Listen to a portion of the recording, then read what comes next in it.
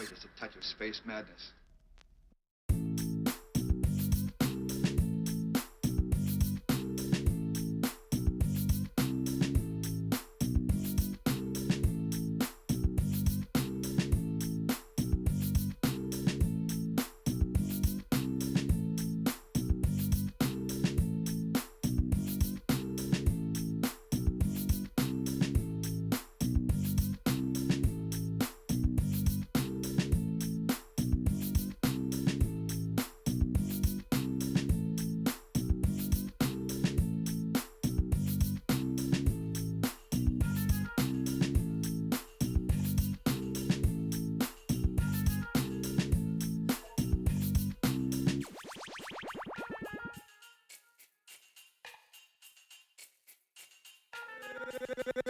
Gangsta Boogie.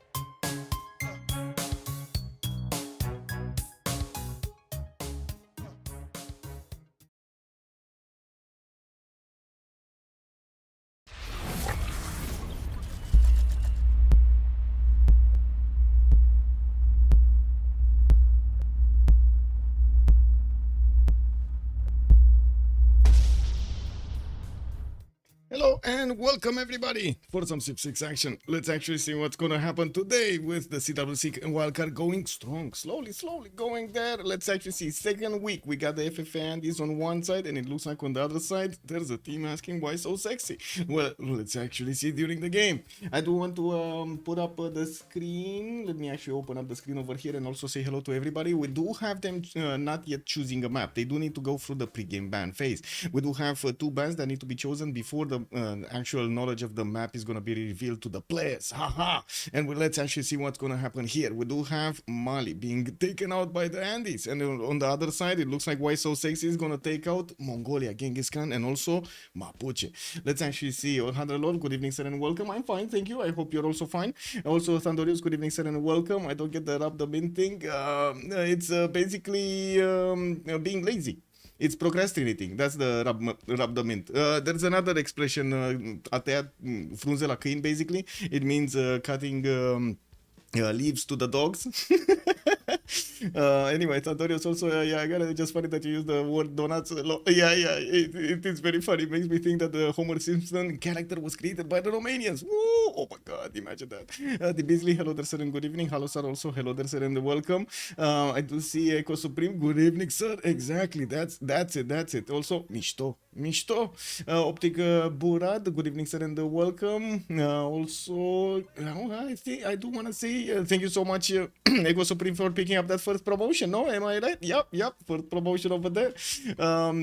Let's actually see what's gonna be the last ban. It's gonna be Hungary. Looks like they took out Hungary over here on the left side, and we do have the map revealed for us, or I should say the map choices revealed for us. It's gonna be a choice between Highlands, Rich Highlands, Inland Sea, Lakes, Pangea, Classic, Standard, and also Primordial, Seven Seas. They just took out the tilted axis on the last button over there. Anyway, immediately I do see also Inland Sea is gonna be taken out. Doesn't seem like they do want to actually play on these. I should say kind of like a Xeno style maps over here. They're gonna want to go for something like Classic, maybe Pangea Classic. That's gonna be interesting. Pangea Standard Ridges, Highlands, Rich Highlands, we've seen and then play on those maps. 7C is also a pretty good map for this. Let me actually take a look at the reports over here and take a look at the maps. They did play on, so other teams did play on Lakes during this tournament. We did have another one on Lakes, Highlands, Tilted Axis. Okay, we had a game with Tilted Axis. Looks like another Lakes, 3 Lakes, oh my god. What do we have here? Rich Highlands again, and that's about it. So it does seem like during the tournament we do have the teams definitely preferring to go for the safer side. Now, let's actually see what they're gonna go today. We do need to wait for them to actually go through this, and they do have a minute to actually choose the map choice. Let's see it. Primordial, it's gonna be taken out. Doesn't seem like they do like Primordial today. Okay. I do hope also my sound settings are fine, because I'm not sure, because I did actually switch them quite a bit around in the last few days, and I'm really hoping it's good. We'll see. I guess we'll see. If there will be a problem, I hope you're gonna tell me. Well, I do see Pangea Classic Ridges is also going to be taken out, and let's actually see on the right side. What do we have? 3 more choices to go. It's going to be a choice between Rich Highlands, Lakes, Pangea Standard, and 7 Seas. All pretty good maps. I gotta say. Different types of maps. Rich Island, slow, but we get to see those nukes at the end. You've seen those yesterday. Amazing, the thermos. We did have also Lakes. That is a much faster map, I would say, because you do have possibility to have those highways between your empires, or I should say the empire and your opponent empire. And that actually enables you to actually get some horses at the beginning running, or some coursers a little bit later on, and so on. Pangea Standard Ridges, I would say quite slow. It's quite a slow map. We do have a lot of those chokes, and it looks like it is gonna be a choice between Rich Highlands and Lakes. They're either gonna go for the slow how to say development of their empire to get to those GDRs and of course get to those nukes, or they're gonna take Highlands. Much faster gameplay. Let's actually see. That was a question over here in the chat earlier. You were asking, wait a second, are we gonna have a long game like yesterday, 6 hours, or is this gonna be a little bit faster? Well, Rich Highlands, let's go. There we go. We got already the Beasley saying, yeah, let's go. More, I did say it is more trade training for myself, you know, for my lungs, for my also my vocal cords over here. Can you imagine talking for 6 hours all the time? Amazing. I do have to say this is quite a change from the 10 years, from the past 10 years. Let's see, what do we have? What do we have? 3 more choices to go. It looks like Rich Islands it is. Rich Islands it is. Byzantine have been called. Wow, wait. The Byzantine have been called from the grave. Oh yeah, let me put up on the screen over here because we do have Rich Islands as a map. Let me put it up. What is it? Let me find it. There we go. I found where I actually need to do this. Rich Highlands. There we go. Okay, we do have a goal being picked up by FFA Andies as a ban. And it looks like we're gonna have another 3 choices for Why So Sexy and the remaining 2 for the Andes. The Andes will get to set the tone for the game, and of course we're going to need to see what that will look like. On the Rich Islands yesterday, we did see a naval pick being picked up first. Spain, interesting choice. Didn't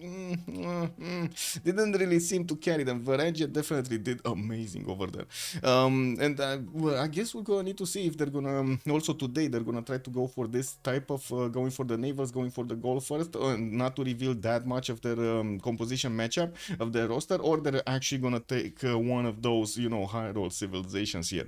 We do have Ethiopia also being banned by Was So Sexy, and another 2 choices on either side remaining.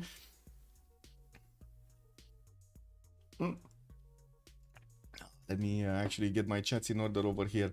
Click chat, pop out chat, click, clack. Okay, what do we have? Click this, and also good evening YouTube, by the way. Hello there, sirs, and welcome. Pop out chat, boop, this, so I can actually read them at the same time. Very good, very nice. Click, and click, and click. There we go. Oh, Ludwig has been picked up by the Andes. Interesting. As a ban, hello. It's not gonna be picked up in the game. We're not gonna see him placing down his Hanzas anymore. It looks like 2 more choices on Why So Sexy to ban, and then we're gonna see the picks. It's going slowly. It's going slowly right now. We have them thinking quite a bit about their choices here, what kind of bans they do want to take away from their opponents. I do have to say, it is not that usual that you do see teams from different communities actually joining together. I believe Why So Sexy is, if I'm not mistaken, is from Civ6, but I can actually take a look over here in the registration. Give me a second. Why So Sexy? Yeah, it is from Civ6, no? Wait, yeah, there we go. It is from Civ6. Wow, 6 mutual servers. Yeah, man, a lot of servers. So yeah, we do have them coming in from 2 different tournaments. Basically into this one, they didn't get to play against each other that much, and they kind of are, you know, shooting in the dark over here against each other when it comes to what kind of bans or targeted bans they need to be taken out from the game. They need to take out from the game, or they need to actually get civilizations that will give them advantages or take away those advantages from their opponents. Definitely that's one of the things about the CWC Wildcard and also the CWC itself. While different tournaments do have a lot of like homegrown teams, we do have the CPL Premier that also has quite a few of the others. Actually, a lot of the communities did join up with their different teams over there in the CPL Premier, and that's good. That's quite a bit of extra how to say friction over there that's happening. And also at the same time we do have the CVFR squadrons that has its own meta, has its own way of going about things, not to mention sometimes even the rules do differ a little bit. And the Civ6 started up, so let's actually see what's gonna be in the matchup in these next few months, when we're gonna see all of these teams getting together and trying to get that win, trying to get the cup. Well, we do have Cree being also taken out by Why So Sexy. It looks like the Rome Trajan has been taken out by the Andes as their 5th choice there. So that's going to be the last choice before they're going to set the tone for the game. And let's see the tone. Yesterday it was gold. Today, I don't know. Naval gold. We gotta see. Oh, Spain. Okay, no more choice for them to actually pick Spain first. Well, at least we got that out of the room, you know. It is what it is. Let's see the Andes. What are they going to do for the first pick?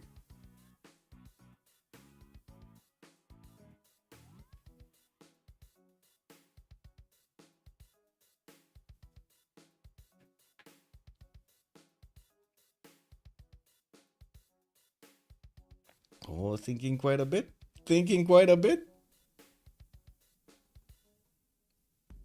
It's gonna be Babylon. Yeah, they're coming out. They're coming out with the bad boys here. It's gonna be Babylon.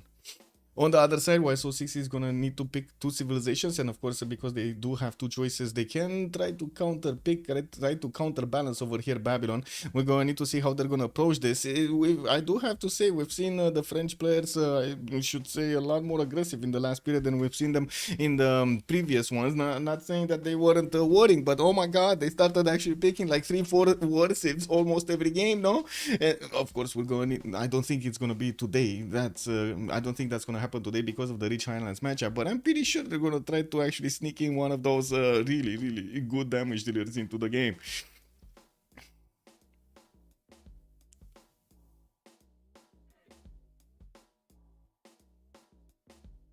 Oh, by the way, anybody coming to TwitchCon? Anybody? Rotterdam, TwitchCon? Bamba? No? Flying Toilet, good evening, sir, and welcome. Babylon first pick by the Andies. Yeah, they better not let me. I mean, you know, it is the civilization of heart over there for the Flying Toilet. Good evening, sir, Papa. Hello, there, welcome. Oh, I see Sundok is coming in. Oh my god. They actually picked Sundok. They pick Korea in the game. Amazing. We're gonna see him actually getting those Sewans down, and let's actually see if he's gonna do anything with the Hawachas. It's been so long since we've seen those units on the battlefield. Basically, they're earlier field cannons that can get out at marksman technology, which is amazing. We do need to see if he's gonna have the opportunity maybe to actually get those to an opponent. Kind of rare to see that happening on the Rich Islands, but hey, a man can dream, no? Hey, a Flying Toilet, no? A man can dream. Good spawn bias on Rich Islands, yeah. Yeah, well, a lot of fields everywhere, no? A bit of a weird matchup with, I would say, the luxury resources. I think actually on Rich Islands, it's kind of weird. We're gonna need to see the spawns. But to be honest, sometimes you do have all of those resources actually blocking so many tiles over there that sometimes you just don't get the proper placement for your district, for your setup, and so on. It looks like Coupe is also gonna be picked up by YSO60. We do have Coupe over here that I gotta say, man, it did get changed quite a bit in the last period, but man, 2 years ago when it was just randomly spawning on the map in between so many forests, it was insane. Now we do have him actually spawning coastally, so we're gonna need to see what kind of spawn he's gonna have. Usually he does have a very good game, very good one. We do need to see also Andy's picking up the second civilization here, the fourth choice of the game, and it's gonna be Maya. Wait a second, they went for science and then science? Okay, sim and sim. The Andes are not keeping anything at home. Okay, going all out, I should say. I do have Shaka on the side of YSO60 being banned, and it looks like Andes do need another 2 choices on their side to ban, and of course one for YSO60. Oh, it looks like Russia. Peter is on the side of FFA Andies over here. Closing. Hello there, sir. Good abend. My head, I should say.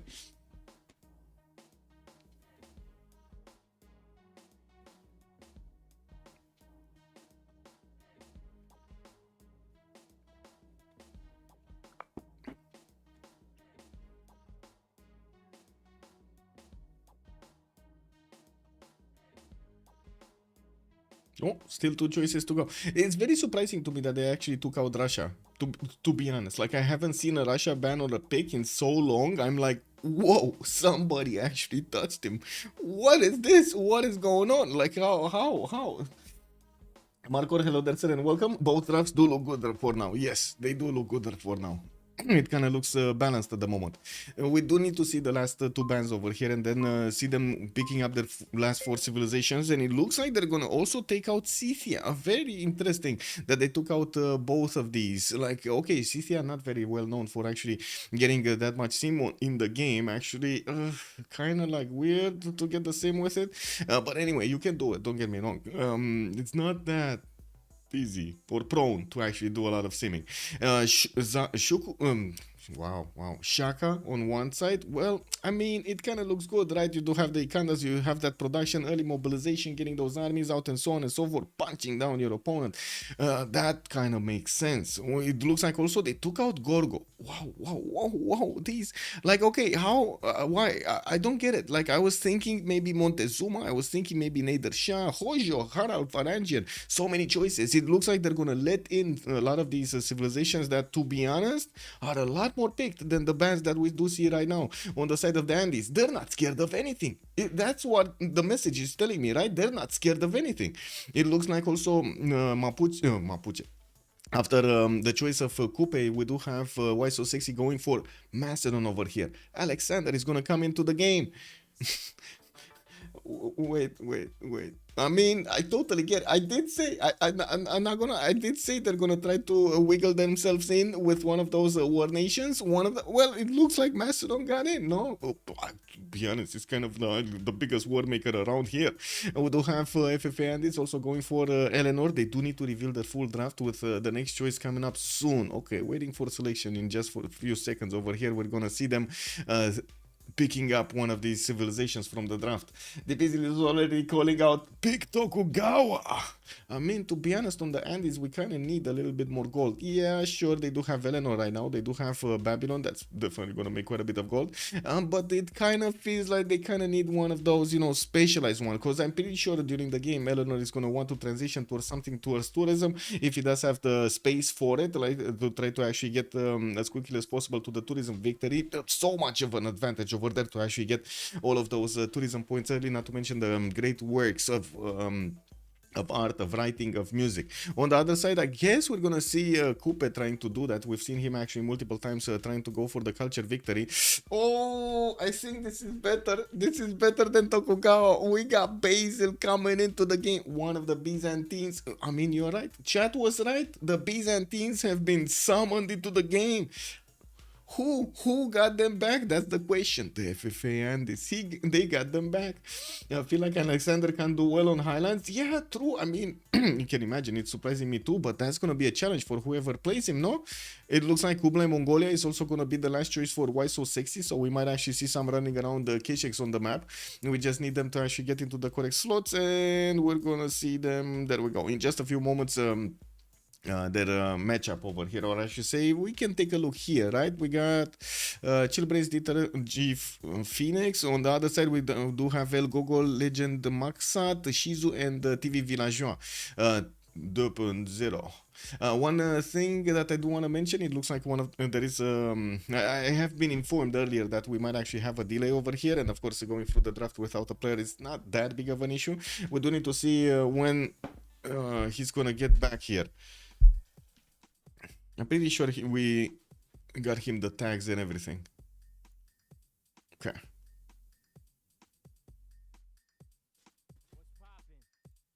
Wait. What is this? Why do I have a...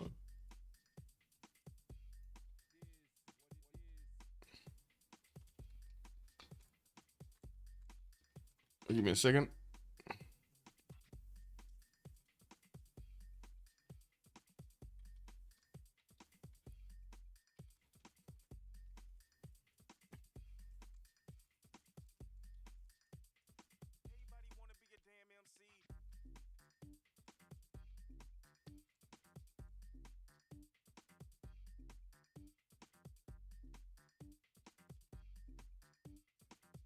There we go. I think there is a setting over here on Discord that I need to find and take a... Okay, take it off. There we go. I don't know why...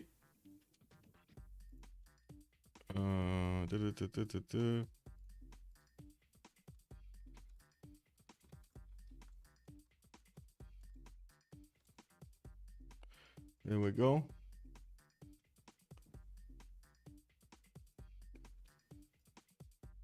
Yeah, the overlay was on. I'm taking it off. It's fine.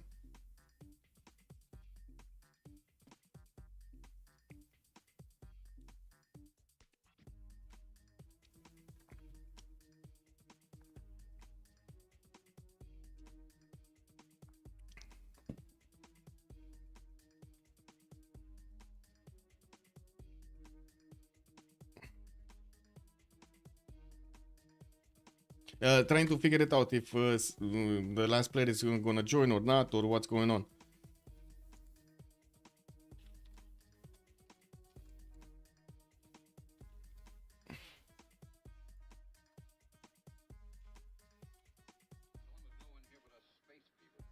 So, just waiting.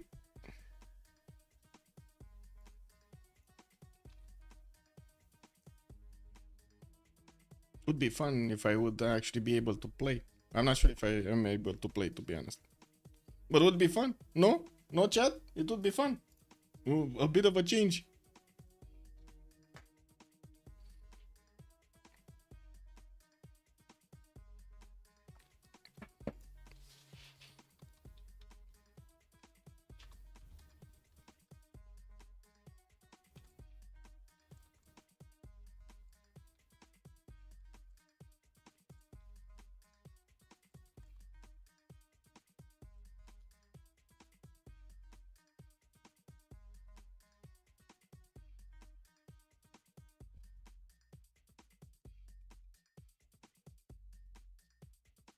Okay, so it looks like we're gonna need to wait a little bit. Yeah, for the last player to join. I know for an hour that we might have had this delay. Unfortunately, it is what it is. Sometimes life happens, no? Life happens. And we need to figure it out. Athena really wanted me to actually play with her. Right before I actually started the stream, she was like, meow, meow. And she wants to actually throw stuff around, like me throwing stuff around the room so she can actually run, get her exercise done. And now she's just trying to figure out the things over here on the table that she can actually make me throw. Kick W. Yeah, there we go. She's okay. Yeah. Yeah. I mean, hello sir, hello there sir. Wait, equals supreme, so you only need to summon. In Romania, it has worked every time. Yeah, kick double.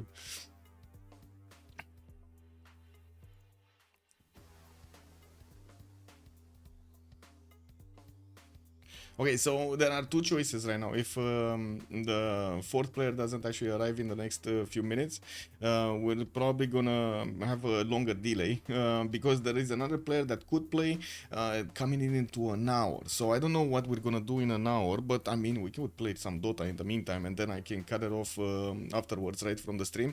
It shouldn't be that big of an issue. And to be honest, I mean, it's kind of an hour, no? That would be kind of an hour, a Dota game. Play one of those fast ones. Oh, they did change the map actually. Battlecruiser said it to me so many times. I only got to play one game, just one game on the new map. Athena, what are you doing? Oh my god, she's destroying my headphones. That's what she's doing right now. She's actually destroying my headphones. Wow. Cats, man, cats. Well, there isn't a third scenario, by the way. They could reschedule. And if they do reschedule, let me actually see. Do we have... let me try to figure it out. If we do have another game tonight. In another league. Let's see. There is another game starting in like 30 minutes. Okay, I do see them...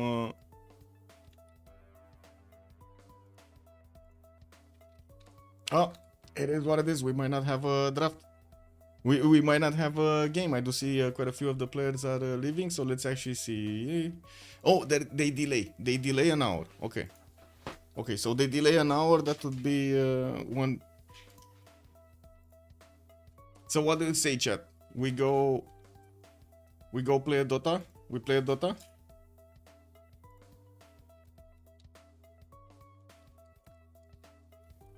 It kind of feels like we can do a Dota, no? Put some music in the background, do a Dota. Let me close the game. I'm so sorry. I guess I'm gonna need to cut this off later on from the main VOD, but it should be fine. Let me just switch my accounts over here to the main one. Not the one that I actually used to not have the pin bug in the game, you know, like it is what it is. And I think I actually need to switch also.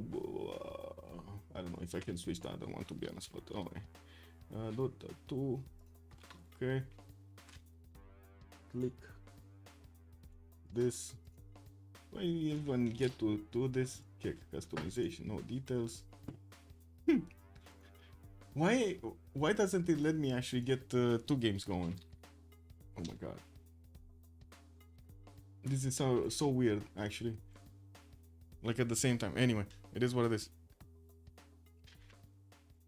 Come on, close. Oh.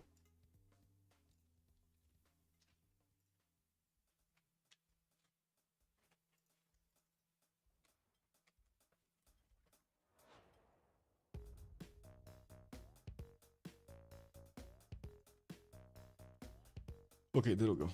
Now I can switch. Okay. This. We're gonna need to talk about the draft later on, so I'm gonna do it. I'm gonna keep the window so we get to see their civilizations and in which order they picked them. Athena, stop it! Oh my god, she's digging underneath the keyboard. Maybe she finds something over there that's gonna be interesting for her. What are you doing, Athena? Oh well.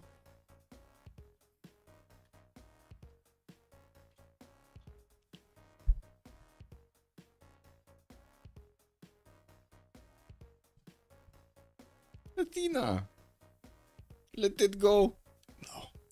No.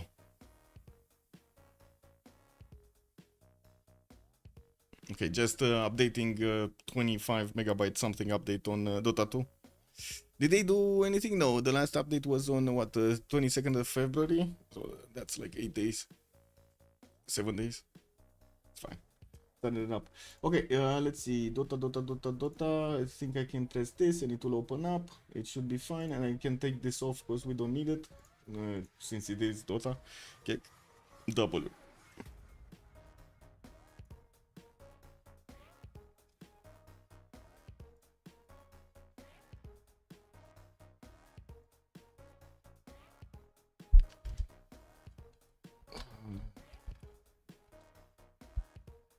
No, what is it?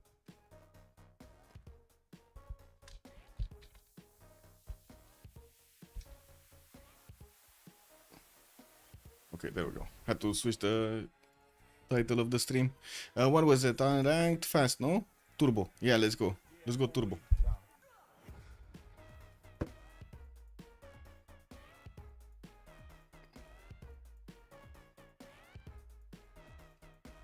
When yield fall of Rome. Oh, I do need to actually install that. I didn't get to install that at all.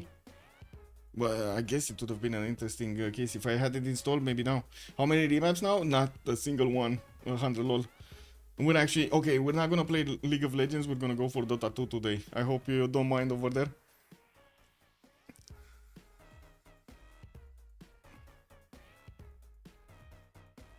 Păi ce faci Atena aici? Te-ai plictisit? Nu? Hai stai și tu cu minte.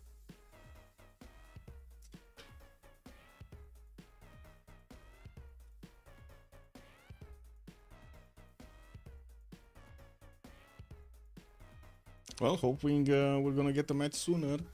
What is this patch notes? What do we have here? Universal Heroes damage per attribute decreased from 0.7 to 0.45. Ooh, that's actually a big nerf. As a result, many heroes have had their base damages and attribute gains changed. Okay. Skill points can now be spent on all attributes, starting at level 2 instead of level 6. And I gotta say, I did actually notice the extra things that you can actually get for the hero. You can actually, like with the experience you gather from the forest, it basically gets added up, and you can get an extra item over there. You don't need to actually get it from the store. That's actually very nice. That's very nice. Or from the forest. You just combine whatever you want. I don't know all of the combinations though, not yet, and I'm pretty sure there's gonna be some kind of randomizer over there, as in first you get like to choose from 4 choices of items, and then on the other side you get another 4 choices of bonuses, if I remember correctly. And I don't think, I mean, I don't know if they're actually depending on the hero, or if they're going to be depending on the game, or it's going to be depending on what kind of other items you had before, or it is just randomized, like random. It might be just random, to be honest.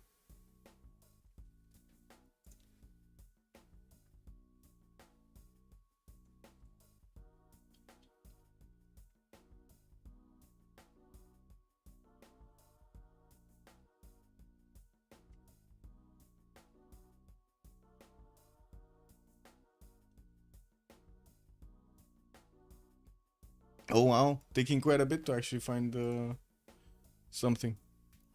Let me see. Can I do, what is it? Region. This. The others have so high ping. Let's go both. Maybe it's time for West Europe.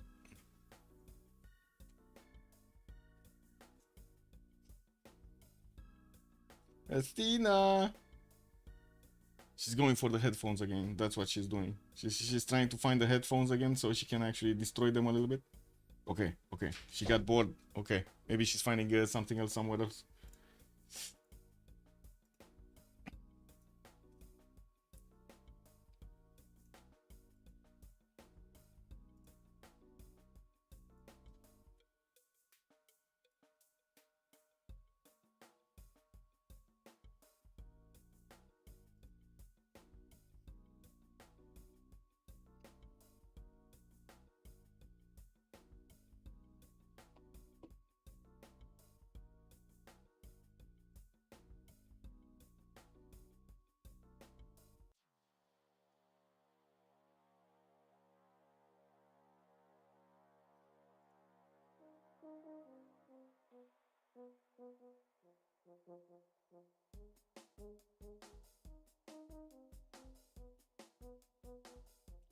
Very long wait for the list. Everybody's playing ranked. Oh my god, I don't really want to play ranked, to be honest, because if I play ranked, it might actually take longer than 1 hour. Oh, there we go. Okay, confirming match. Let's go. Wait, I do see. Oh, I see what is going on.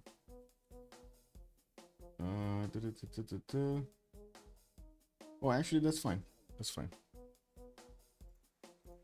One of the sound settings. I was seeing one of the sound settings.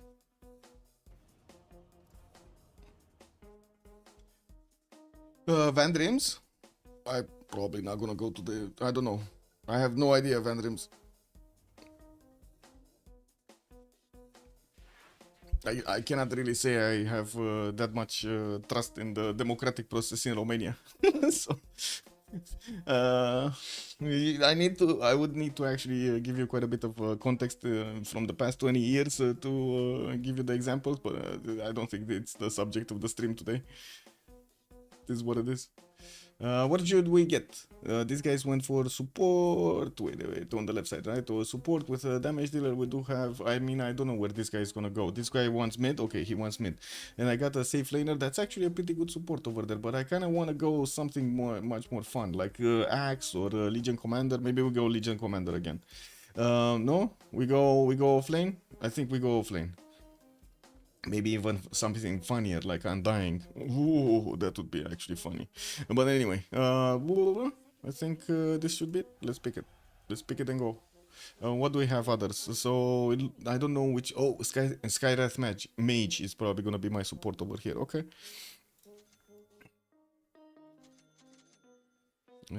This. That's it. Okay. We'll need to get some mana potions, but it's fine. A little bit later.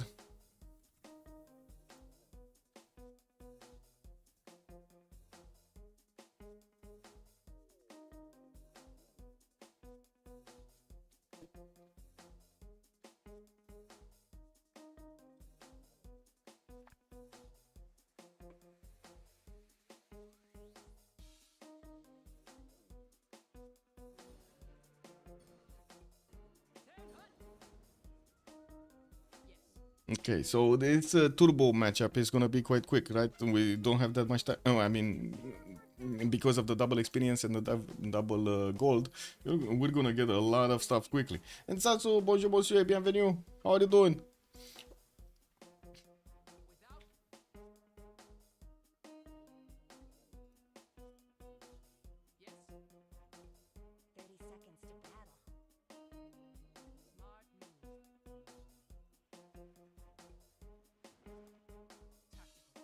You might actually hear quite a few clicks.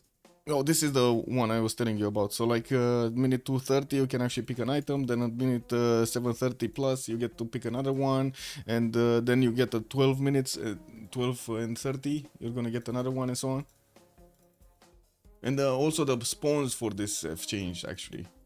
Wait, didn't we have snipe? Oh my god, man. Anyway, this guy is dying.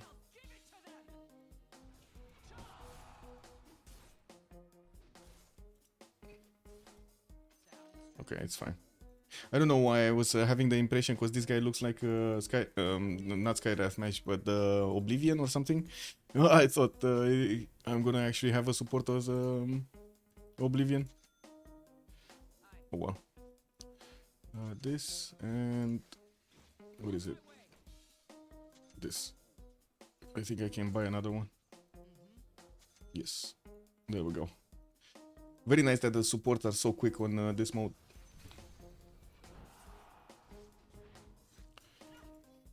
Man.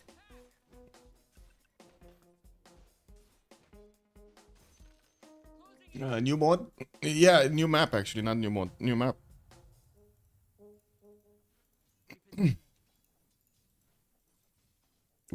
I don't have, like, I haven't played Dota in quite a bit of time, and to be honest, you do need to actually get accustomed to the hotkeys and everything. It might take me a bit of time to actually do some counter hits here. It's fine. I mean, I'm pretty sure in the end it's gonna be fine. Whatever.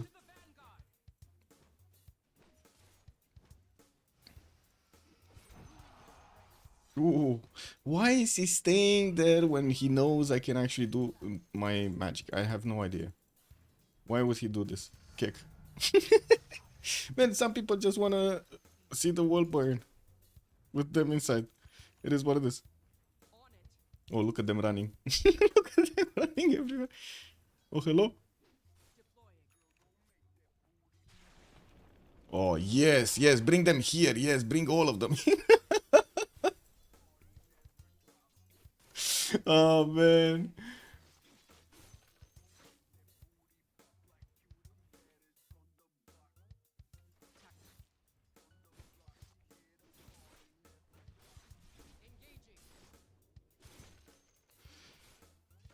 Okay, I think I need to get this, no? Or actually, should we go for speed? I think we should go for speed, no? Get this. Yeah, yeah, let's go for speed. Let's try to go after them quickly. I don't think I have enough gold now. Not sure how much it is.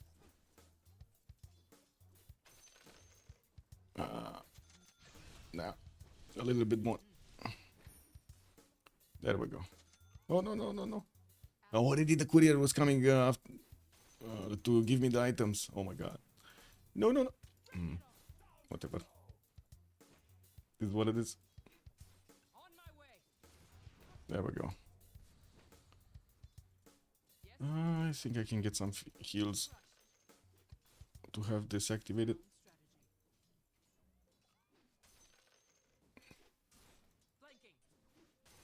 Where did those guys go? Oh, I see one. Okay. Where's the other one? I see. Okay. It's trying to stay in the forest. I mean, it's fine. They're giving us basically the all the gold over here by allowing us to take out the creeps way before.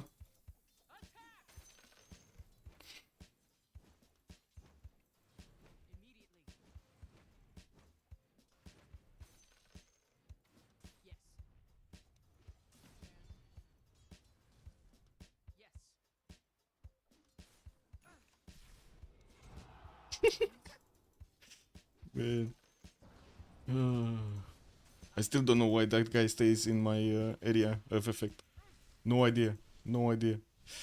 Oh, I think I need this. And I'm actually... I think I need this more, no? No. Yeah. Okay, let's do it like this.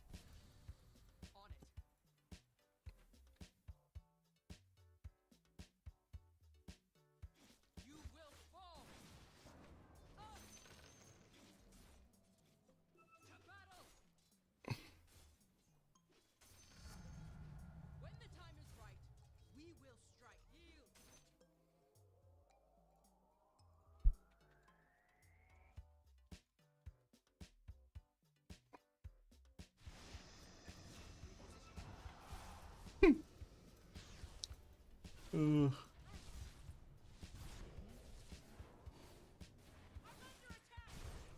this is what it is. I was I'll tap.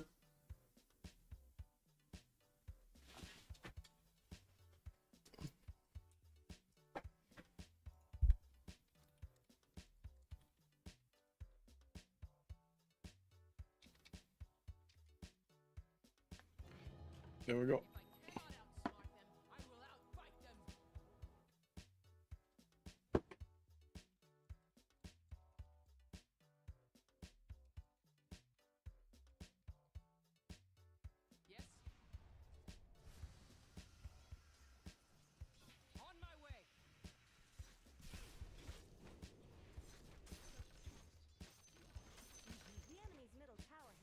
Just need to keep getting the gold. And I really hope we're not gonna have another third one coming in for the party over here. Or maybe we do. Anyway, my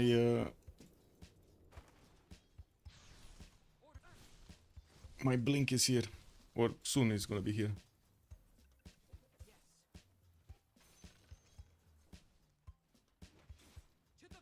This guy really needs to do some initial damage so I can jump.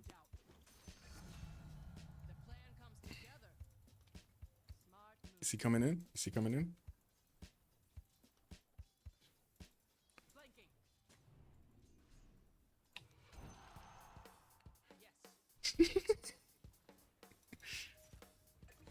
Oh man. Yeah, there we go, there we go. Oh my god.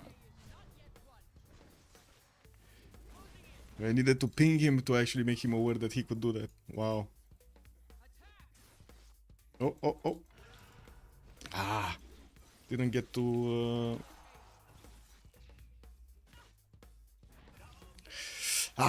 didn't get to actually blink. But right when I was thinking blink from there, he was right on top of me. Okay, let's get, because we do need another one of these. We do need this instead of this. Doesn't look like we're gonna need that. And we have this.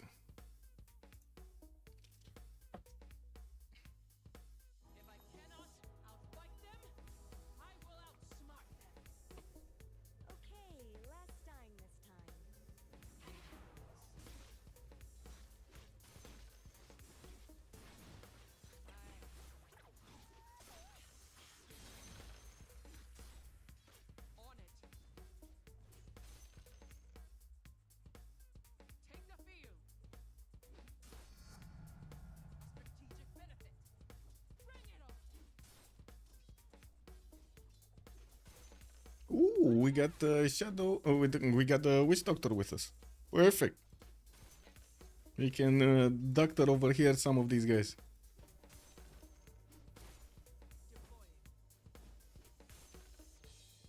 Okay. Ooh, okay. So we got 3 over here. We got the Templar Assassin also. That's kind of bad, actually. That's kind of really bad. Come on, need a little bit more. It's gonna bring it to me? No.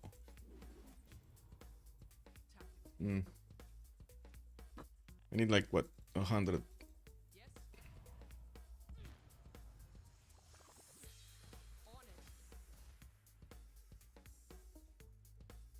Okay.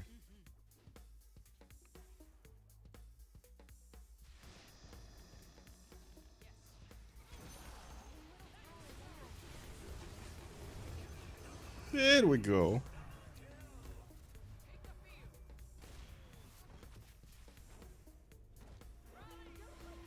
Come on, come on.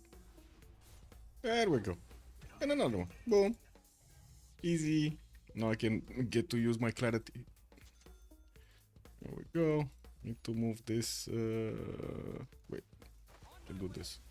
Here.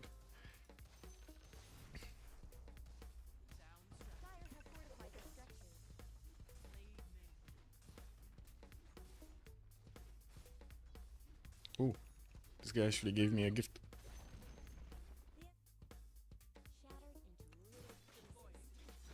There we go. Pop the gift. It's from the fountain. What do we go? We go speed here, or we go? I think we go speed, no? And I think I need to get this quickly. Okay, let's get out of here. Don't think we need more. Might need to go here.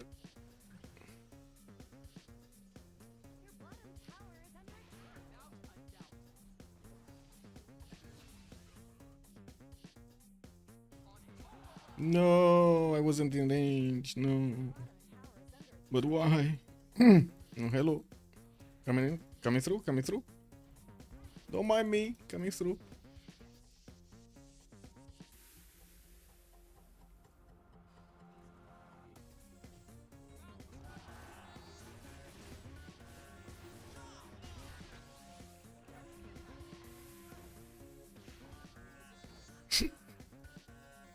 Man, this is incredible. I cannot just walk around doing this. Come on, we need to put a step on it. I didn't activate my blade mail earlier. Should have actually done that. Easy money.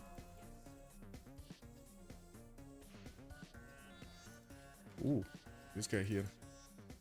No, my ulti needs 25 seconds. Wait, I can get... no. I cannot. Okay, let's just go farm. It doesn't look like there's anything happening over there that good.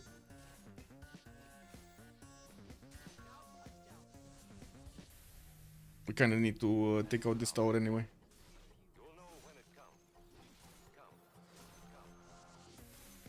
There we go.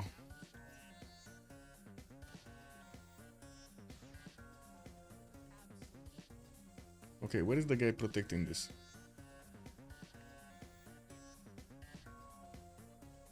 No? No? Where is it? Where is it?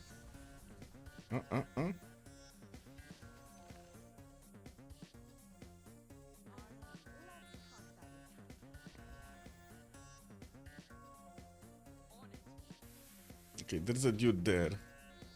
But I don't think I can catch him in time for the others to actually come and jump him. So I'm just... Ooh. Never mind. There we go.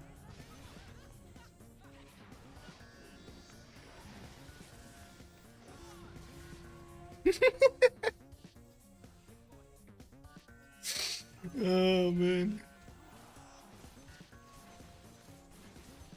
I need a bit of how to say life steal, to be honest, on this hero. Just a little bit, just a little bit. Where are the creeps? Here? Here.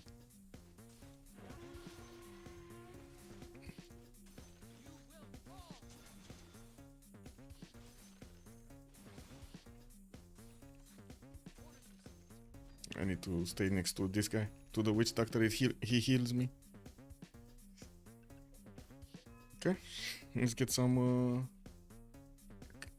clarity going. Oh my god.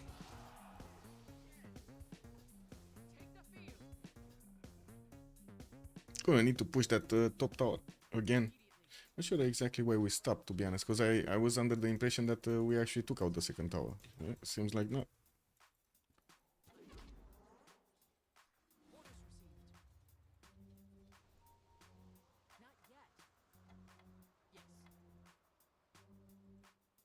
Where are you trying to go?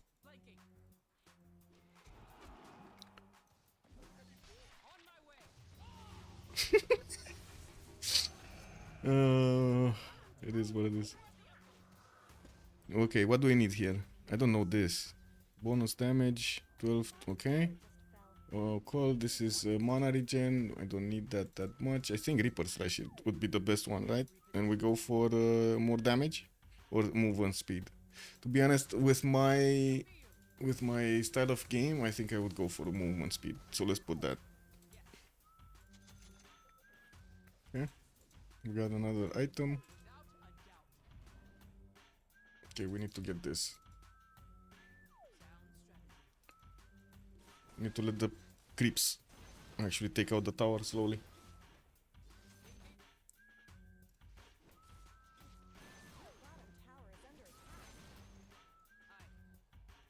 Oh, my guys are fighting.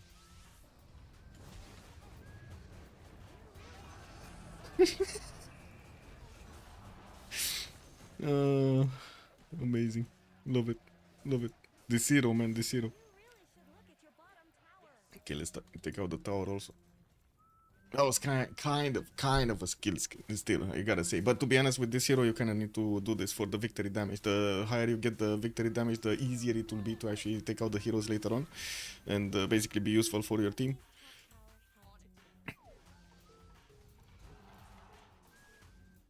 I don't have the ulti. Too early.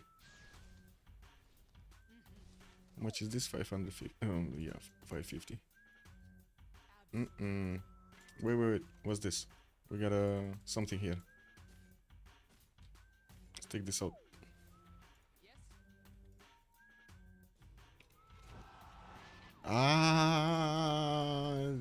Well, just as I was doing the duel, he teleported out. But anyway, I didn't let him get the creeps. That's good. Ooh, they're coming out swinging, boys. They're coming out swinging.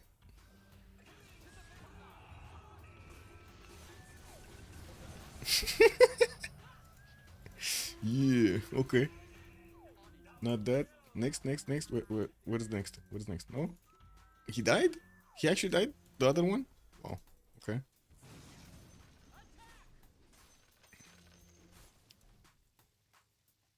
Okay, can we do some damage to this? I think we can. Yeah. Actually, I think we can take out the tower before the tower can take me out. Easy.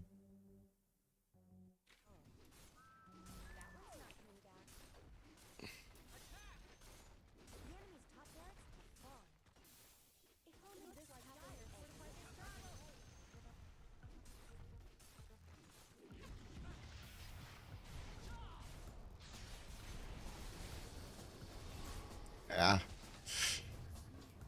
He used Sinister Gaze on me, and I couldn't actually activate my overwhelming odds. But at least I did activate my blade mail. You know, that was a plus. It's fine. We're digging in. We were missing this guy, Monkey King, from actually doing enough. Okay, we got. Oh, we're right on time. I believe.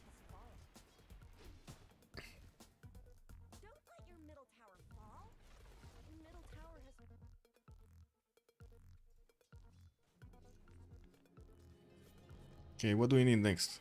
I did get this. I don't think. Do I need? Don't really want to, but do I need this? Kinda. Kinda really need this though. Oh, I can actually do my next one. What's the next item on the list? Iron Talon. No. Wait, what? Oh, non-player. No, I don't need. Automatically dodge.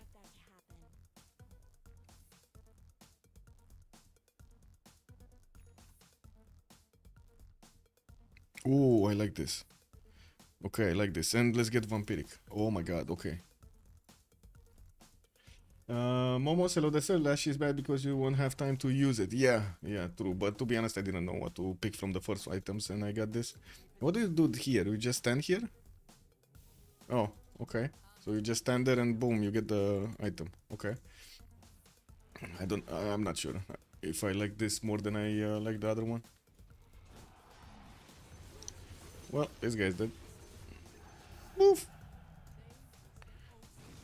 Okay, let's take out the creeps also.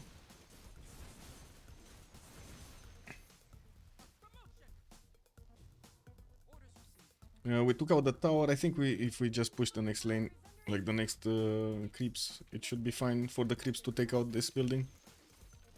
Or at least a cheaper way at it. Oh man, I like this. I like this. Wait a second, when I actually do the lightning from the Mjolnir, it actually does more damage to them on each of them. Oh my god, amazing. This one applies a dot when you use Q. Oh, okay. Okay, so basically it applies the magic power. Yeah, I was thinking it might actually will apply that. That was a very good one to pick. No, no, no. What are you doing, my friend? Where are you going?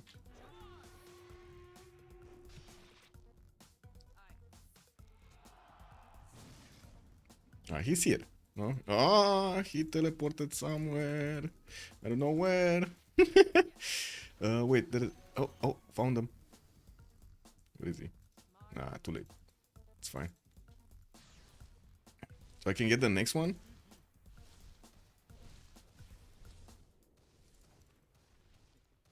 Okay, I guess it's next tier signet. Interesting. So these actually come in tiers. Very nice. Look, love it. I wasn't paying attention though. Wait, why do we have a pause?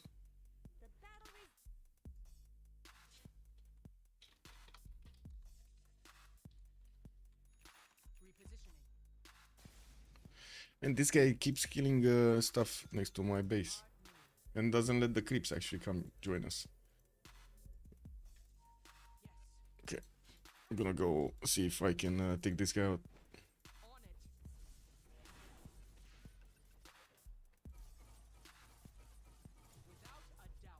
No. Can't manage to actually jump that far, unfortunately.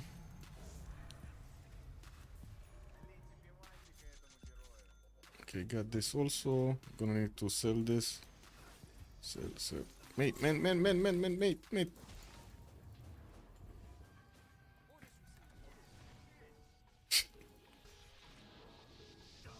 I'm not touching that. I'm not touching that dude. He's dead. I couldn't. It is what it is. Man, I gotta say, I was watching that dude just die over there, me running around him, and then I totally forgot to actually watch the map to see the other guys coming towards me. It is what it is, no? Game not happen. Cool whip, hello there, sir. It's happening. It's happening. Let me check. But it's not right now.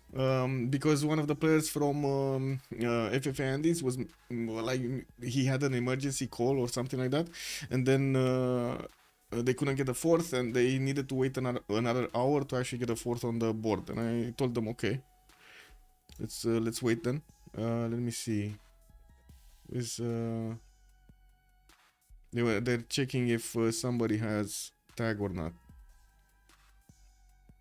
Let me give them the tag if they need to.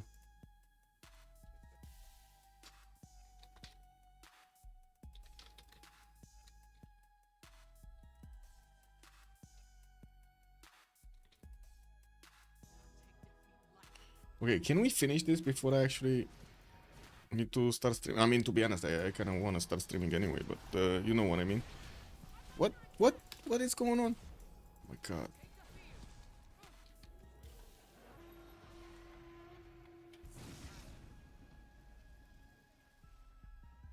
Nah. Oh, maybe? No.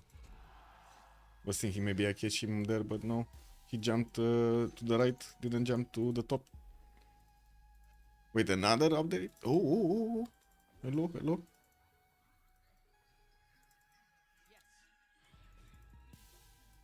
Where did that guy go? Top? I think he went top. Oh, yeah, there we go. Nah, not catching him. Not right about meow.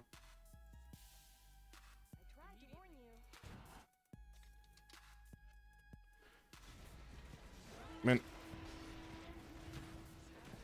I need to stop actually alt-tabbing for Discord messages, because I see the fourth player from FFA Andies actually joined, and I was like, okay, do we start now? Do I need to get...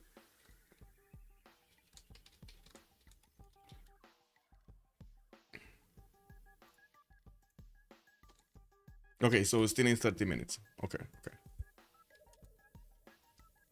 Okay, it's still in 30 minutes, guys. It's still in 30 minutes. So we're fine. We're fine on time. Gaming safe to Civ anyway because... Oh, I see. Okay. Oh. Actually, we got one levers from either team, from both teams, right? We have one on one side. I think this was Skywrath. Why did he leave? Wow. And then Beastmaster. Well, let's see what we have here. I guess Ogres. No, I still like this. Still like this more. So you can just keep adding these. Interesting. Interesting.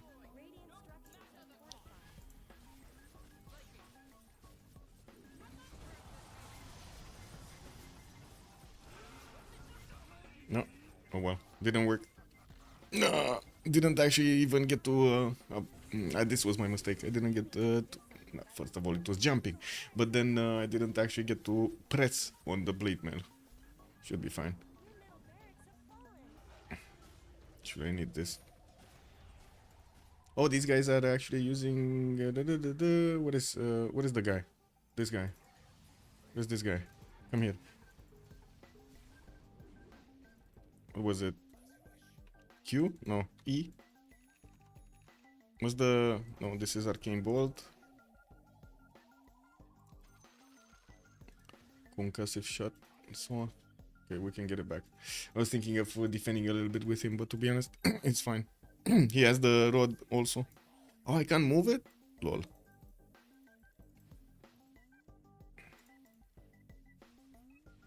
Okay, I really need the BKB. I really need BKB. Cause a lot of magic right now.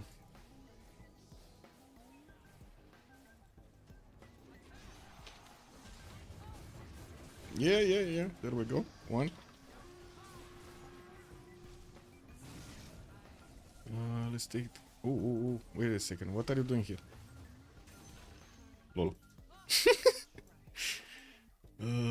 Let's see. Do we have anything here? No. They left. No, I can get that.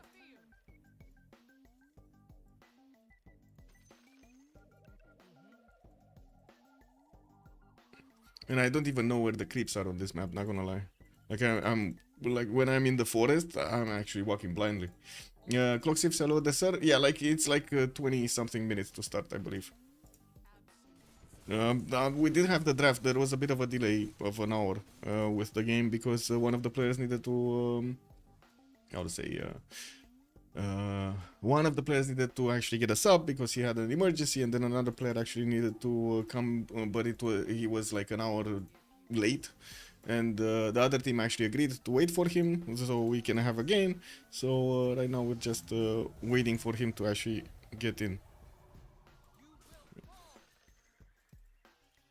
This. Okay. Shoot him! There we go. There we go.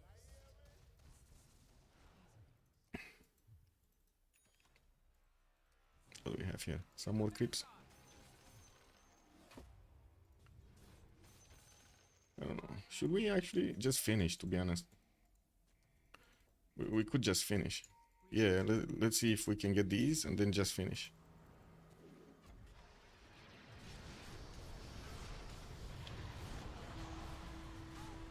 I don't have an ulti, unfortunately. Oh well.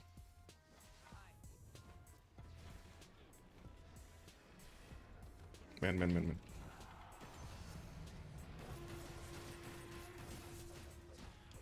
Ooh. Unfortunately, not enough damage to take this one down also. I think actually instead of this, what was it? Should I get hard here or should I get... Because I could get hard right now, but to be honest, I don't have space that much anymore. So I think I'm gonna do this, get this, so I get to put some meat basically on me. I'm gonna need to actually renounce on something like this, like Mjolnir. I think I'm gonna actually not need Mjolnir anymore. Maybe actually go for the direct damage. I think that would have been actually a bit better, right? The new king. What is it? Where's the thing? Where's the thing? Oh my god. Ooh. This. I think I could change this. Like take Daedalus instead of the other one. Man, what are you bouncing at the tower for? Real life 4x experience. Exactly, Momo. Sanjay Nyasha, you think? I don't think Sanjay Nyasha is good in this case, to be honest. I mean, it's good that it gives you some speed and it gives you some like that meme also from Sanjay, unless they actually changed it, but I don't think so. But the other stuff doesn't seem like it's that amazing. Slows you down. Wait, did I? What? Oh, overwhelming blink. Yeah, let's get this first.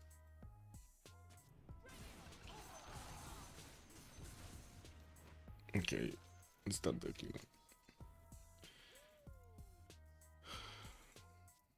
We need to push towers here, no?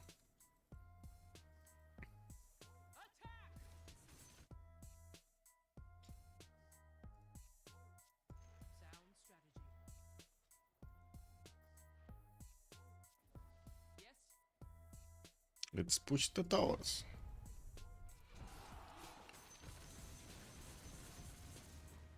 Bam, bam, bam, bam, bam. There we go. Okay, next. Let's go. Quickly. Try to ping, nobody's coming. This is what it is. I think I could actually sell this, buy this, and it's gonna be on time. Oh, can we get a hero?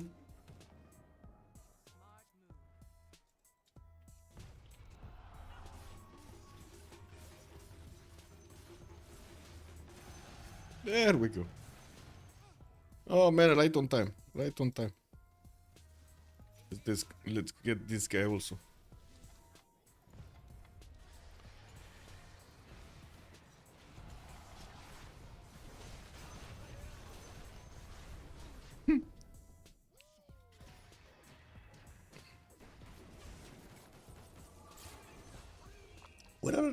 Where are the supports? No supports? They died? Oh my god. They did die. Okay. Well, we got one more. Pretty sure we need the boots, but I think we can get the faster ones because now we do have the money, no? Should we go for these? Actually, this looks. What a game! Yeah. What a game!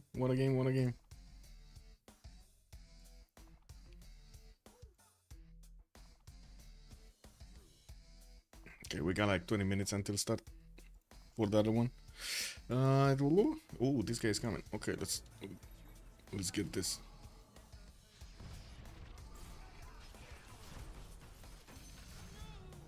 Ha!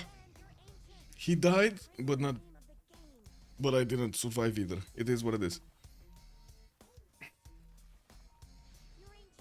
Yeah, Mon Sanjay is like Dota 1 thing from 20 years ago. Oh, MAME.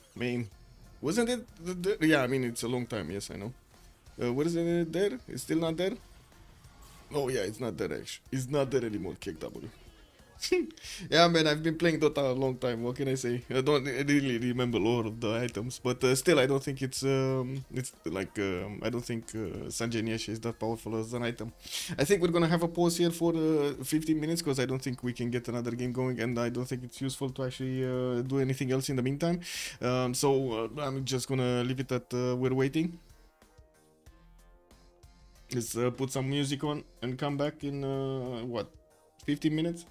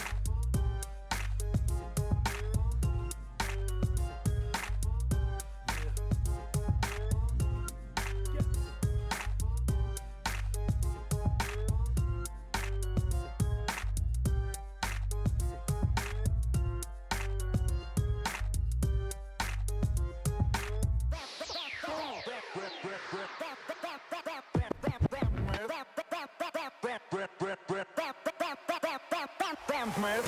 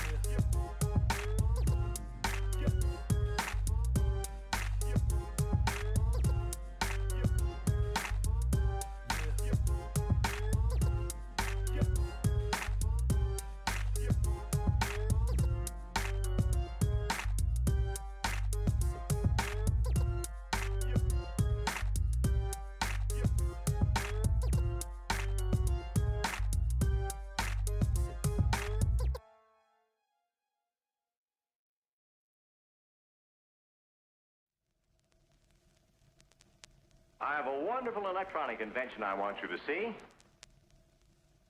Show you.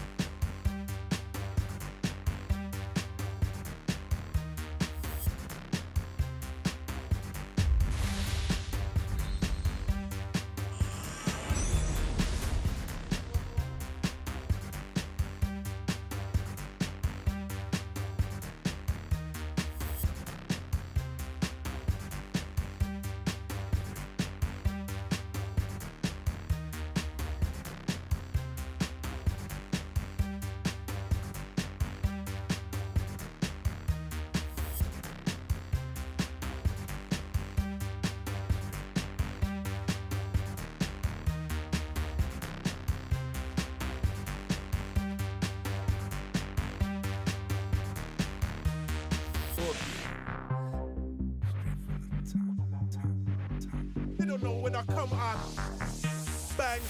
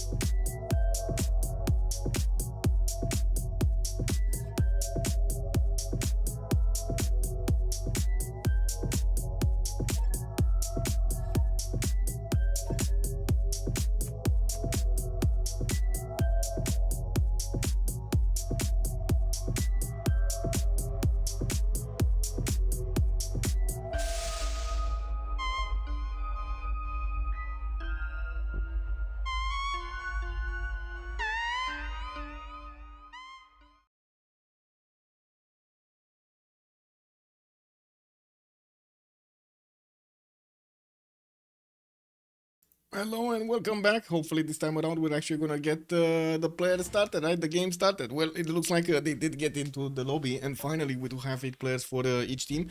And to be honest, they are starting to actually choose their civilizations on one side. So we do have the Andes going with Chillbrains today. Bart that just joined us, a G Phoenix, and also Dieter Donor. We do have on the other side Shizu Legend Mascot, and we do have also Gogol Sama and TV Villageois showing up today for the Why So Sexy team. We do have them starting to choose their leaders over here, and we should actually check the 0MS because to be honest, that's one thing that I didn't actually check as they were joining, and yeah, there we go. And I was thinking, okay, when do I start? Where do I click? You know, things and stuff. I need to put a map. We're gonna have Rich Highlands today. That's a very long game, so get ready, boys. Get ready, boys. This is gonna be quite something. Let me put it up. Also, Murphilo, welcome, sir. Good evening. Good evening. Also, Arbara Siracusa, good evening, sir, and welcome. Alex 9999554. Hush is indeed streaming, actually. Game from the CPL Premier League. It is also a qualifier game for this one. I was quite a bit sad that we didn't actually get to stream that one. It is what it is. I did already sign up for this one while the other one got mashed up. It is what it is, no? Let's actually see what we're gonna have also as leaders. Dieter Donor is gonna go for Hammurabi. We do have Shizu going for Kublai Khan Mongolia. Legend is gonna go for Sundok.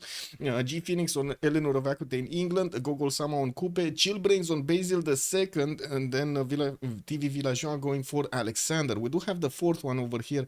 What was the civilization draft? Let's actually see. Can we figure it out? Who did Bart need to pick? Was it Babylon? Oh no, Babylon got picked up first. Eleanor, Maya is missing, right? We got Eleanor and we don't have Maya. Maya is missing, so it looks like Bart is actually gonna play Maya here as the last choice remaining to be picked as a civilization in the game, as a leader in the game. I am actually quite curious how Maya is going to fare on this map, to be honest. Doesn't care at all about fresh water, so we definitely will have quite a bit of land for him to actually settle around, and I am looking forward to actually see if he's going to get everything that he wants over there. During the game, we do have the Civ scene counter started, so if you do happen to see one of those Civ scenes, let's get it on the board. Let's get it on the board. If not, I mean, we're going for 0, no? We're going for 0. That's what it was. Also, I was thinking if someone can create a leader Trump with like a production on walls, will steal 50% of the next enemy city for building it. Oh my god, why? Oh, kick W. Man, I can't believe what happened yesterday, by the way, with I would say the political scene. Wow, what a discussion, man. What a discussion yesterday. And to be fair, it was kind of overdue to see actually what's going on over there behind the scenes, right?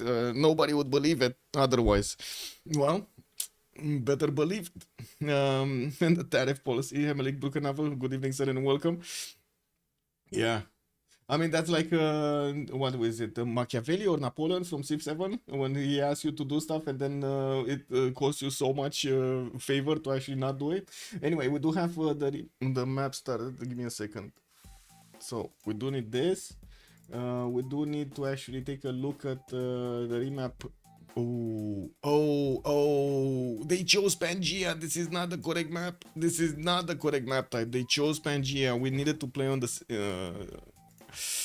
Oh man, it is what it is. Every day is who would believe it? Yeah, I know, right? Antonio, this is incredible, right? You don't know what's going on from one day to the other. It's like, what's gonna hit me next? What is gonna hit me next? It is what it is. I mean, this is how it goes. Trading to Trump will not give you anything while Trump gets 10 gold per time. Yeah. Bordaniel, good evening, sir, and welcome. We're getting into the new lobby here. We needed to actually remake the lobby because wrong map. Wrong map. It is what it is. Wrong map. Let me get the prediction on the board. Let's see. Start the prediction for how many remaps? 0, 1, 2. Let's put it for 15 minutes. I think 15 minutes, right? Because we were starting a bit later. So let's get it. Let's get the points on. Let's get the points in. Okay, swap, click, click. There we go. Trading to Trump. Man, oh man. FFA host. Yeah.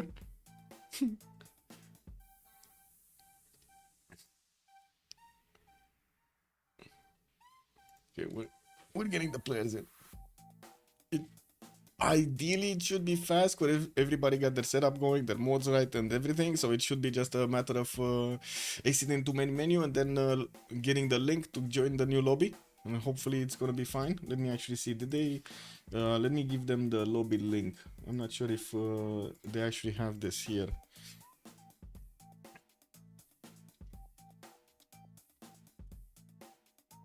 Okay, there we go. So it's gonna be easier for them. Yeah, needs to be easier for them. Okay, just need one more player to join. One more player to join and we're fine. And I'm gonna need to actually jump onto the first slot over there to leave the AI on the second one. To be honest, it doesn't really matter. The whole idea is the AI usually in the game puts his points in the Congress, usually on the favorable side, like on the first option, on the yes I want more bonuses, yes I want to give more bonuses, yes this. So I just usually go B to try to counter that. It does, and it doesn't really matter when on what kind of choices we're gonna go for, because in the end the entire votes actually are gonna be counted for that option. And whoever has the most, whoever choice has the most is gonna get it. Please get games. Thank you so much for the prime. Much appreciated, sir. 11 months. Let's go. United Primer. Blazicat Games. Wagwan, Avmuhika, make miracles into the everyday. Fortuna, Avmuhika, let's show mercy. Lacrima. Good evening, sir, and welcome.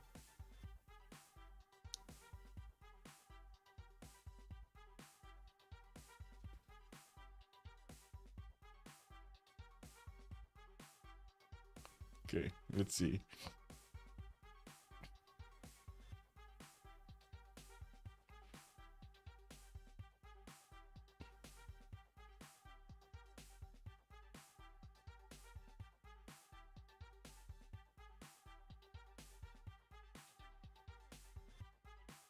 Okay, everybody's in. They just need to swap the slots.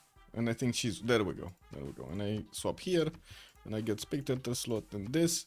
Actually, I can't get that anymore. No, I should have actually switched from the blue color. It's fine. It's fine. We can actually go for yellow. Okay, so back to the choices. Just give them a few seconds and they're gonna get their choices on the board.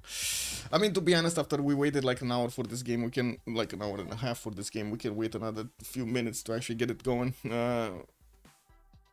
I do have to appreciate that the French team was actually fine of waiting another hour. It is Saturday, right? So you never know exactly what other plans they had. But at the same time, they kind of picked Rich Islands for a map. So I think their plans were playing Civilization for this evening, no? I think that's what it is. Also from yesterday, it seems like Trump and Vance are friendly chaps. Oh, man. Man, you should also see what's going on in Romania, but we got a dude in Romania, a politician that is picking up very seriously, extremely serious the customer protection thing, and he's going to like all the malls, all the restaurants, all the big ones, the big halls and so on and so forth, and trying to figure out, okay, do you have everything proper in your like restaurant cantina or whatever you have over there, with your fridges, with the food and everything. And oh my god, man. Oh my god, what this guy finds, it's incredible. It's incredible. Anyway, wow. It is what it is, man. What will Romania do if Russia pulls up and demands Transnistria? Fight, probably. I would like to think it. I would like to think it will fight for every centimeter of land. Okay, so we going from the left or we going from the right? What do you think, guys? Chat, you need to tell me. We going left? We're gonna be talking about Macedon on the Rich Islands map, or are we gonna be talking about Babylon, Hammurabi on the Rich Islands map? Which one is it?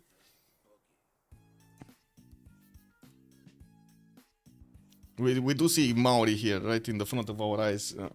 We go right? Bordanian is telling us. Okay, so let's go right. Let's figure out where Hammurabi is. Hammurabi. Hammurabi? Hammurabi? No.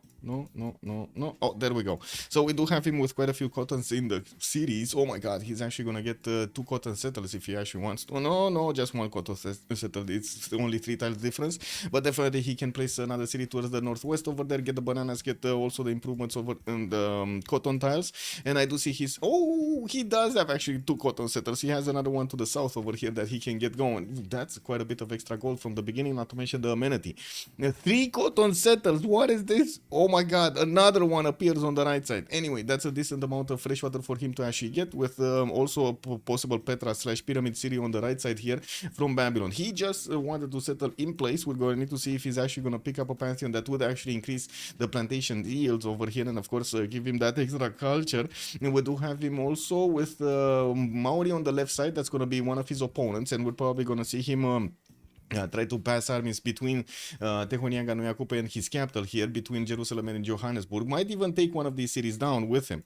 We do have also Maya on the right side. That's going to be one of his allies. Oh, very unfortunate for Maya that he actually has mountain tiles over here blocking him, blocking one of his cities. And wait, do I see this correctly? We got actually Maya with Macedon to the north. Ooh, that's gonna be a bit of a that's gonna be interesting. That's gonna be interesting. To the north, we do have Mongolia also setting up a shop over here in between the mountains. That's also gonna be an opponent, and by the looks of it, an ally also of Macedon over there to the right side. So Babylon over here, he only has a single ally. That's gonna be Webcam Nal on the right. Then he has 2 opponents, north and west, are gonna be actually opposing sides. Let's take a look at G Phoenix here. One Eleanor. Looks like he's going to be quite far away from a lot of players here. He's going to have Byzantium, but quite far away into the south. And I do see southwest. We do have a Legend. That's going to be also one of his opponents. And I guess it's not that far between them. I'm pretty sure we're going to see Korea try to get settles on the right side, as well as to the south and to the north. Might need to place a few coastals. The land that does look kind of weird there. G Phoenix is going to get the Bristol Channel to settle his cities next to. And I do see he's going to start exploring the lands towards the northwest with his warrior. Not to mention, I'm pretty sure he's gonna really like that he can actually settle that uranium tile for the second city with fresh water on the right side. He needs to actually go all the way around to get the fresh water from this river. I'm not sure if he's actually gonna want to get as far as that one. Maybe he's just gonna settle the iron. It takes a lot of time, right? Another 2 turns to actually get there. Not sure if he's gonna want to spend them. Doesn't seem like he's gonna have that many one tile lakes to actually settle, but he has another water body to the southwest that he can go for, and that's at the end of the river next to a spice tile. That's a pretty good city, and I'm pretty sure he can get some more on the western side, not to mention southwest towards Korea. Now, how far into the southwest, that remains to be seen. It kind of depends on how aggressive he wants to be with his settles. Other than this, non-freshwater settles probably not going to be ideal here for Eleanor. We're going to need to see if he's going to use the rivers probably for the freshwater to get some more settles for. Now, Basil II, where is he and what is he doing? Oh, Basil is an ally over here of Eleanor, and I do see he's also going to be to the west side of Mauri. That means he can actually go and try to take out Mauri here on the right side. We do have also Constantinople benefiting from Uluru, second settle southeast. That is pretty poggy-woggy. We do have him with some extra faith points over there, not to mention so much culture to actually gather from that wonder. He can easily settle right on top of it, and of course benefit from those bonuses. Not to mention we'll have a pyramids possible settle right on the desert. We do have Constantinople already benefiting from extra production from his spices. I do see he started to get his scouts out, but he's mostly targeting the northwest and north. He does have Anshan southwest, and by the looks of it also Korea on the western side. Again, opponent, right? Korea is going to be kind of alone over here. He's going to definitely get the trade routes with Macedon, but anyway, we're going to get there.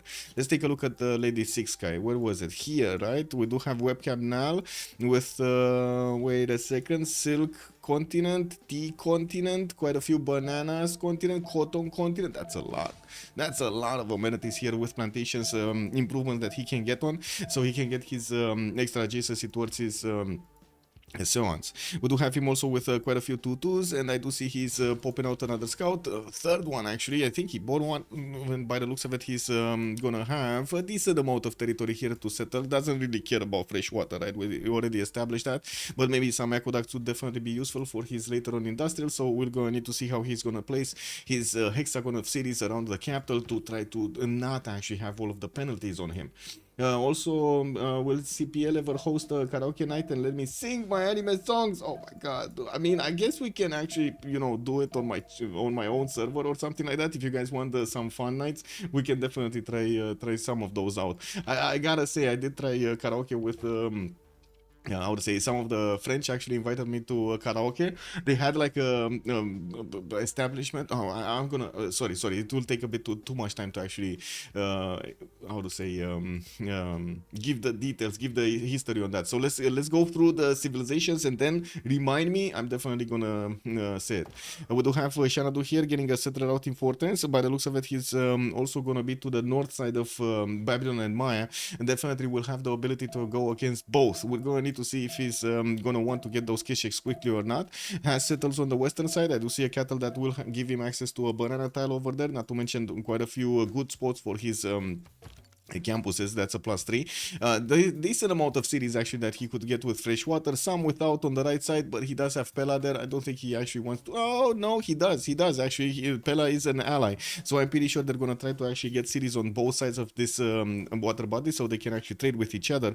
On one side, Cliffs of Dover. On the other side, we do have this 2-2 base, or of course the river giving him that extra nice juicy extra housing. While we're gonna need to wait and see if they do keep this map. Let's actually move forward towards Sundok with the weirdest spawn. He does have some rivers here giving him the fresh water northeast, some one tile lake south, and I do see more rivers with giant causeway that he can actually go and settle. Some of his cities will probably be coastal, and I wouldn't be surprised if he's gonna get that rice tile settled to the northwest, so he can benefit from the extra food, and soon, of course, from the trade routes with Macedon. Gyeongju is getting his settler out next turn, and I do notice he did actually grow into the diamond style. I gotta say, over here he does have multiple spots for his sons. We're gonna need to see how he's gonna try to get his setup going for all of that nice and juicy extra science. Yeah, also, what's the logic with Alexander on Rich Islands? That's a very good question. I'm actually looking forward to that answer also of BlazeCat Games. What do you mean? I feel like the tough terrain is kind of bad for him. Yeah, it is. Let's take a look at Kupek. Although we did see his spawn quite a few times, looks like he's gonna try to go for that marble settler on the right side. That's directly towards Babylon. He would have gone on that anyway. It's first. It's basically how to say. Oh my God, min distance city. Bonsoir, Monsieur Rafifi, bienvenue. Also, it seems you didn't. We actually waited like an hour and something, like an hour and a half for the boys to get ready here. Okay, so Tehonianga no Yakupe does have fresh water, does have his own water body with at least 3 cities or 4 cities that he could actually get here. Not bad. And by the looks of it, we'll also have the ability to go and settle the northwest. That's going to be pretty good. Let me actually take a look also on Alexander, because we didn't actually see this. So, freshwater settles northeast, a lot of rivers southwest to get going. He does have a possibility of an opponent to actually go against. That's going to be Maya. And to be honest, Maya is going to be quite strong on the defense with that extra +3. Now, is it going to matter that much? That's the biggest question. Is it going to matter that much? Also, as far as I know, Alex doesn't scale Giga hard. It's more that he can invest more into unit production. Something like Zulu or Chandra makes more sense. If they want a war Civ, they can scale into Giga threat late game. Yes, they did take out Zulu. They didn't take out Chandra though. Anyway, I kind of need to put up the team labels also, right? So we know who is who. So on the left side, we do have Why So Sexy. Let me actually, I think we got enough. Why So Sexy. There we go. Wow, both teams want a remap. Really? Both teams want to remap this? Wow. Okay. Let's get the FFA Andies on the board over here. So we're going to have a new map. In just a few seconds, we're going to have a new map. This is it, right? They cannot actually use another remap token, and I got to stop the submissions because, yeah, one remap, guys. One remap. It wins. That's the winning maneuver here. Also, Porky Knight, good evening, sir, and welcome. Interesting draft. Have a great... thank you so much, sir. Have a good evening, and I do hope you're going to have a good time here. Basil or Theodora, also great picks. Yes, we go left on second map. We go left on second map. Already calling it out. Got it. Well, I mean, yeah, no argument from me, man. Let's go left. We do have Basil. Yes. Actually, quite a surprise, right? Basil the second and also Macedon on the Rich Highlands map. Definitely want to see what they're gonna go about, what they're gonna do over here. But we do need to actually wait for the new map to actually show itself, so we do know what's going on over here. You know what kind of possibilities they will have during the game. I kind of want to get another coffee going, and I kind of don't want to get another coffee going. Do you know that feeling? Do you guys know that feeling?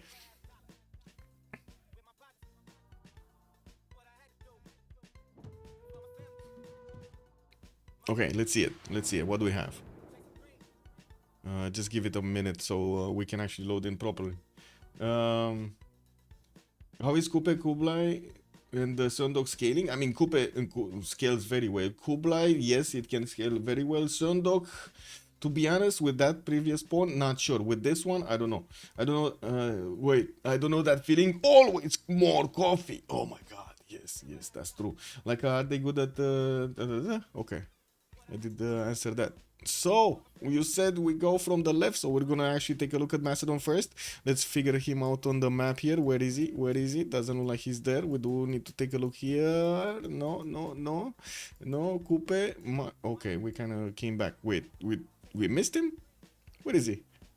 Oh, there we go. There we go. We got him here. TV Villageois is gonna get his settle probably right on place. He doesn't want to spend the extra time to get another one. And by the looks of it, he's also gonna have this river to the west to go and discover. He does have quite a few diamonds also for the extra gold and the amenities, not to mention the right side. A few more cities to go and settle. I think the biggest question here, does TV Villageois have a target, right? That's probably the biggest, the burning question. He does have to the North Korea, that's gonna be an ally. Northwest, that's gonna be Coupe, another ally. East side, that's the last. Oh my god, he doesn't actually have an opponent.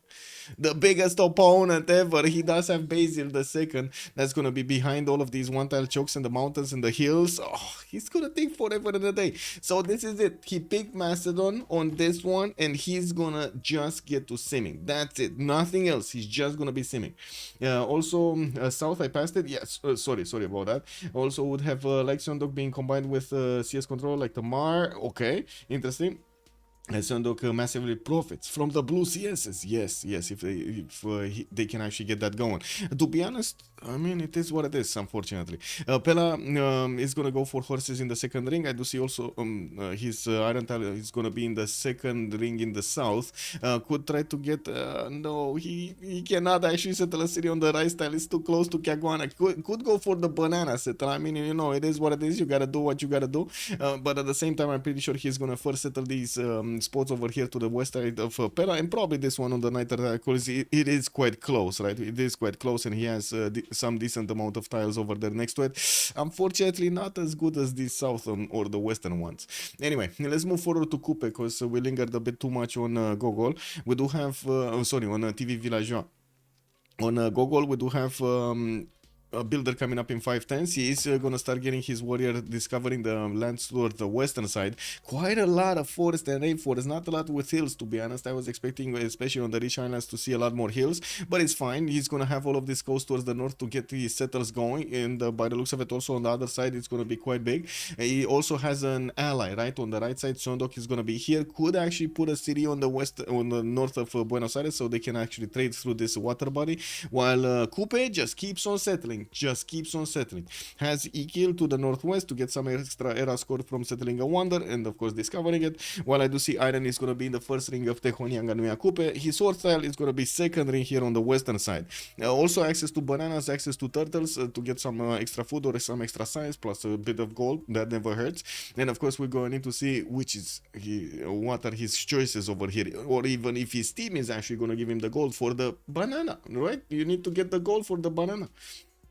Also, rooibos, ginger, mint, and hibiscus tea are only good ones. Most teas are bad. Wait, really? I mean, I kind of like the... wait a second. I like the black tea, the green tea. I like... there are quite a few teas that are pretty good. What do you mean, Eco Supreme? Those are the only ones. That's not true.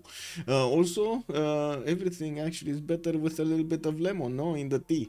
Definitely no milk. No milk in the tea. I gotta say no milk, man. No milk.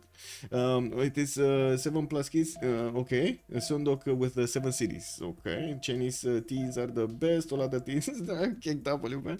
Anyway, let's go Sundok here and take a look at his spawn. Looks like he again has some Koto tiles for him to go and settle. He does have also the honey tiles northeast to get 3-1 base, and of course the amenity. By the looks of it, the most of the fresh water is actually appearing to the northeast and the northwest with the rivers. We're gonna see quite a few cities being settled here, and a good amount of hills for him to actually get those ones going. Unfortunately, he also has some geothermals that are not gonna matter at all, right? The ones did they actually add this? I don't think they added this, right? The ones don't get the bonus. Ones don't get the bonus from geothermal. Oh, they do now. Oh my god, they do. Okay, so we might actually see him try to get some of them next to the geothermals to benefit from some extra adjacency.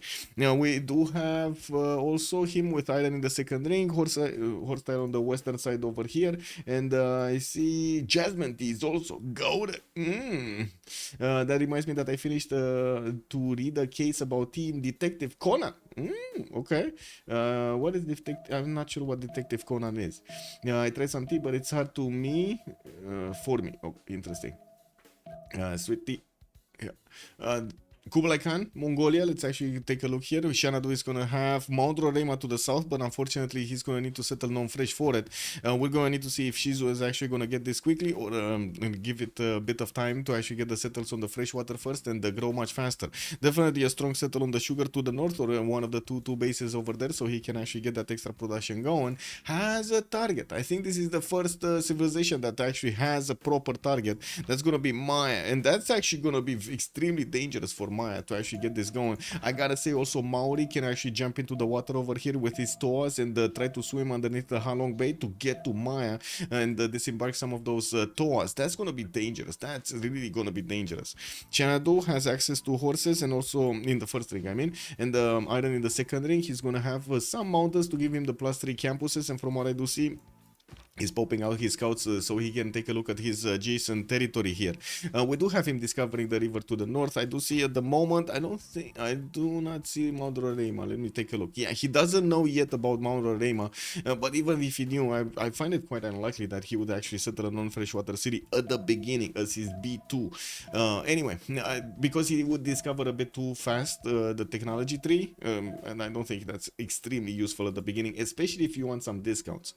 We do have Lady Six Sky also to take a look at. No, sorry, this is not the correct Lady Six Sky. There we go. This is the correct Lady Six Sky. We do have Maya Bart, played by Bart, and I do see he's gonna get a settle out in 2 turns.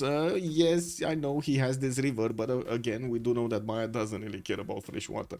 Gonna have also this time around quite a few olives too, and I do see incense tiles for him to get some extra adjacency towards his observatories. Some bananas also, like he definitely has an easy +4 to settle, I mean as easy observatory to settle in between the bananas on the western side.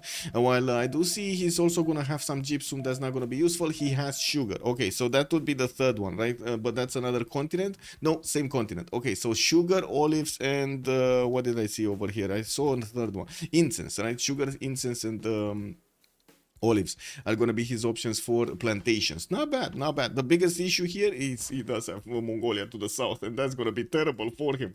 Also, Westerners make their tea too strong, either too bitter, too sweet, too sour, or they put a ton of cream in it. When I order tea here, I have an order bag and then remove the bag, otherwise it's too strong. The best tea is the kind that gives you they give for free in Chinese restaurants. Interesting. I don't know.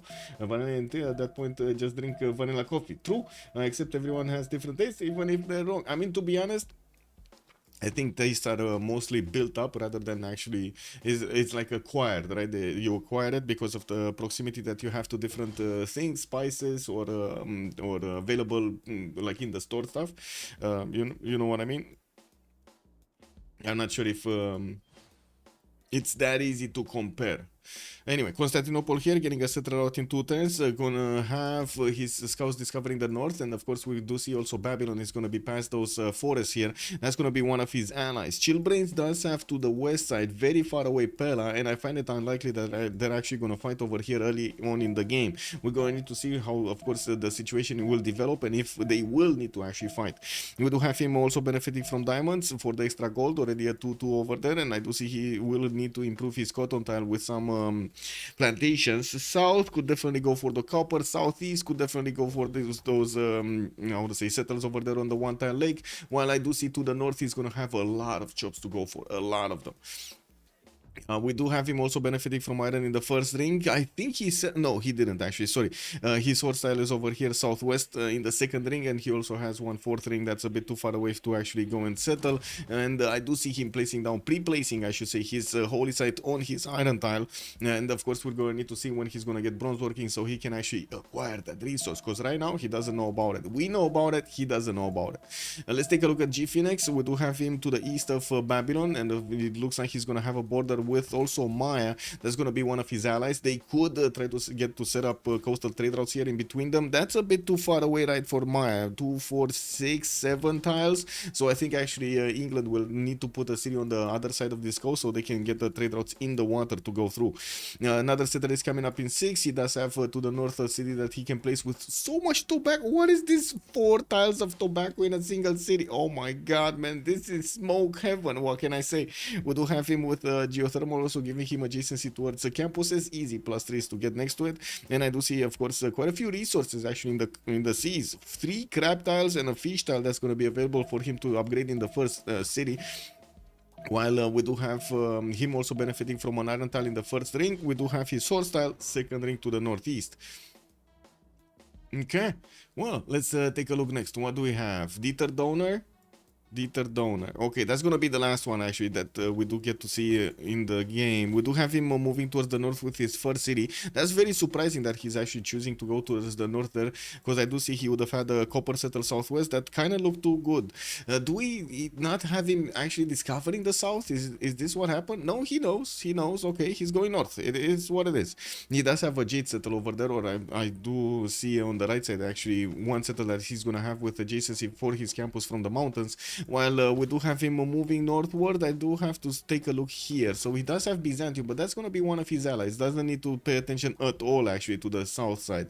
West side Korea, that's going to be his opponent, and this is going to be definitely conflict zone over here between Korea and Babylon. That's going to be interesting. We do have him with a possible honey settle western side, and I do have to say usually you do see Babylon, of course, placing his cities next to rivers to get the fresh water as much as possible, to try to get also the extra food from his Pelgums on all of those tiles improved. You do have fruity, but I don't like it. I think some parts of China. I like fruity. What do you mean? I really like it. White is the more subtle taste, and the vanilla gives it a natural sweet taste. It's best to stay with natural sugars like honey, vanilla, and maple syrup. Okay, Isam Dut, bonsoir monsieur, bienvenue. Villager, absolute cinema. I gotta say, did you see his spawn, Isam Dut? Oh my god, look at this, man. He has a settler moving towards the southwest, but where opponents? See some dude, where opponents? He's big Macedon over here, has ally to the north, ally northwest. Okay, and another ally to the western side, and his only opponent is here. Look at this, Isam dude. This is incredible, right? He's actually gonna need to pass through all of these one tile chokes to actually get to Basil, and I'm pretty sure Basil is gonna be like, more experience. Yes. Let's get this going. Oh my god, we're gonna need to see how TV Villageois is actually gonna get the sim with Macedon. We'll still proceed to send units. Yeah, I mean, get the setup going, 5 series, put encampments from each of them, get those how do you call them, the basilic paids, right, the special buildings over there in his encampments, and then Just pump out Hetaris, man. Like there's no forever, you know. There is no end to history. Just pump the Hetaris. Anyway, we do see Pella here is gonna get his settler out, his third one next turn, and I do see he's gonna go for that southwestern settle. Now, we do need to see him actually getting his freshwater cities, because I gotta say he does have these two ones to place on the western side, and then he's gonna need to go to the right. There's like no other way. He needs to get here as quickly as possible, and of course plug that choke, maybe even get closer to his opponent Byzantium. And to be honest, I mean, you know, there is a possibility for him to let his units jump into the water, get into boats, and actually sail away towards the Byzantine shores. This is a lot of open shores. This is kind of a lot of open shores. Macedon doesn't really like doesn't really make sense on this map. Maybe he'll surprise us. He'll surprise us all. Yes, he might actually. Maybe you see military engineer and get a big road. We might. Well, we do see him. We do need to actually take a look at the others also, what they're doing and what kind of pantheons they're choosing. Already we do have Maori putting his builder to work. He's starting to improve his coastal resources. Access to bananas there.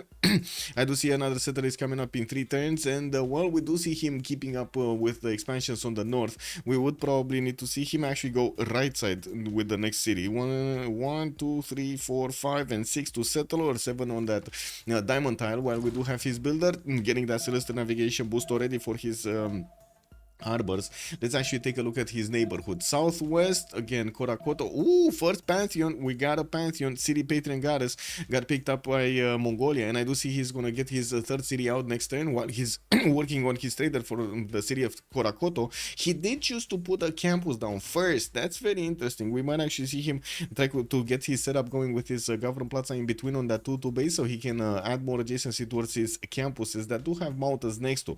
Didn't actually have masonry, so he could put the campus on the +2 tile. That would be the stone tile, but I'm pretty sure if he would have asked for a little bit of gold, could have gotten it on the 1-2. Would have that been useful, because he would get the +2 +3 anyway. And I do see Xanadu is preparing to put another campus. There we go, getting the campuses next to that.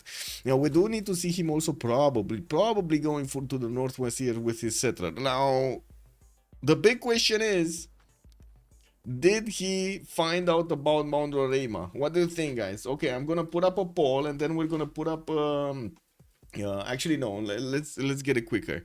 Let's get it quicker, right? Did he find out? The first answer is the correct one in the chat. I'm just gonna go after that one, right? It's an A. Rafif is saying it's an A. So let's actually take a look.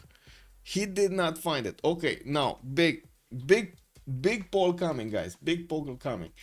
Mongolia, wait, not finding Roraima is a civ sin. Yay or nay? That's what I'm asking right now. We got 3 minutes. We're gonna decide right now if this is a civ sin or not. Not finding a very good wonder to the south. Okay, sure, no fresh water. I totally get it. You know, nothing's perfect. But then you would have had so much extra science over it. Definitely much more than he's getting from his campus at the beginning, no?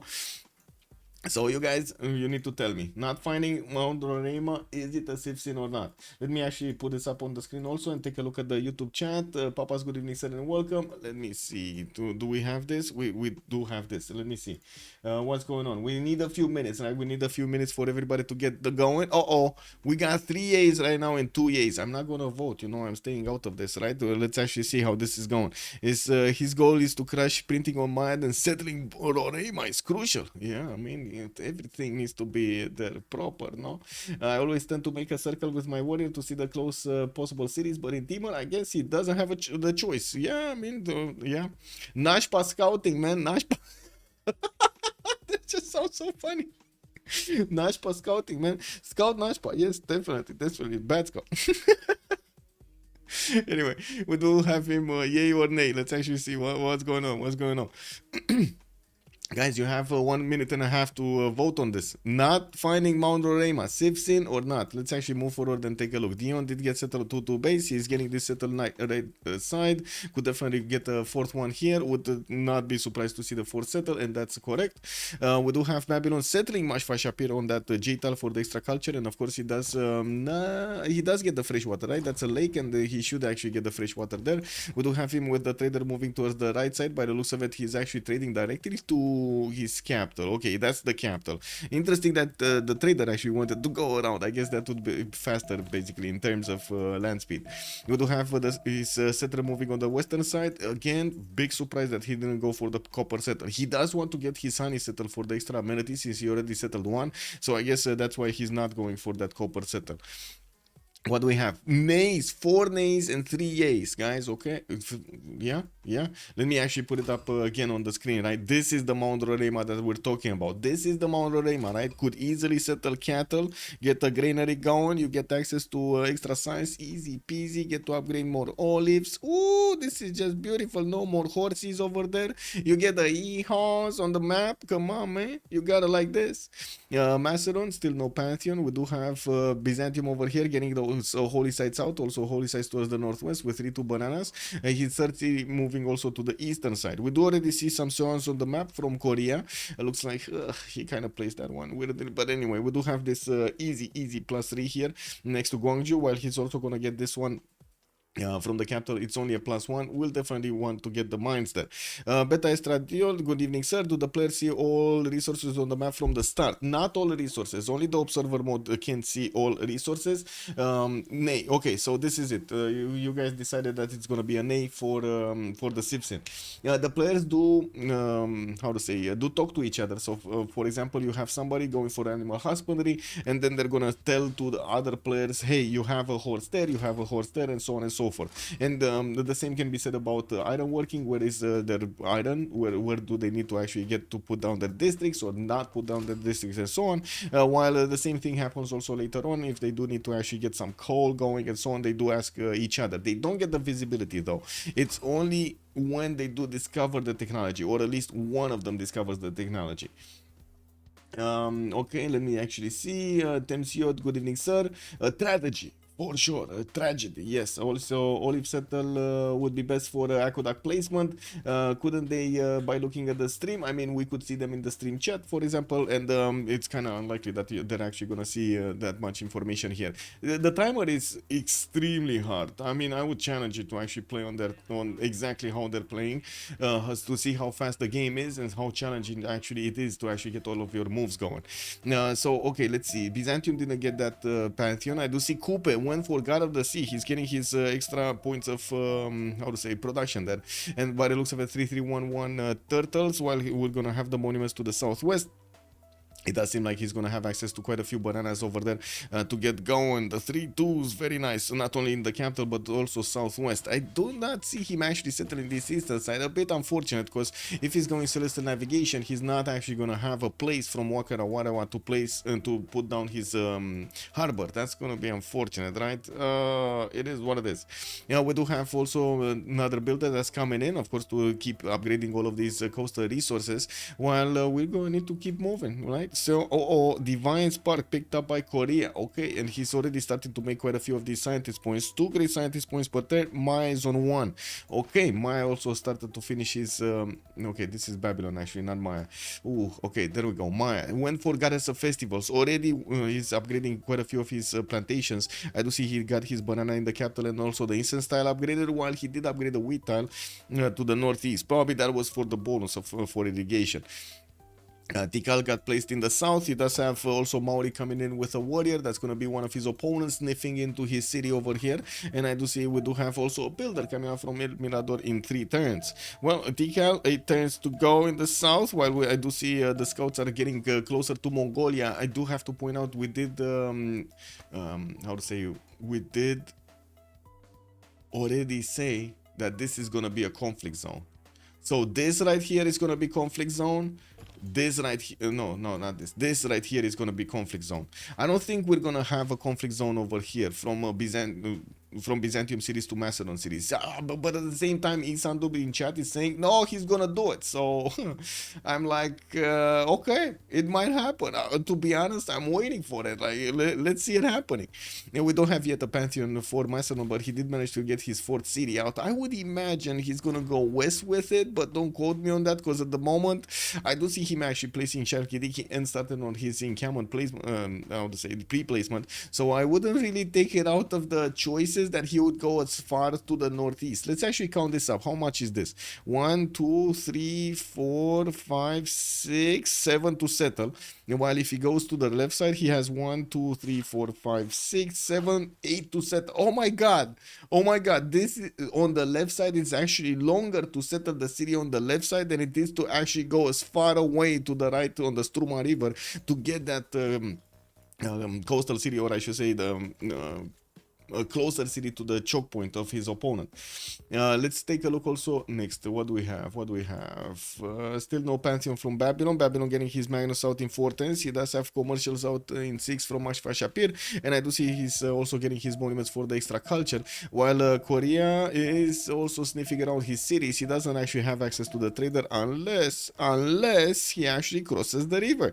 Magnus established in Babylon with the monument finishing. We might actually see a slinger being I would say commissioned to actually get out of Babylon to be trained in Babylon, so he can actually push back the scout. That's a very good defensive unit here. But no, he's going for the commercial, and by the looks of it, Legend Maxat is just sitting over there. Man, this guy is out for something. He wants to see what's going on here. I do have to say this city is very sad. Like, we got him with a 2-2 base. Sure, he has access to a honey tile, but he definitely needs to buy a 1-3.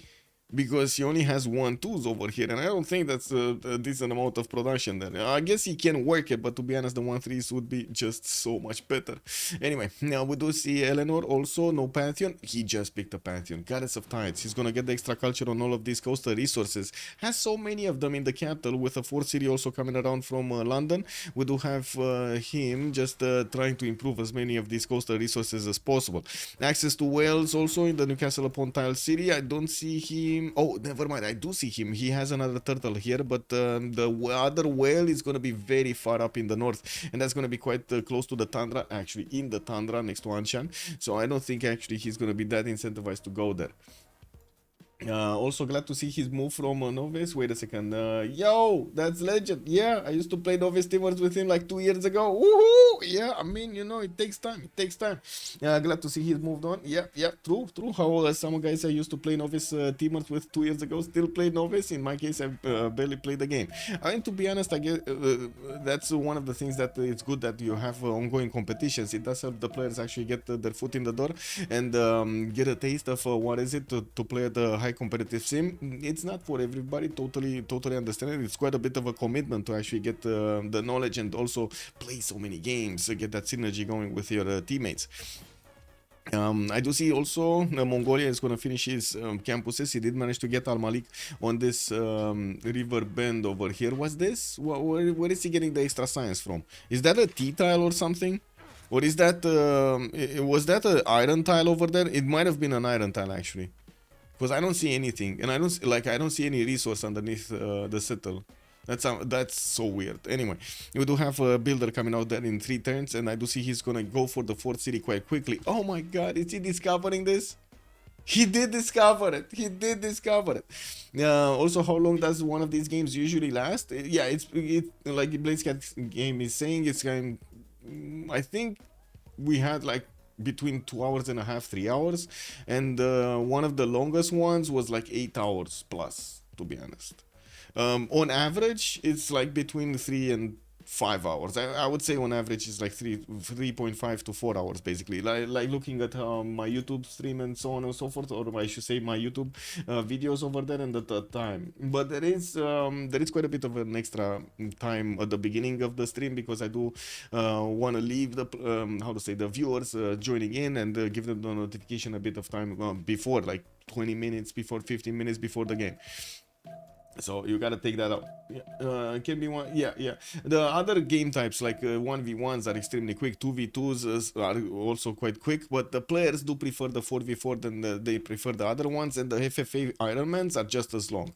Like FFA Ironmans actually are consistently long. You have like 6 hour games over and over again. Yeah, last game was like 6+ hours, and that's actually quite challenging, right, for me as a caster to actually speak 6 hours continuously and try to give the information from the games. That's actually quite a challenge for me, especially since I wasn't that outgoing like a few years ago, 10 years ago. Definitely not talking this much. Definitely not talking this much. Like I see myself with friends right now, and they're like, "Wow, what is this going on, man?" And anyway, it is what it is. Okay, so are we missing some more pantheons? We're still missing the Macedonian pantheon.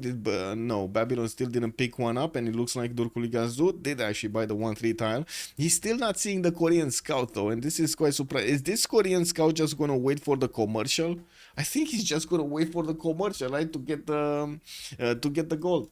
Also, the timer is dynamic. It just adjusts on turn count. Yes, and not only turn count, but it also adjusts on how many units you have in the game, how many cities are in the game for each of the players.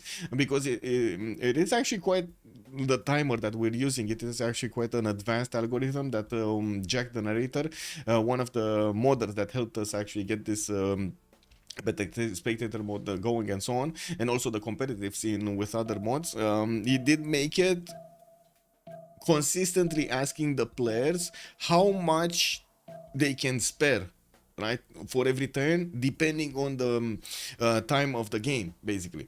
And we had quite a few versions with like bigger, a few more seconds, a few less seconds, and so on and so forth, until we ended up with this. And of course, there is actually a bit of a faster timing for the 1v1s, but that's the blitz, and that is extremely painful. Like, oh my god, that is just pain. But especially for the players that really want this hardcore clicking a lot of buttons, being extremely focused on the game, that's just perfect, right? Basilike Pates and Fort City coming around from Macedon, Moshe establishing in the city of Pella, and I do see this Byzantium warrior is gonna get pushed out by the slinger. It is blocking the build of that encampment.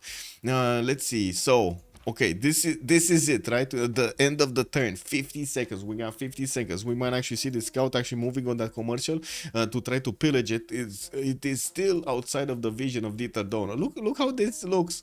This is incredible, right? It's sitting on that one tile that he cannot actually see. This is incredible, amazing.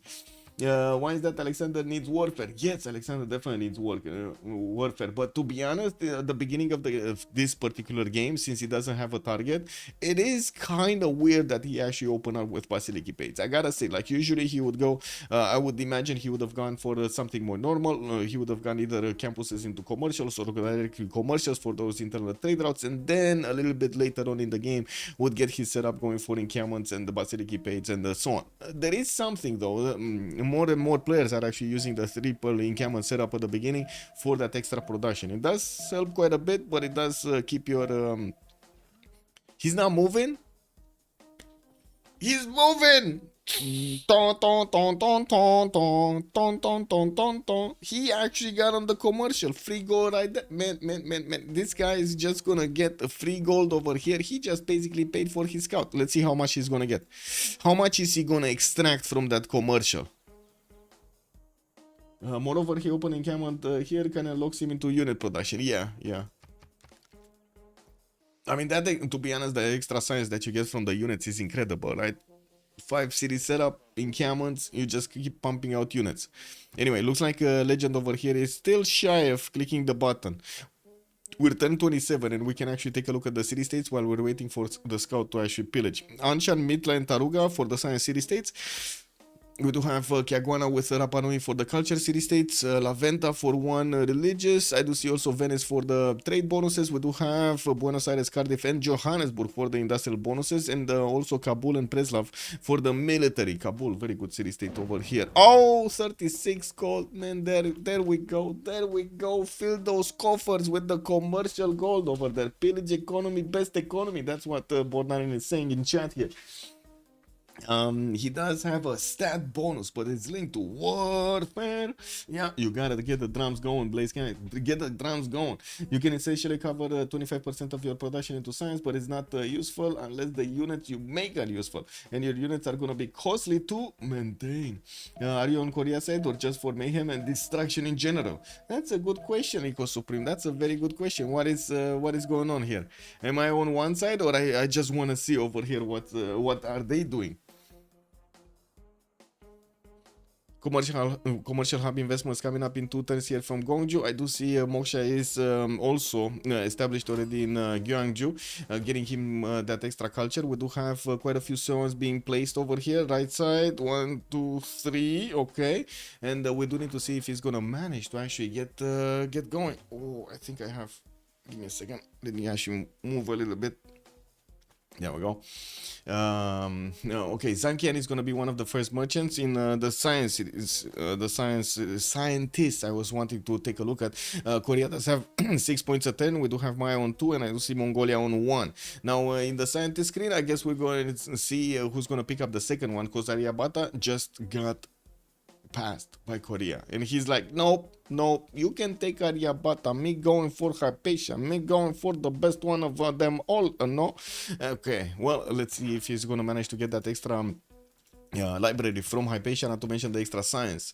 Well, I do also notice we do have already Shizu with 15 science and 13 culture, while also Bart has 15 and 8. Let's take a look at Bart here and see his setup. He's already going for his encampment, because in the south we do have Mongolia starting to put down encampments of his own. Government Plaza got placed on that 2-2 base I was talking about earlier, so he can get that extra adjacency towards his campuses. With archers coming out from Korakoto, he's also going to finish his campus, which is going to be only a +2. This is a bit surprising, but I guess he doesn't really have that much of a need to get the era score. He's already on 25 out of 19. Doesn't really need the +3, or I should say the splendid bonus right now. And look at that, Kokekota got placed immediately. He saw the tile. He was like, no, I gotta have that. Man, this is like receiving pancakes in the morning, right? You see pancakes over there with a lot of, like, you know, jam and stuff like that, and you're like, oh, yeah. No, is that a correct impression of how you feel when you see pancakes in the morning? Also, the production into science conversion is higher. If you go warlords and use unit production cards, can get up to 45 production to science conversion. Yes, that is a lot of science. He gets his science and culture by killing units. The only way to play him and succeed is to rush a close opponent. Well, he gets the science also from making the unit, right? Yeah, and he gets culture also if he actually gets drums of war. That's true.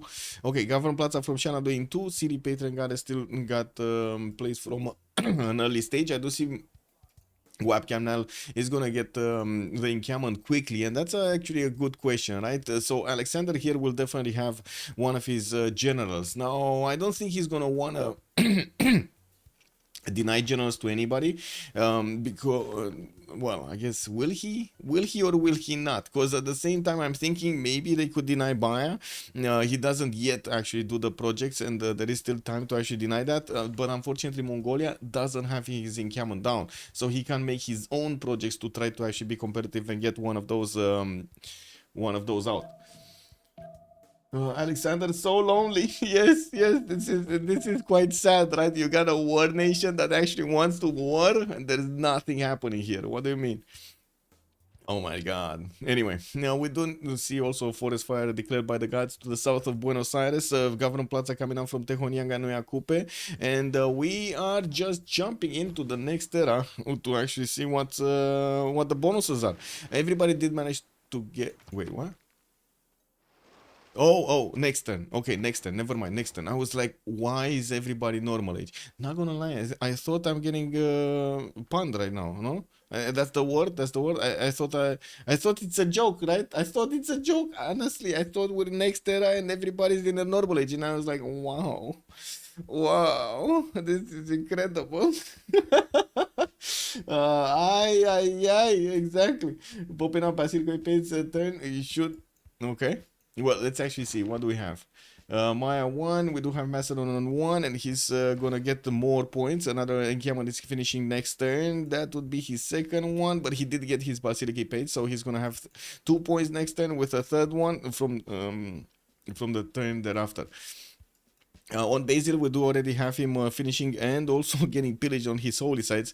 Looks like he did manage to finish 3 of them and got that religion in all 3. Eastern Orthodox is his choice for today. We do have choral music with Crusade available, and since, well, he does have Maya to the north to actually trade to, and also to the western side he's gonna have Macedon so far away, we might not see him actually use Crusade. But to be honest, I'm actually quite happy that somebody actually picked up Crusade as the second belief, because we've seen it so many times taken away. Right, we've seen it so many times denied, and we just don't get to see Basil using his ability to just spread that religion everywhere.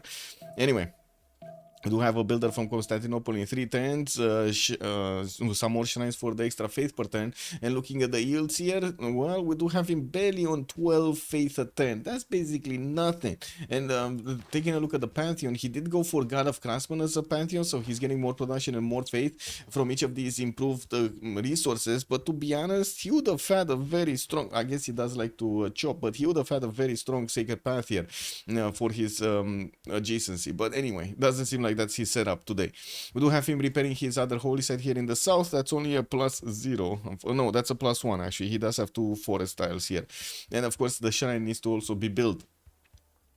Since we did jump into the next era, let's actually take a look at their bonuses. We do have 10 and 12, 10 science and 12 culture for Alexander, 44 points of production, getting his government plaza in 1 turn from Pella, and of course chose to go for God of the Forge. Encampment training project also coming up from Dion. He does have 2 points right now, and we did point out that he did finish another encampment in Pella, so that's 3 points from next turn, 4 points from the for the upcoming turn, and so on. And since he's getting his encampment training projects, that's also going to boost him with like 13-14 points for each of these.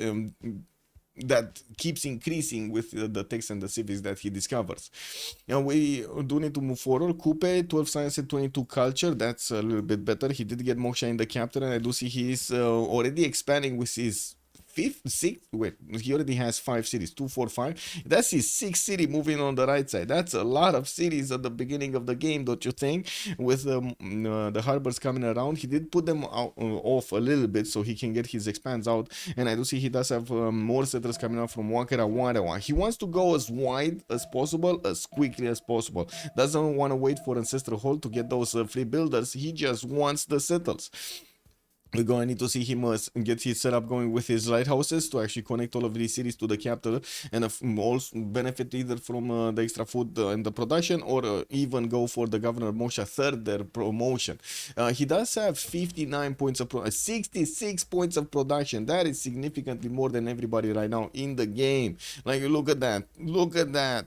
45 on Bart, that's it. 45 on 86 guy. And then we do have Coupe here, 66 points. Very nice. Actually, production does look very good on the side of Why So Sexy. And we do have him also placing down a discounted holy sites here from Wakera Warawa. It will take time for him to actually get to the great profit points, but it doesn't look like he's in any hurry.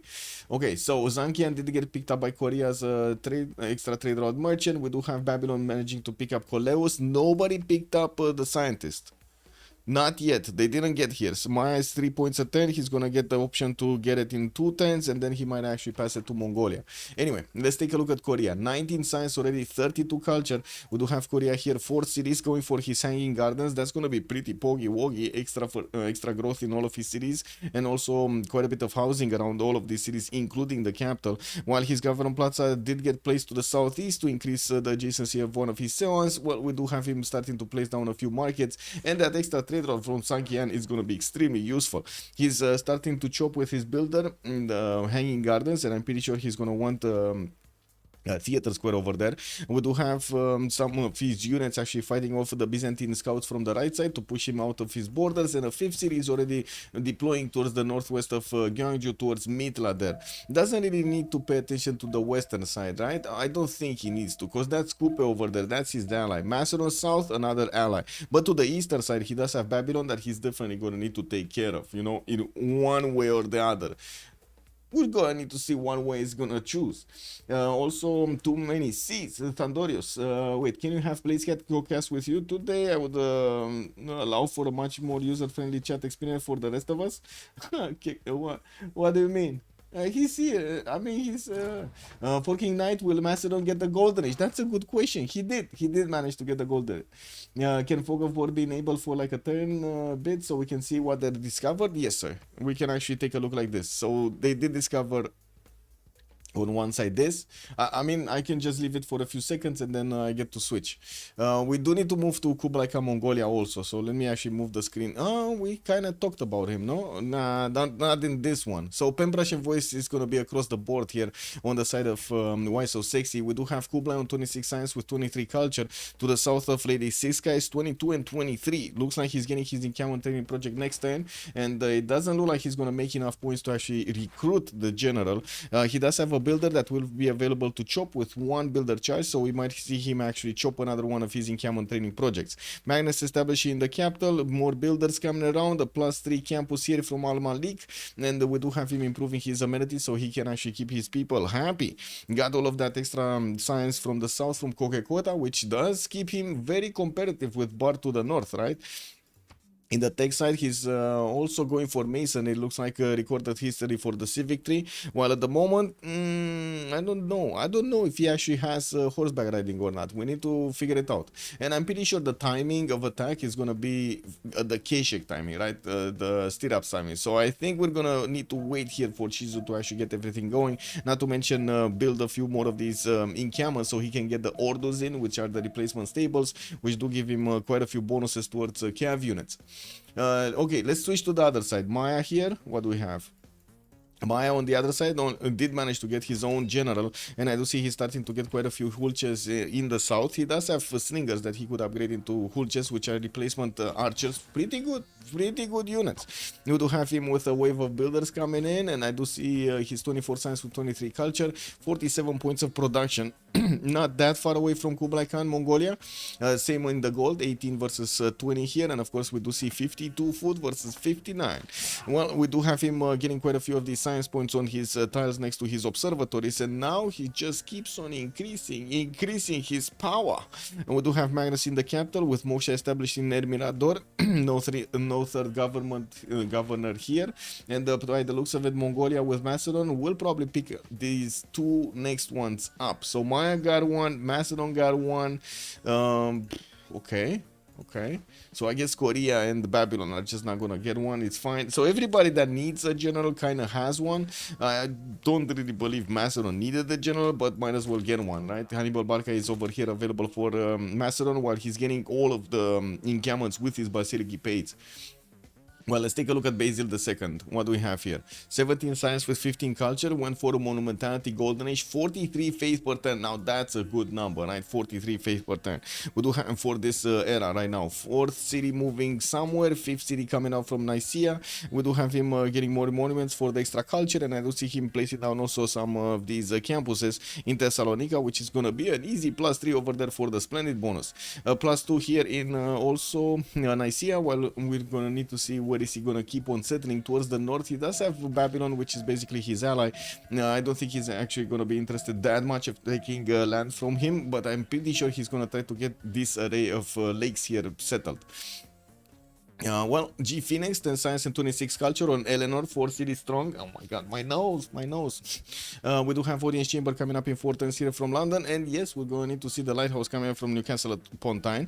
Holy sites in 2 turns from Plymouth, while he's going to get his Magnus in there in 1 turn.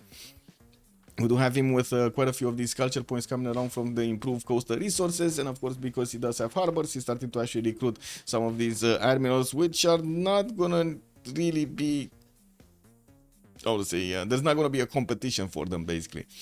He does have the opportunity to trade with Lady Siska. It's just a matter of getting a city on the right side, and I'm pretty sure he's going to get it at some point. I find it kind of doubtful that Maya is going to get a city there, but you never know.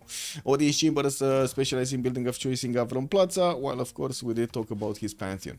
Let's take a look at Hammurabi. 11 science and 20 culture on Hammurabi. 3 cities strong. Babylon did get to improve his commercial adjacency with his Gavron Plaza adjacency, and by the looks of it, also Moksha establishing Mashahapir with Magnus in the capital. I'm a bit surprised he's not starting to use his builders to actually chop a wonder or something at the beginning. He does want his audience chamber faster than he would want some bonuses from the wonders. Well, I guess Hanging Gardens is already gone.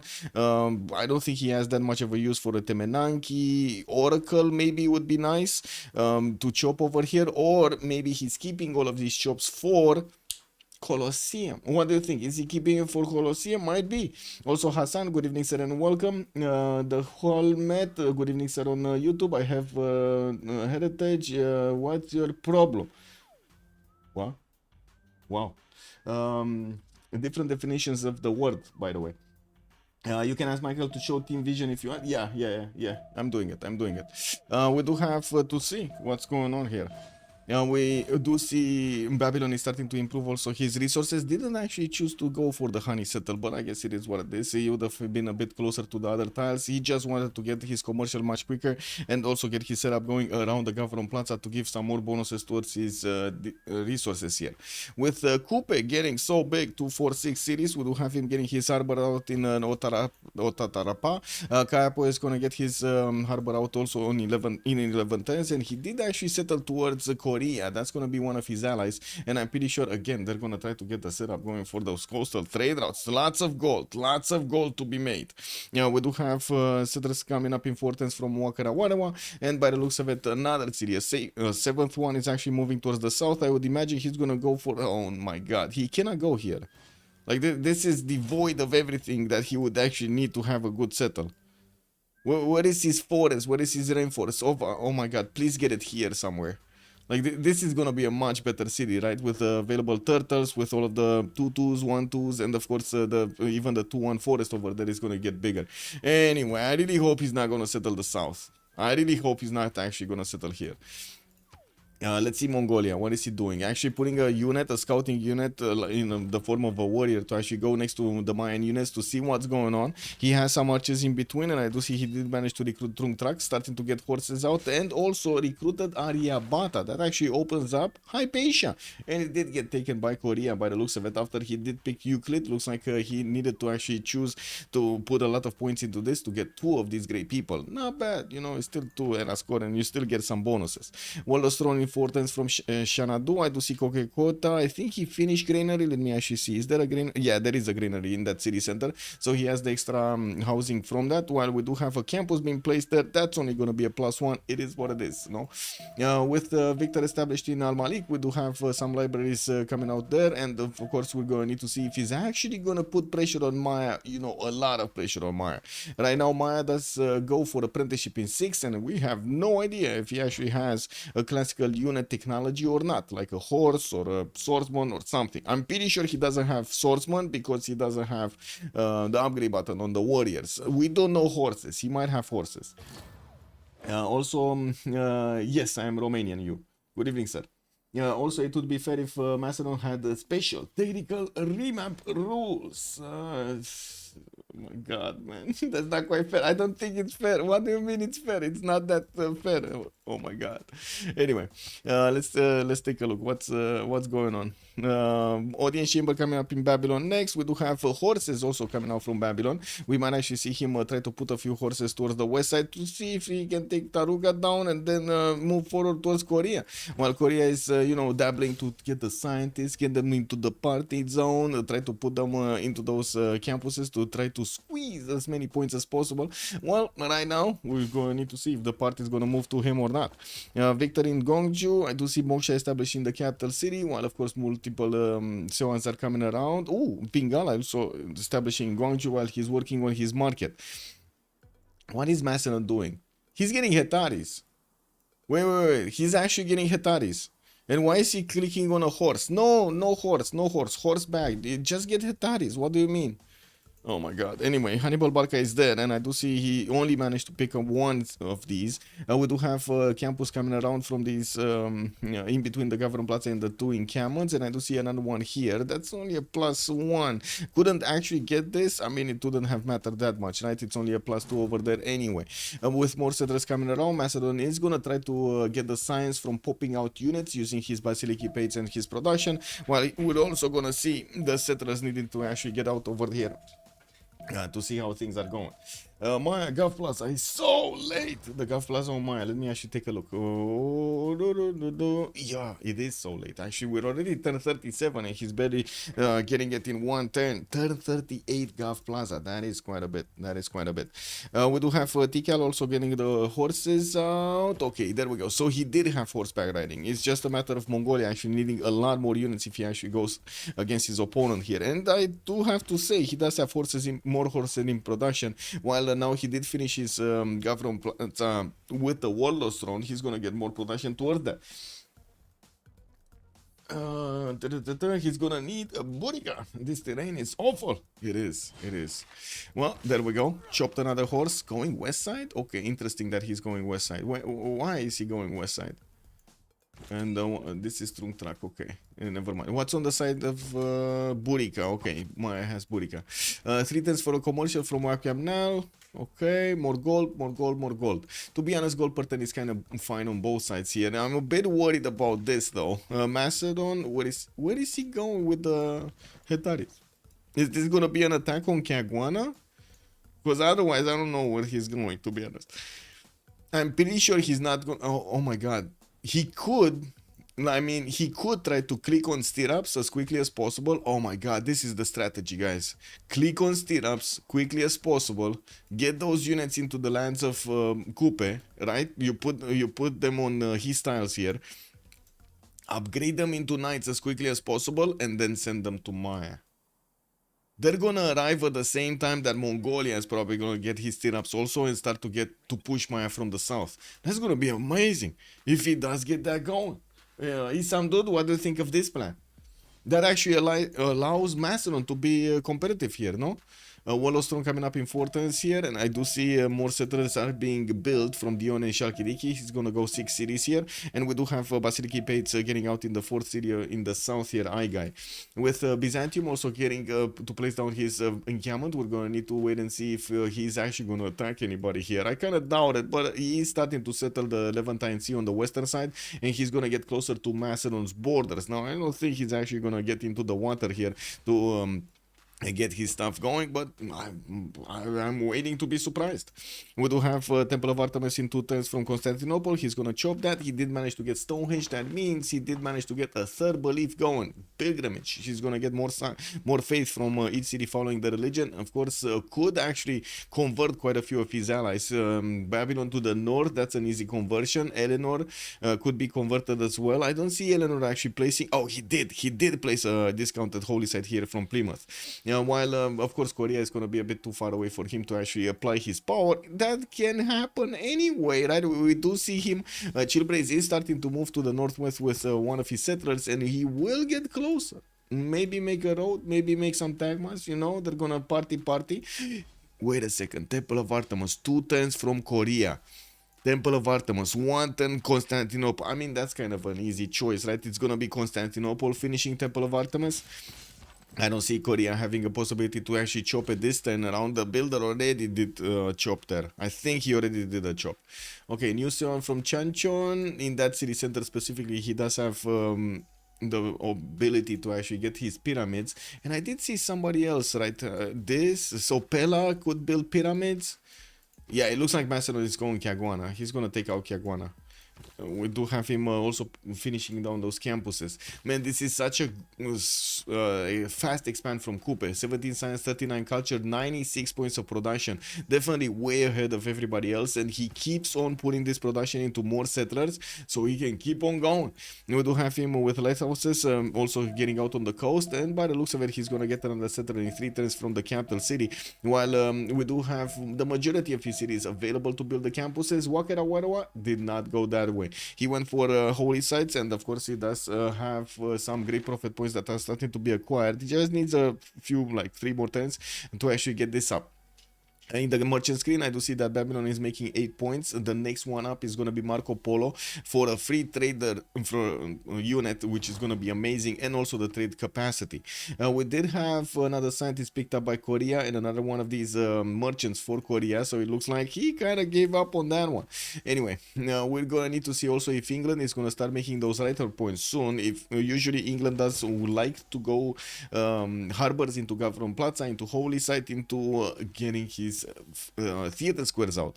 And we do need him to actually chop quite a few of these districts here if he wants to go for the theater squares. I do see one in Newcastle upon Tyne already. This one, Bradford, theater square, another one. London is going to need a 7th Pope to place that one. And he's going to have one over here next to the Government Plaza.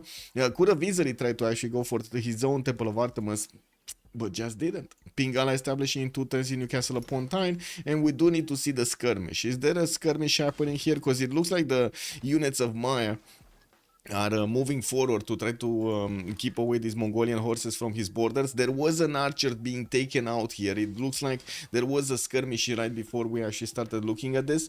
And yeah, Mongolia still doesn't have enough units. We do have him placing down a few more encampments, one from Shenadu, getting his Ordu in Korakoto. I gotta say the Ordu is extremely important for the extra movement there. And we do see some encampments coming up also from Kokekota. Okay. Well, what are these horses doing here? Are they actually gonna try to take down La Venta? Interesting position. Maybe they hunted down a scout or something because one of the horses is damaged. Magnus also establishing Al Malik for the pillages. For the chops. Pingala Shalkidiki. What is going on with the science and culture? Look at Korea go. Look at Korea go. 49 science, 45 culture. Everybody else except Maya is actually dabbling in so much less science. We do have Dieter Donor, for example, 2135 right next to Korea, and by the looks of it, he's on 245 series trying to get his commercial hub investments going. He's actually trying to be competitive here to get Marco Polo, or I should say, he's trying to get him quicker rather than letting him free flow there. We do have Pingala establishing Turgulika Zoo, and I'm pretty sure his science is gonna go higher whenever he's gonna manage to get the +1 science per population. And he started attacking Taruga with his horses so he can take another city center for himself. 2, 4, 6 cities coming up here. Also, wait, could I get a quick what each player's winning strategy is analysis in a newbie friendly way? I mean, yes and no. Usually the players do adapt quite a bit during the game, but yes, there are some roles that are getting out from the beginning. So I think we can actually pull this off. Let's actually take a quick pick here. We do have on the left side, right, WSS with Macedon, Kupe, and Sundok, and Kublai Khan. Now, looking at this, just this, they do need, how to say, during the game, they need somebody to boost science, and that's probably gonna be Kupe, right? Sorry, Sundok. That's gonna be Sundok. So the others would benefit from that advantage when it comes to how to say, the boost. Every time somebody actually gets in a team, every time somebody discovers a technology, everybody else from the team will receive the boost towards that technology. And this is quite a strategy that the players are using. And and they are separating also roles according to that in the game. So it's the big simmer that is gonna try to get the science, it's gonna try to get the culture, either or both. Sometimes it is both. And then we do have the gold generator, which at the moment is actually Cooper, right? He's getting all of the harbors out, and he's trying to max out the amount of traders he has. He's also starting to get his setup going so he can trade externally and so on. That's right now, as you can see, he's not having that much science, or well, I guess he does have the culture because Pembrush and voice, but if he didn't have Pembrush and voice, he wouldn't have had this. We do have some damage dealers. The 2 damage dealers, Kublai Mongolia and Alexander, both of them are gonna want to go to war. Now, unfortunately, Macedon doesn't really have a target, so he's trying to bully the city-states, and he's gonna take down Caguana. The damage dealers usually are looking to actually dwindle the resources of their opponents, or actually overwhelm their opponents entirely. In this case, I think it's more gonna be a case for Mongolia and the Maya to fight each other. They couldn't get the timing going. Both of them did have units at the correct moment in time, but there is another timing in the future. In the next 5 to 10 turns, we're gonna see Mongolia discover stirrups, which will allow him to get his cache exhausts, which will allow him to put a lot more firepower on Maya. So that's gonna be, this is gonna be a conflict zone. these two nations are gonna fight each other to try to get each other's cities, and at the same time also not allow not allow them basically themselves to try to be that useful for their team. It is gonna be a challenge though, because I gotta say Maya is gonna have significantly more science during the game than Kublai. This is the beginning, right? But as the game progresses, I would imagine Maya is actually gonna come out ahead when it comes to the science number. So we do have the other conflict zone that's going to be here in between Babylon and Korea. Both of them are going to need to get the science up. Babylon definitely not keeping up with Sondok. Sondok a lot more science. And then we do need to take a look at the other team. Like, what do we have? Basil the second would be one of the outliers that we didn't actually talk about. Basil the second, ideally, he would have needed to fight Macedon, which would have been damage dealer versus damage dealer. They would have basically equaled themselves out until one of them would have managed to win in the fight. In this particular case, Byzantium is just going to try to get his as many cities out as possible. He's going to try to expand and get big, and maybe he's going to get an attack against Korea. I think this is the most viable target actually, and this will allow actually Babylon to not put that much effort to go against the west side, against Korea, because the damage dealer would actually go and expend that effort, which is much better at it. Now I don't think we can predict that quickly or that accurately what's going to happen in the late part of the game. So I cannot tell you that somebody from like turn 10 will figure out that he needs to go to space. I cannot tell you that right now. There are a few possibilities, but I cannot tell you that. I cannot tell you that somebody's going to go immediately for a culture victory, because again, there are quite a few things in the game that might happen that would slow down the culture victory or give them an advantage towards the Diplo victory, or they will see that they can just get the domination or the concede out of the game. You never know. So we're going to need to keep our our expectations open for the next part of the game to see which way they go, to figure out what kind of victory type they're gonna get. Also, they will be leaving 3 opponents to freeze him versus the 2. The game is lost. I see. Glad to help, sir. Also, what religion? Crusade? Yeah, he did go for Crusade. Did we have another religion? Because we did have another 2 nations that did put down holy sites. One was Eleanor, and the other one was what was it? Kupe?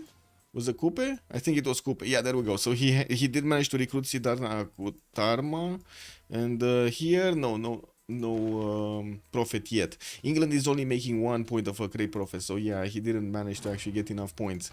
Yeah, we do need to see him actually getting one of his shrines up there, or maybe a project that would definitely help. I do see Maya sending a city. Wow, Maya is actually sending the city to the western side. Isn't this outside of the ring? 2, 4, 6, 7, right? It's also, or is he gonna place it on the 2-2 base? He might actually just place it on the 2-2 base and get the harbor out. I think that's what he's gonna do, right? Place it so he can be inside, because like Maya has all of these bonuses and penalties, which are kind of bad. Wait, isn't it what? Kick, lol. Anyway, we can get the lady. We get the lady, right? Non-capital cities within 6 tiles of the capital gain +5 to all yields, and other capital cities receive -10. That's a problem, right? That is a big penalty that you want to avoid as much as possible. And yeah, there we go. He did actually place it at the end of that radius here on the western side. We got a few spearmen that are going to need to appear into the south, so he can take on the Mongolian army soon. And the spearmen usually, of course, they do have the anti-cav bonus, and they can withstand basically the K-shakes much more. We're going to need to see them actually get into pikemen. That shouldn't be that big of an issue. And I do have to say Kublai, and he's actually 2 turns away from machinery and also getting his civil service. He's getting his orders out from all of his encampments, and I do see he built Kokekota and Xanadu's encampments here. That would mean that would put him on 4 of these encampments in total. To be honest, I was expecting him to get at least another city, but it looks like he's kind of all in this.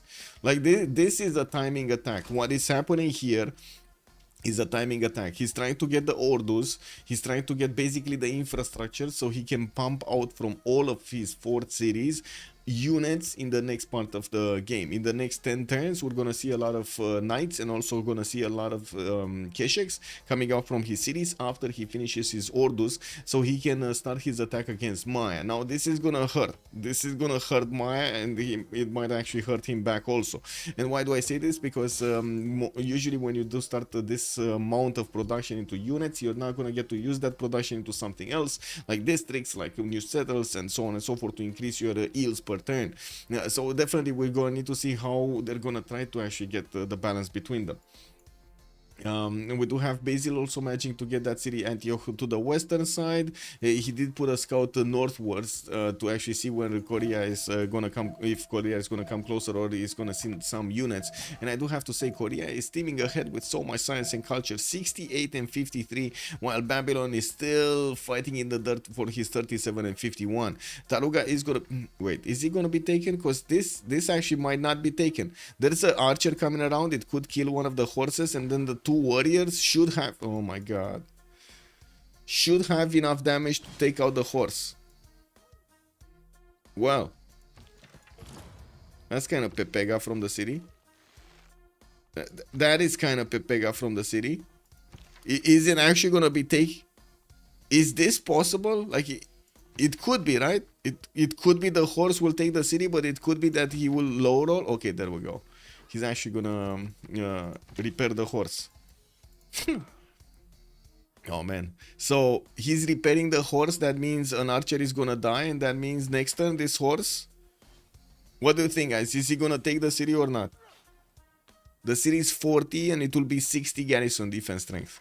It shouldn't do enough damage on 60, right? It would be, oh my god, he might actually die to the city state, guys. The city state probably, I mean, the city state definitely is done. That's not in question, PlayScat Games. Like, really, the Taruga could have actually killed both of those units with the units he has. It was just the archer attacked into the wrong horse. Instead of prioritizing the lower HP one from the north and moving out on the 1-1. It is what it is, man. City state do city state things, you know? The AI in this game is not the smartest one, let's be real. It only knows how to cheat, basically. Okay, we do have lighthouses in London, quite a few builders coming around. Also, the amphitheaters are getting set up in English theater square, so he starts actually rolling in those writers points. He's on 6.9 at the moment with 2.3 artists and also 2.3 of these musician points. We do have another merchant actually in the medieval era. We do have to recruit Ibfadlan, and by the looks of it, Babylon is on 9.2 points. We got Korea here on 4.6 and Maya only on 3. We will probably see Babylon try to get another project out, but first he's focused on getting his, first of all, feudalism builders and also finish Colosseum. This is gonna be amazing actually for him, getting all of that, all of those extra amenity points over there. He does have 101 points of production, while his neighbor, even though he does have a lot more science, is on 96 points of production. Okay, is this going down? That's the question. Is this going down? It might go down. It might go down, guys. This is going down. Let's see it. Okay, that archer is dead. Did Taruga? Wow. Wow, bro. Yeah, it's dead. It is what it is. The horse went in. Destroyed the city center. And now, Babylon Dieter Donner just made himself a big kebab over here out of Taruga. He's gonna need to repair that campus and also get the greenery going. While I do see Korea is also putting Seoul right in the face of him. We do have Byzantium coming from the south, actually allowing Korea to see him, see his scout. While Antioch did manage to get another settler here. We might see, oh no, he's going back. I was thinking he might actually go forward with another city so he can get a trade route from there. If he would have connected to the capital, that would have been so important, right? To get the reinforcement rate quickly through all of this land so he can actually get to Korea. Kagwana has also been taken down. Looks like Macedon's units are just coming back to his cities. We do have Pina coming here also, and it looks like he's just gonna plug the chokes to the right side. He's also starting to explore with his slingers on the right, or whatever units he has. Even the general is going out into the forest to see what's past the forest, right? They need to see what's past the magical forest to the right side of Shalkidiki. Man, oh man. Also, Korea should shove envoys into Taruga and make it strong enough so the horse doesn't take it, but I doubt they risk it. Yeah, they didn't. They didn't risk that. Mares coming in from Maori, so he can get those extra points of culture and, of course, the faith on all of his feature tiles. While he's already on 2, 4, 6, 8 cities, he has a 9th actually moving towards E-Kill. That's a wonder that does give you fresh water around it, and he does have 3 tiles that he could choose to actually get his settles going. Still has his commercials placed down, campuses also coming around. Looks like Coupe here, 37 science, 61 culture, but already has 144 points of production. Very nice from Maori. And we're about to see, there we go, pre-builds from Mongolia starting to get out. We do see also he's gonna get granary in the city of Xanadu, so he can actually reach 10 population, while he did get Governor Victor inside of the capital city of Xanadu. This is important because Governor Victor has a very, very, very good ability.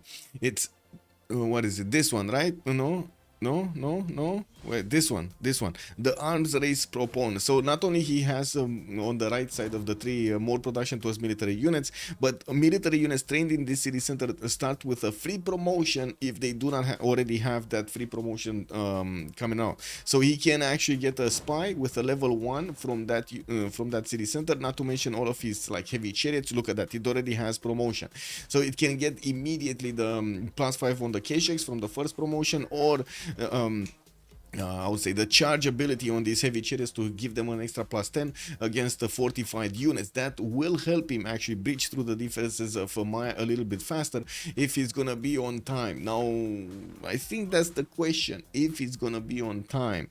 And you do see him also getting Terracotta Army. This is another piece of the puzzle. I do have to say, if you want a level 2 spy and you want it quickly, you usually do use this combination. Getting Governor Victor in the city that you're gonna receive the spy or build the spy, then you do actually get a Terracotta Army for the second level.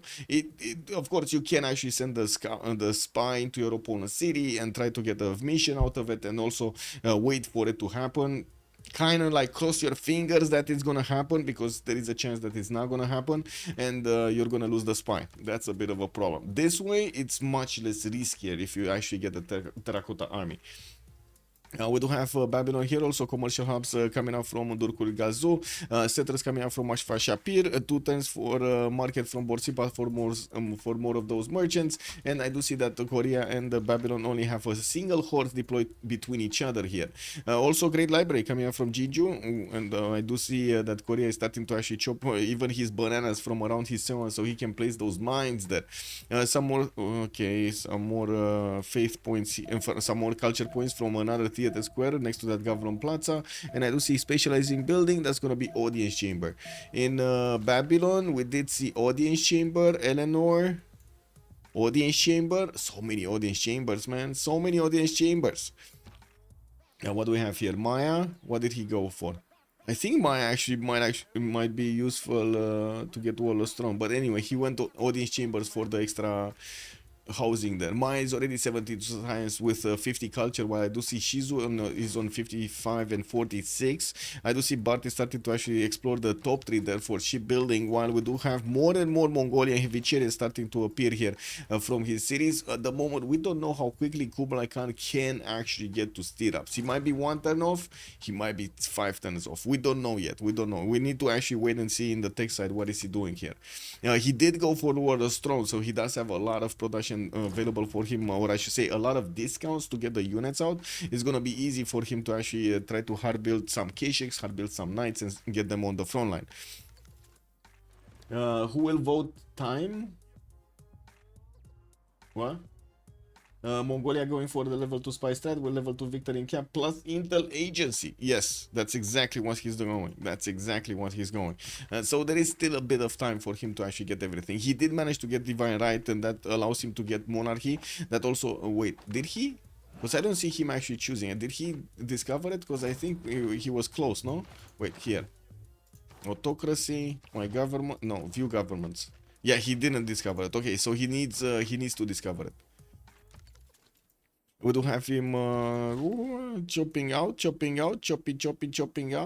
In the city of Al-Mali, he does have another chop, but I don't see it being enough. What's happening in the gold? Because by the looks of it, they're going for pre-builds, which means they're gonna need to spend gold for each of these unit upgrades. That means they're gonna need to keep the gold. Let's see if they're making it in the first place. G Phoenix is gonna have 50 gold at 10. We got Hammurabi on 54. Looks like also Bart on 36, and then Chillbrains there on 14. On the other side, we do have 16, 45, 60, and 0. I gotta say over here, Coupe definitely needs more gold per 10. They need to get the GPT going, you know. More traders. I do see Marquez coming out from Wakirawara. He did manage to make a religion. That's gonna be Shinto. Manatees in the cities with a specialty, and I do see also stewardship for the extra science on the campus and extra gold on his commercials. Not bad to get that setup going. Wallostron also coming out from Constantinople. He did finish the Temple of Artemis earlier, getting encampment training project from Nicomedia. While I do see him still trying to actually place his cities northwards, I'm finding it extremely curious why he didn't actually get the next coastal settle over here. Not only he would have had access to those amenities, but that would have been so good for him to actually get a trader going towards his capital and connect. We're not that far away from also getting the next era, and we do need to take a look at the era score screen. If they do manage to get their next golden age, it's very important throughout the game to actually keep benefiting from these bonuses that I would say increase your tempo. Maya going top 3, could easily full dive to plus 18 Mongolia. He might. Let's actually see. Stirrups next turn, Divine Ride next turn. Okay.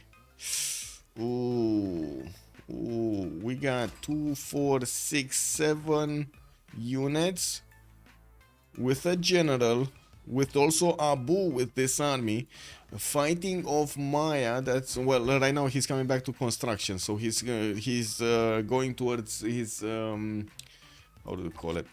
He wants his crossbows or stirrups? No. Yeah, crossbows. I'm pretty sure it's crossbows.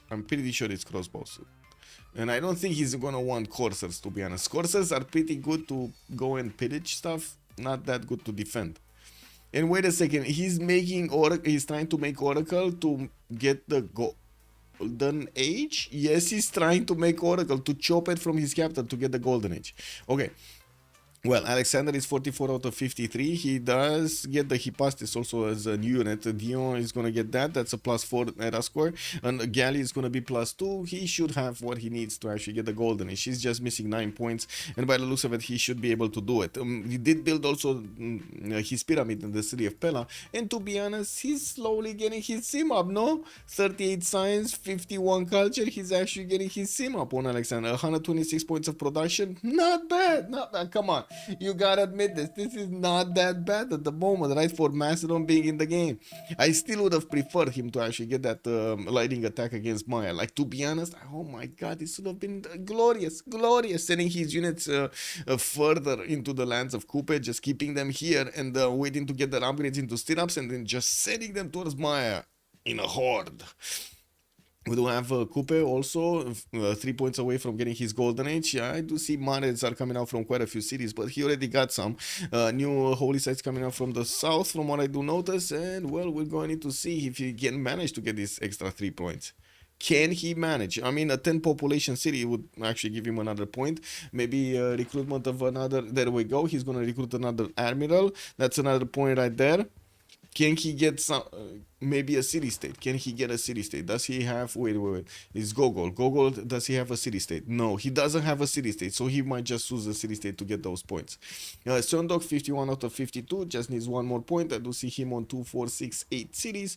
And I do see he did upgrade 1 swordsman, getting his already theater square with the +4 there. And we do have an encampment training project coming out from John Juice encampment, so he can try to get a general. Now, the generals, I don't know about that. They're already 300 points. That's extremely expensive. Oh my god. Let's see. El Cid is coming out here. Macedon. We do have Timur picked up by Mongolia. That's it? Wait, where's the next one? Ethelfled was picked up by Macedon. Okay, that's the third one. Okay. Got it. So Macedon and Mongolia have one. Maya only has the little one. Only has Burica. Okay, K-Shake production, 5 turns Xanadu, 6 turns Terracotta. Look at this beauty. Look at this beauty. This is incredible. Man, Shizu is getting this proper. We do have him getting that intelligence agency quite quickly. And of course, we're going to need to see him getting a lot more K-Shakes out. The good thing is he already built the order. So if he does need to actually reinforce the front line, it's going to be quite easy to actually get to move them. Shizu is also 57 out of 57, so he did manage to acquire the necessary era score points for the next era. Denied Burica from Macedon? Yeah, the Macedon really needed it. I wrote who will win vote time. Think that makes sense? No. Kick? Maybe actually... Oh, I see what you mean. Who will... Yes. Yes, I see now what you mean. Okay. We do have double Y so sexy on one side, and on the other side we're gonna have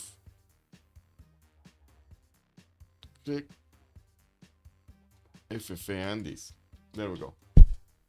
Let's put it for 20 minutes because I don't think this is gonna finish. Yes, prediction. Yes, I got it. Janus, good evening, sir, and welcome. Is it Victor 3? Victor 2? Yes, it is. And look, the spy already has the promotion. We do have the chop ready for Terracotta Army to get him the second one. And we do need to see Mongolia just upgrading his units here soon. He did manage to get, right, mercenaries? I didn't see if he does have mercenaries. Yes, he did manage to get mercenaries. Okay, era score, because we're just one turn away. We do need to see if they do manage to get the golden age. So golden age. Bard, golden age. Okay, 49. Basil the second, golden age. G Phoenix just got his golden age, and Dita Donor got his golden age. So okay, we do have them already with the golden ages. Okay. At the moment, we don't have the spy or the extra intel activated from Mongolia into his opponent, and I do have to say he's not doing that much damage, even with superior knights attacking into just horses from Maya. We definitely need to see the K-Shakes coming around, and he needs to finish the Terracotta Army for the level 2 spy. Yeah, the level 2 spy, the spy is gonna start moving towards Maya's borders quickly, and we're gonna need to see him activate over there. There will be a question if Lady Siska is gonna manage to get his printing out quickly, because look at Kublai. Plus, he's 3 turns out from getting his own printing. This is a bit of a problem. We will definitely see a lot of intel activated. One of the biggest thing is Mongolia does get double the intel amount of combat strength whenever he's adding one more intel point on his opponent. So usually you get, for each point that you have over his opponent, you get 3 points of combat strength. In the case of Mongolia, you get 6 points. That's amazing, isn't it? Yeah, Maya is so cooked. Yeah, we might actually see this rapid demise over here of the Mayan Empire. Now, I do have to say, the spearmen do have 58 defense strength on the hills over there, and it does seem like we do have quite a few of them getting pre-built. He did finish Oracle, so he got that golden age. We do need to also have there will be a pause over here in the next 3 minutes, so they can go for the pause. 3 turns Temple Nicaea, builders.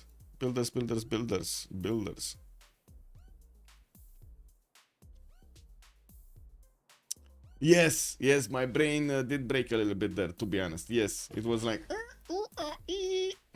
It's like scratching, you know? Keep in mind, he will have the promo of slamming into fortified units. Yes, that is amazing. He didn't manage to get all of the knights with promos, but he does have quite a few of them with promos. Like, only the ones that came out from Xanadu do have the level 1. Is he waiting actually to deploy his spy to get Terracotta, to get the level 2? Is this him being worried that if he actually moves it, he's not gonna get the level 2 promotion? It might. He waiting, no? Michael, that exe stopped working. Do you want to send a report? 404, error 404. Yes, KW. He doesn't get the promo if it's en route. Yeah. Commercial hubs from Trebizond. We do have campus from Nicomedia and also more temples from Nicaea. We do see that Byzantium didn't need to actually get one of his dromons out. That's one of his unique units and got a +4 from that.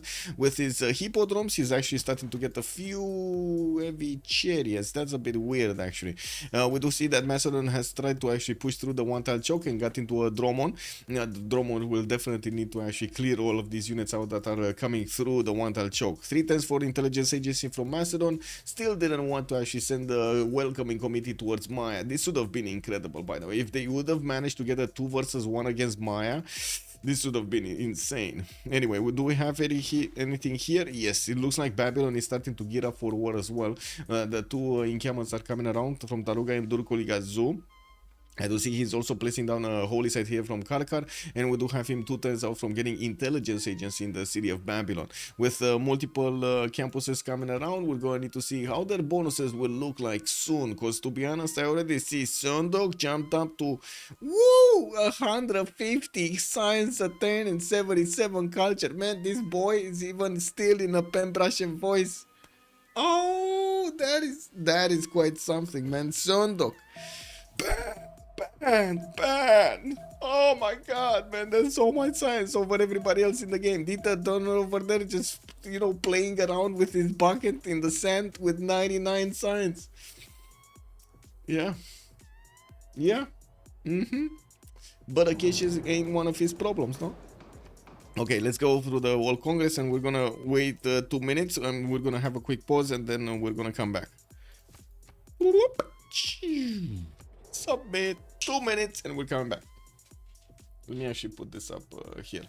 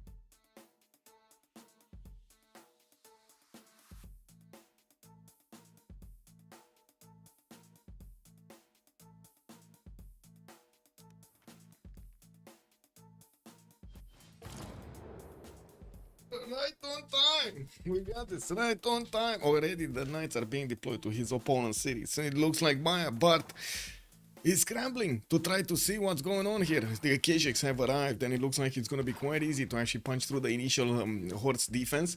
We do have Tikal also. Oh my god, no. He's going to go like this, no? He's going to go like this, take out the Hulche. This one is going to be easy pickings. Like this. He didn't even need to take that one down. He could have taken 2 units because he has more knights. Oh my god. Oh well, it is what it is. I'm actually a bit surprised about the Keshek arriving on that tile. Anyway, we do need to take a look. World Congress. Monarchy. Against the wildcard policy slot, we do have military city states do not provide the unique suzerain bonus. That's Kabul. That is incredible, man. That is very good, because if Mongolia would have had it, and guess what, Mongolia has it, these Keshiks and the knights would have gotten so much more experience. Anyway, also Kupe did manage to gain the 2 Diplo victory points.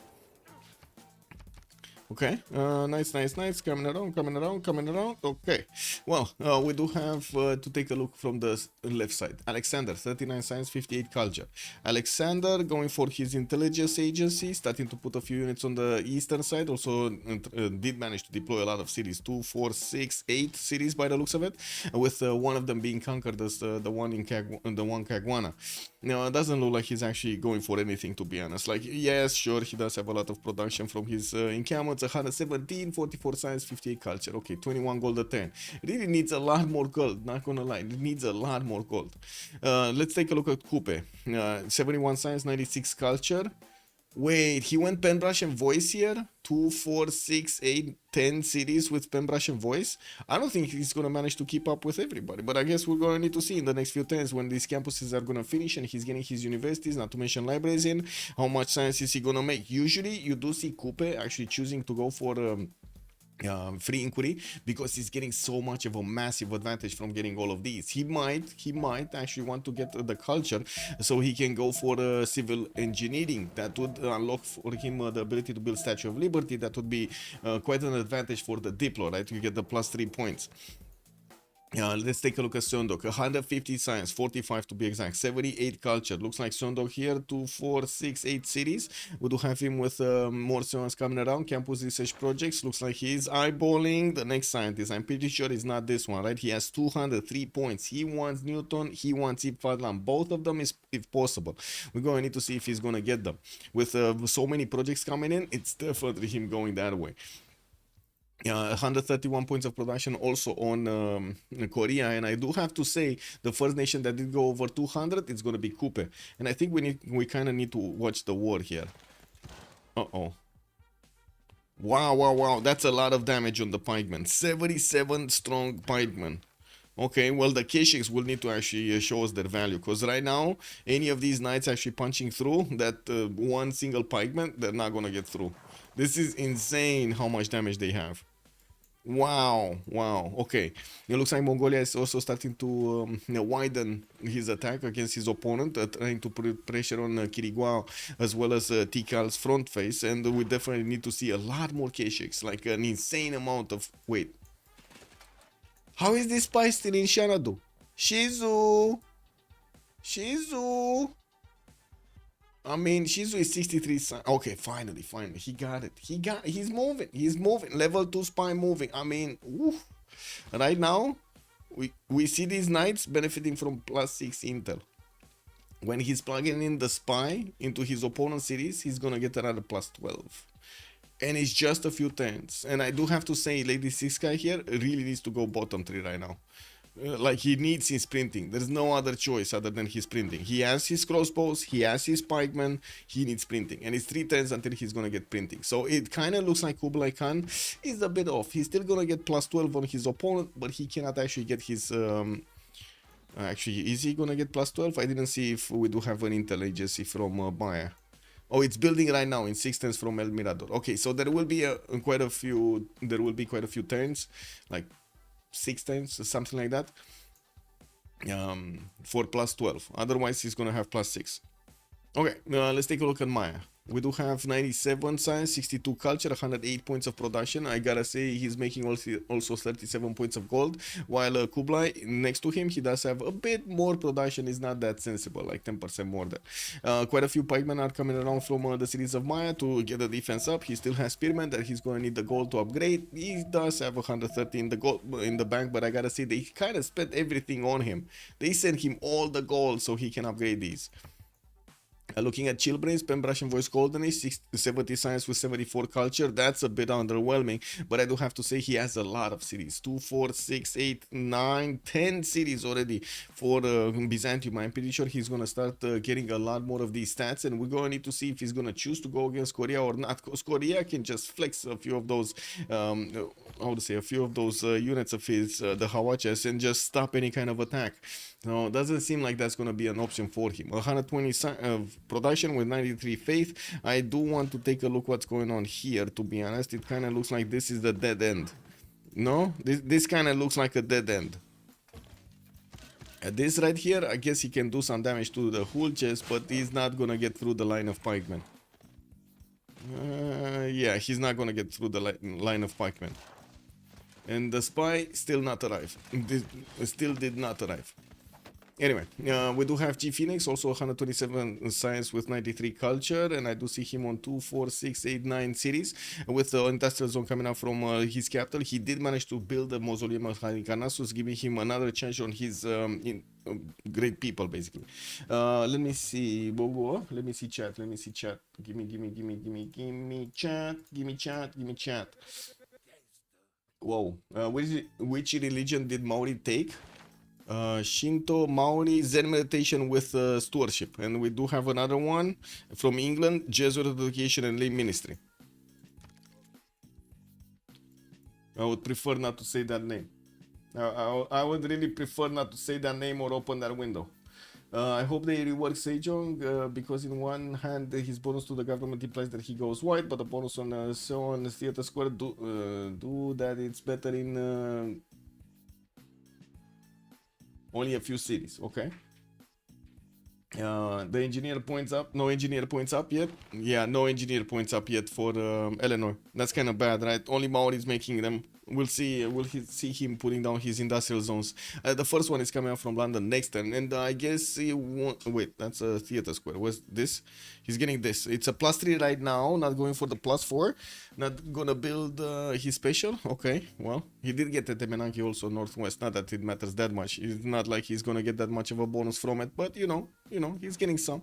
Oh no, is he getting some? I don't think. Yeah, he's getting some science points from these merge tiles. Like I see 2 of them at least, and that's it. 2 of them. 2 extra science points. The era score though was important. He has like 32 faith per turn. Zen is usually better. Yeah. Well, let's take a look at also Dieter. 133 science with 50 culture only. This is a problem actually, and it's quite curious because Hammurabi did manage to finish his Colosseum but could not manage to get the Theater Square down. He's getting that encampment from Taruga on the western side, and I do have to say Korea is overwhelming him when it comes to the science and the culture. We do have a bit of an advantage on Hammurabi when it comes to the production, 187 points versus his neighbor here, 146, and by the looks of it, settlers are coming around from Babylon in 2 turns. With an aqueduct coming in towards the mountains here, there he did manage to get extra housing to that city center and plugging in as many of these governors as possible so he can benefit from the audience chamber bonuses. He does have very good, by the way, very good theater squares. It's just a matter of getting them, getting to that population level. And I gotta say, is it more important to get the settler right now, or is it more important to put this the biggest Kekius Maximus over here, theater square on the wheat tile, right? That would be, oh my god, that's a 1, 2, 3, 4, 5, 6, 7. That's a +7 theater square over there. I think that's a +7, no? Am I counting this right, chat? That's a +7 on the wheat tile. Yeah, he did build his marets, yes. And he did get quite a few of those amphitheaters in them also. Oh, sorry, the marets. Never mind. Amphitheaters, did he get amphitheaters? Actually, no, not yet. No, never mind. Just the Mares. Yes, man, I'm meaning to say art museums and archaeological museums, and for some reason I said the amphitheaters, which basically is the replacement of the Mare. Yeah, brain fart. It is what it is. Okay, chat is not saying anything about the count of culture there. It's fine. Okay, we got this. Ooh, Mongolia started to get through. Wait a second. So It's definitely much better here. Plus 18 intels. He has the plus 18 intel activated. Mongolia got the spy in webcam now, and right now he's trying to punch through the pikeman line. I do have to say there aren't that many pikemen from Maya, but he has new ones coming from the northwest and also getting deployed from Kopan. And Mongolia just keeps on getting these Kesheks towards the front line, and he does do 68 damage with a Keshek against the pikeman. Getting the extra +5. I'm actually a bit surprised that we don't see them getting the promotions. Oh, not all of them actually did get out from Xanadu, right? That's the difference. Okay, well, let's see. Is he gonna last move? No. Pretty sure that pikeman is a big no-no. But he could last move this one. Try to get some extra damage there. Yeah, there we go. There we go, moving in. All of the boys getting in. He could, oh my god, he could drill a line. Like, he could keep going, right? Take out that crossbow, for example, with the Keshek. And also the builder, that's only one chest. But still, the Keshek is... the crossbow would be extremely valuable to take out now. Okay, let's see, Shizu. Shizu, you gotta work your magic here. Can definitely take out that crossbow, no problem. Keshek attack, knight attack, boom, boom. The crossbow going down. Interagency from Mirador next turn. As you can see, it's gonna take quite a bit of time not only next turn to get the spy. There we go, there we go. Shizu going through, man. And we do see a new horse coming in. That horse can easily be taken out by the pikemen, and I'm pretty sure also shot by these crossbows. Oh man, the crossbows, man. The crossbows, man. Okay. More knights coming in. Another pikeman is gonna go down. I'm pretty sure that's not gonna survive the encounter here. Plus 12 intel. Looks like Bart did manage to finish his... wow, printing. He finished his printing. Anything here? No, we do have some Babylonian heavy chariots appearing, but I wouldn't really say anything army-wise is actually happening. The spies getting deployed in Gongju, and we do have Newton and Ib Khaldun recruited by Korea. Legend Mascot did manage to get both of these. He's gonna get a free library, a free university in one of his zones. Not to mention, he's also gonna manage to get a +2 extra science from each of his universities. That's super valuable. That is super valuable. He already has 213 points of science with 94 culture, and I do have to say also Coupe is getting quite big, while TV Villageois didn't really manage to get that many yields. We do have him still getting quite a bit of science from his Setari production, or I should say his unit production, starting to get quite a few of them in Dio, and we're going to need to see what is he going to be planning, because the west side, he definitely doesn't have a target.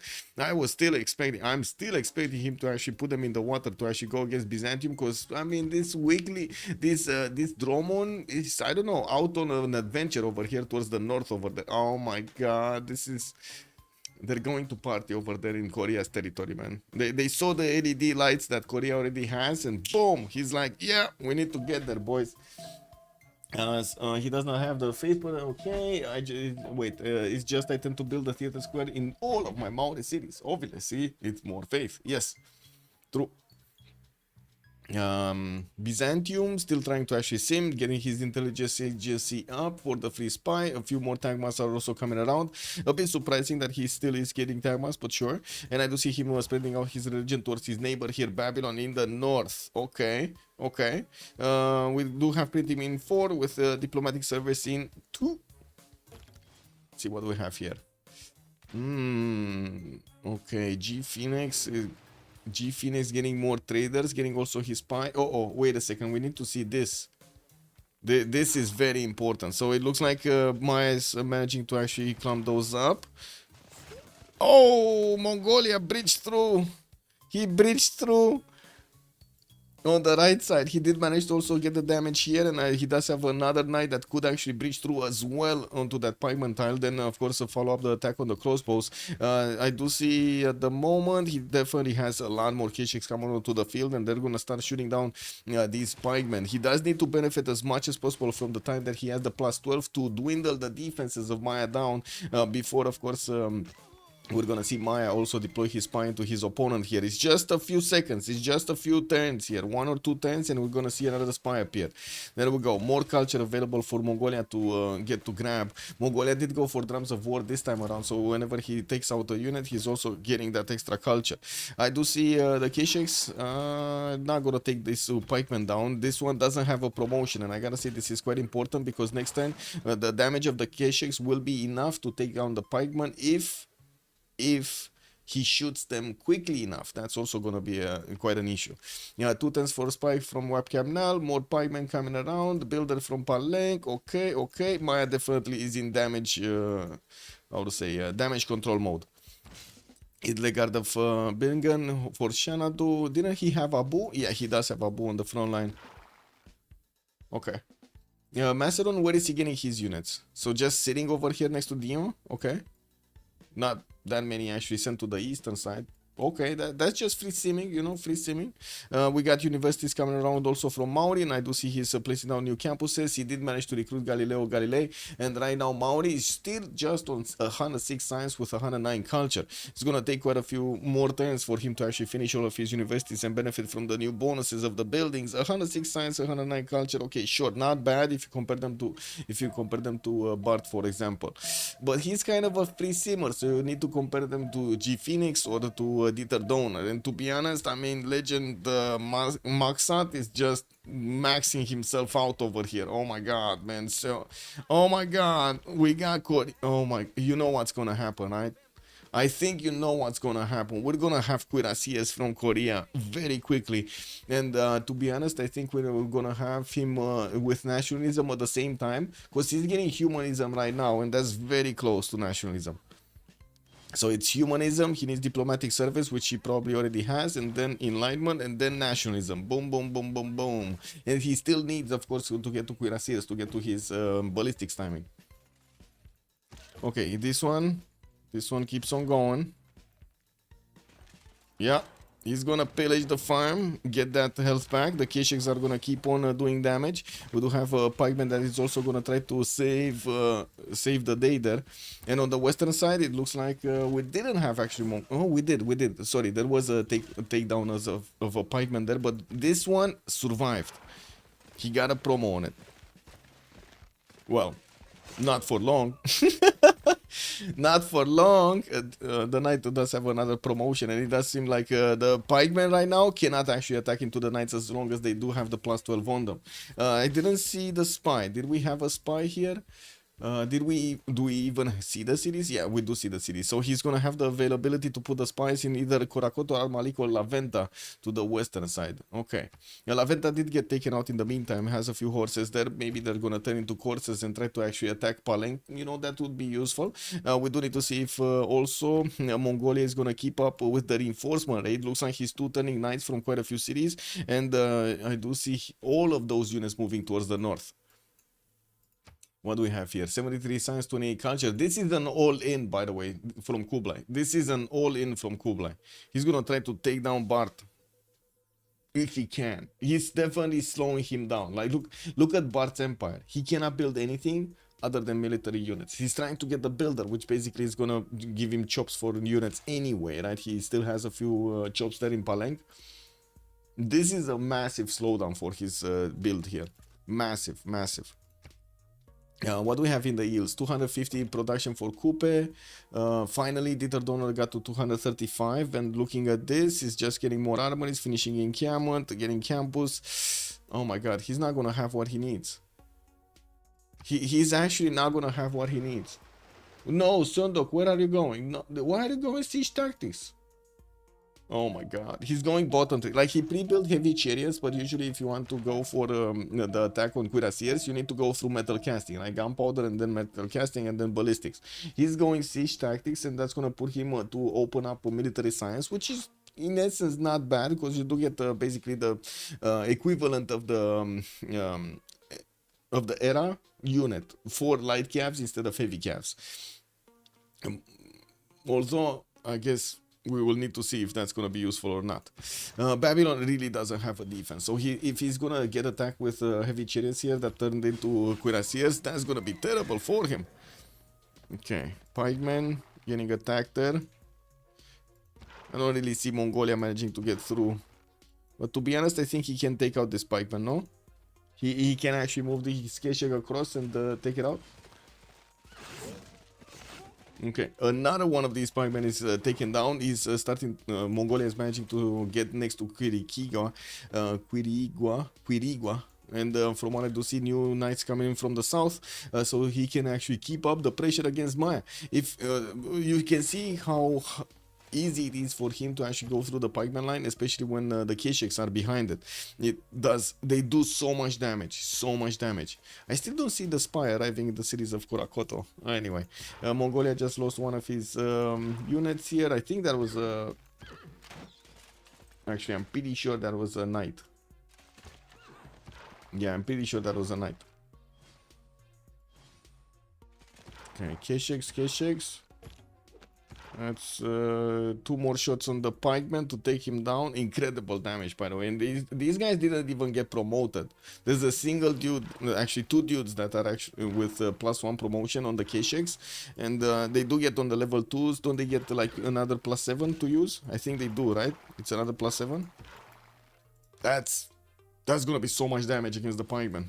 But it's just for 1 or 2 turns, because I'm pretty sure we're gonna see the spy coming around from Maya into the cities of Mongolia soon, and he's gonna get that intel. But it's kind of late. It is kind of late. Look at Quirigua. It's almost how to say, breached, right? The defenses are almost breached. Wait, Webcanal is trying to get a holy site? No. I mean, this is not the time. I guess this is in his empire the time for praying, to be honest. But this is not the time for praying. You know what I'm saying? Like this, he's not gonna get there. Like, oh, I don't know about this. You know, in reality, maybe it would have felt a little bit. But man, Kirigwa might be a ditch. Yeah, it might be ditch. I mean, can he get it next time with the Keshek's attacks with the 3? I think he can get 3 knight attacks.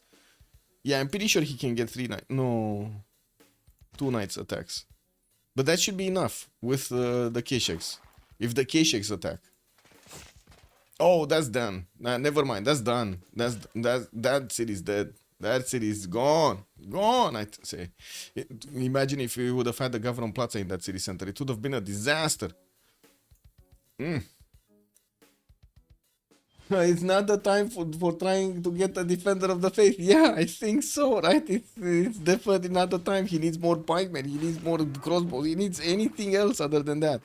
Anyway, Quirigua did manage to get to 110 the ancient walls. I do have to say there is an enormous amount of damage from these knights into the city center, and the Kesheks can actually apply the power also.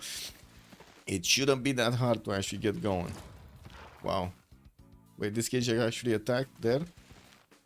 Take down the city, man. Take down the city. Oh my god. He's gonna let it build walls? No. Because he attacked with this Keshek and he cannot replace the knight with anything. Unfortunately. As in, if the Keshek would have gotten to the 2-2, he would have gotten another attack on Kirigua and might have actually secured the kill on the city center. But anyway. Looks like on the right side, Mongolia is managing to do more damage, but the Mayan units are getting the experience, and we do have new knights appearing, so they can do that initial damage. I do have to say the crossbows are a correct unit to use against the pikemen. The Kesheks do have an extra +10 from against them from the pikemen. That's quite a problem.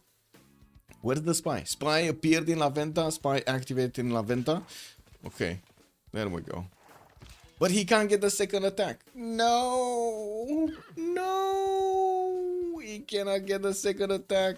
But I do have to say, all of these units do have very, very low HP. And I'm pretty sure Mongolia can just keep on putting pressure on them. Yeah. He's gonna keep putting pressure. Put the pressure up. Put the pressure up. Wait, what?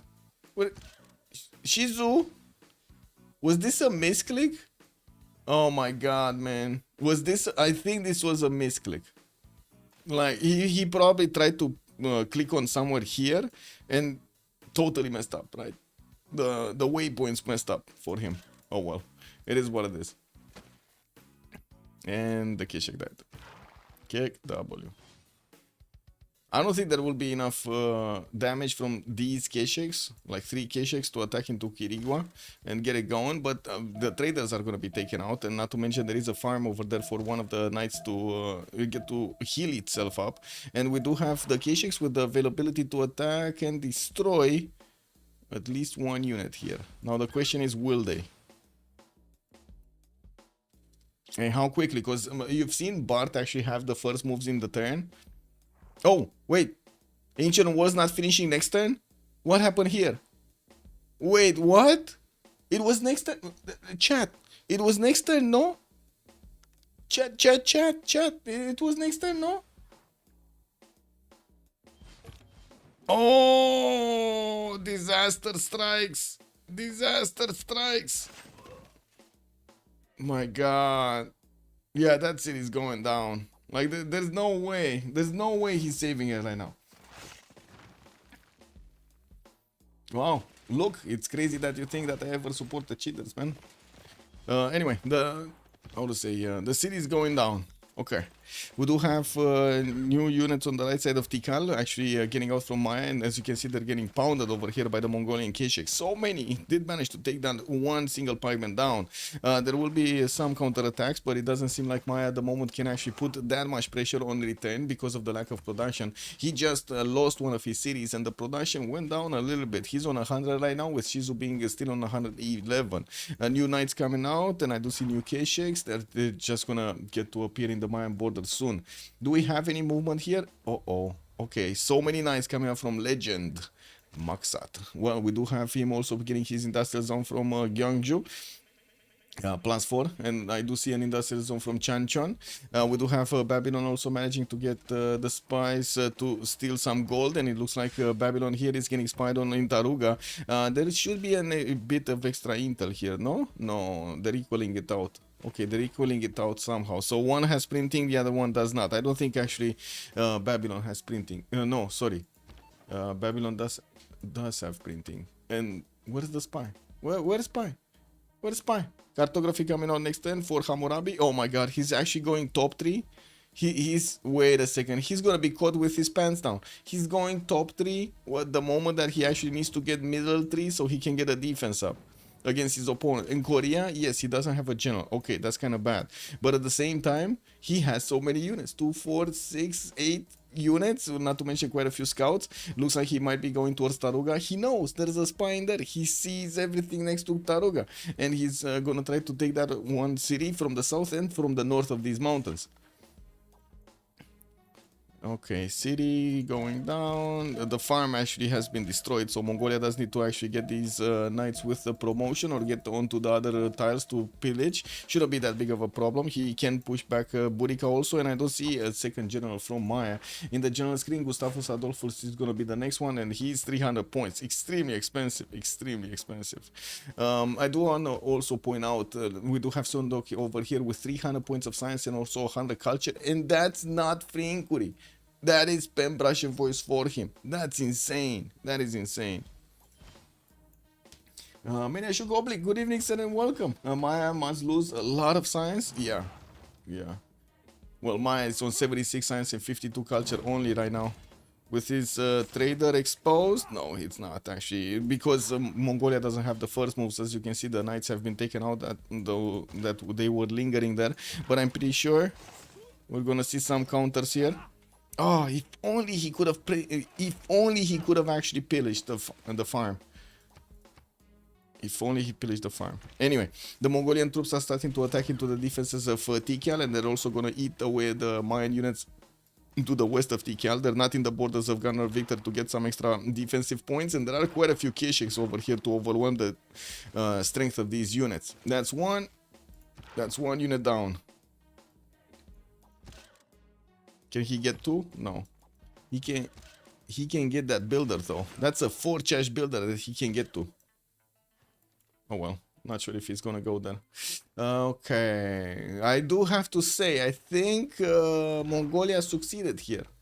I kind of think Mongolia breached the defenses, and as you can see, we do have Korea also starting to breach the defenses of Babylon. Babylon doesn't know about the southern units, he only knows about those ones in the north, and he's gonna have a bit of a surprise when these knights all appear there.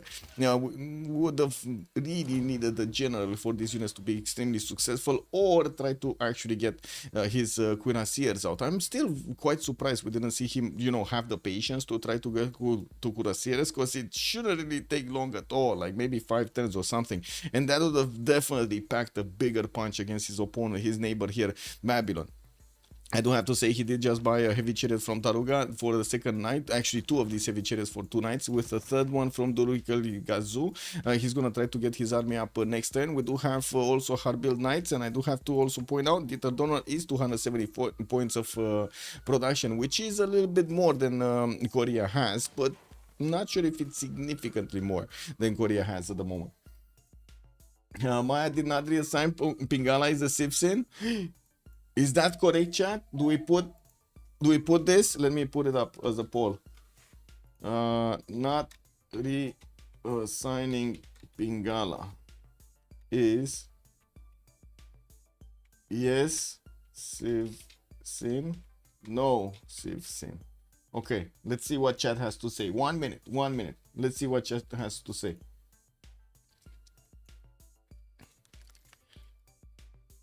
Okay, is Macedon starting to come out to play? No, just getting his universities up. Man, he's still 57 science. Where is his science?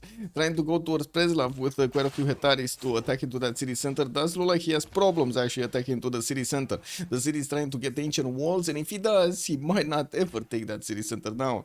Let's take a look at the first moves here, because this is going to be quite important for Mongolia's push. We do have Mongolia able to actually go against Tikal here and try to get all of those units getting up. Okay, there we go. He needs to start attacking city center. The thing is, Maya did get 2 piking shots, metal casting, so these are definitely stronger units, anti-cav units, specialized anti-cav units to hold the damage from the Keshiks and also do some damage in return. You do see that they are also taking quite a bit of damage from these Keshiks, and I'm pretty sure the city center, the walls are gonna be dwindled down, but too slow. It kind of looks like this is too slow. Yeah, okay, more Keshiks. This knight needs to move forward onto that farm. Let the Keshik go, man. Let the Keshik forward. What do you mean? There we go. Start attacking to city center. There we go. More Keshiks. More. Just more. Okay, he looks like he's going for the city of Tikal altogether. We do have another wave of knights coming in with another wave of Keshiks right after. And they're gonna appear into the city of Tikal soon. We do need to see what's going on here. Knights appear from the south. Taruga, by the looks of it, getting spied on. These knights of Korea will also have some brothers joining up soon, and they're gonna start attacking into that Babylonian knight as quickly as they can. We do have him still not having walls in Taruga, and Korea does have the ability to take out that northern encampment here. While we do have him also with the ability to go against these horses, doesn't seem like he right now has the ability. He has the movement. That's the problem. He doesn't have the movement. Knight, this doesn't have movement. This doesn't have movement. This does have movement. Okay. So he can only attack the encampment by the looks of it. Cannot actually do the attack on a unit here proper. Like, he can attack into a unit, but he cannot take it out in 1 turn. Okay, more knights coming in from Babylon. Looks like Dieter Donner is getting up for defense, but I gotta say, this is gonna hurt quite a bit their opponents. First of all, Maya is getting taken down, right? We do have the damage dealer Shizu going against Bart over there, smashing city, smashing units. Dieter Donner was kind of one of the other needed to be warmonger here against Korea, but they kind of free simmed most of the game. And right now, with Dieter Donner actually being half the science and kind of half the culture of Korea, and also getting pushed by Korea, it kind of feels like they're not getting there. It kind of feels like they're not getting there.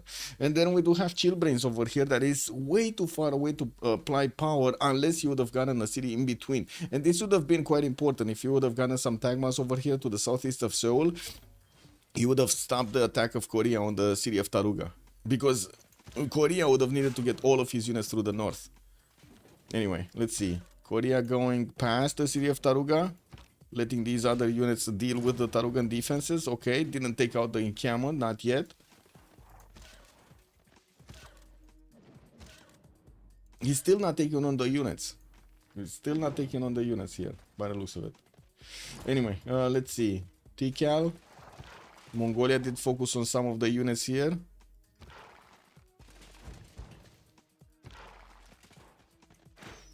Oof.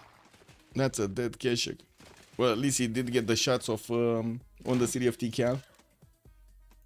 We might need to see... actually, do we? A siege unit. I was thinking, do we need a siege unit here? Because to be honest, there's so many Keshiks. I don't think we need siege units. Right? We just need more Keshiks. Kind of looks like we just need more Keshiks. What happened in the scientist screens? Oh, in the city-state screen. Mitla getting taken over by G Phoenix. So, okay, they have control of each of these science city-states, one on each team. G Phoenix is going to keep Mitla for Andies, and Anshan is going to be kept by Gogol Sama over here on the side of the French, on the white, so sexy. Fat Dragon is God. Good evening, sir. Hello, hello. Wait, first time without a hat? I've been streaming without a hat for the last, like, I don't know, 2 months or something since my cat barfed on it.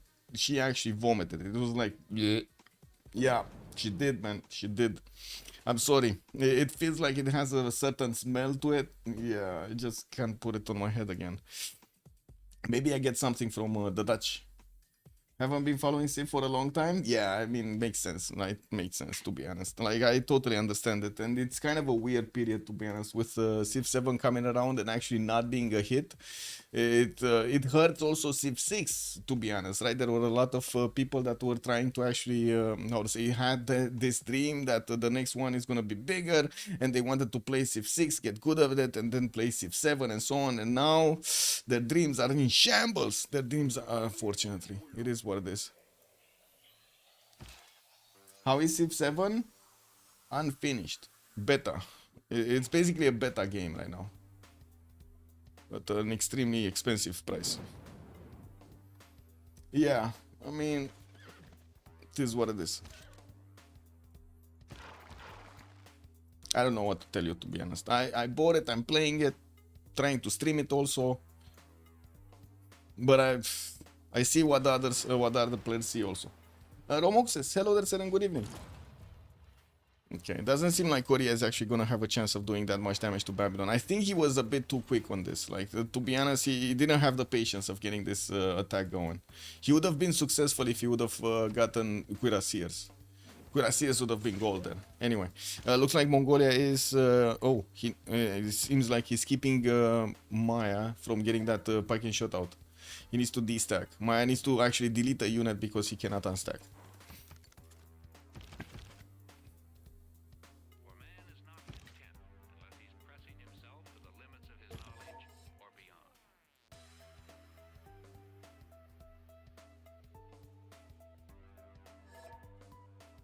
Yeah, he needs to delete a unit. There we go. That happens, unfortunately. Okay. The Keshiks will go through the wall defense, and it looks like they're starting to also eat the garrison defense strength. We do have the knights that are going to take a bit too much damage from actually attacking into that city center, and I'm actually very curious if Kublai Mongolia is going to go for his cuirassiers or calves. It looks like, again, calves. He's going bottom 3 on siege tactics instead of going for ballistics. Okay, well, we do have those courses that are starting to get upgraded here from the city of La Venta, and they're going towards Paleng. 2 of them are getting in there, and they're going to get into the trader line. There still is time until these traders are going to get something like reformed the coinage, so they're going to be protected by the Golden Age. This time, they're not protected by the Golden Age at all. So the coursers could definitely get in there and pillage like 4 traders in between Maya and England, eating away at their gold per time. At the moment, G Phoenix is making the most gold, and by the looks of it, another city is gonna go down from Maya. The city of Tikal, the crown jewel, the Minas Tirith, or whatever you wanna call it, is gonna be taken down. That's it. Maya loses its biggest bastion. Ooh, Bingala just establishing Kopan. No placement. Man, they don't have a place for Victor anymore. They don't have a place for Victor. You bought Civ 6 towards the end of their cycle when it was a complete game. You'll do the same for Civ 7 if it's ever gonna get completed. Just saying. We don't know. Yeah. There's so many questions, man. So many questions about Civ7. 216 science, 200 culture on Coupe. We do have him steaming ahead, and by the looks of it, he's not really getting enough points for the next golden age. He did manage to build the Chicanitza, so he gets all of that extra production and culture on all of his territory here, and also did get Mahabori Temple in Wakarawarewa, starting to build the Statue of Liberty. It looks like they're securing Diplo victory at the same time as they're securing basically the concede vote. Because I do not see at the moment England actually competing for Statue of Liberty. This is what is needed, right? They needed to actually compete for it. He does have Emote, but I'm pretty sure he's going to actually use it on Kilvakis Ivani. And this is not Statue, this is Colossus. Okay. Because Statue of Liberty looks a little bit different. Right? The base looks a little bit different. Okay, what's going on here? City of Tikal got taken out. Now we do need to see where Mongolia is going to choose to go. Looks like he's choosing to go towards Kopan. He does need the Keshex to actually smash through the parking shots quickly. He does also have this encampment to shoot at. While we do have him still moving towards the northwest of Paleng here, he does need to get into the trader line. But never mind, he just lost all of his movement. I'm pretty sure those traders are land-based, right? So he will get them anyway. Oh, Piking Shot got a promotion. These knights don't do enough damage against the Piking Shots. Really don't do enough damage against the Piking Shots. Anyway, let's take a look at era score. Is anybody jumping ahead? No, doesn't look like anybody did manage to get enough era score even for a normal age. They do need quite a few more points for that. And I do see England is actually deploying one of his frigates in the borders of Paleng so he can shoot at these coursers. We will see. Yeah, there we go.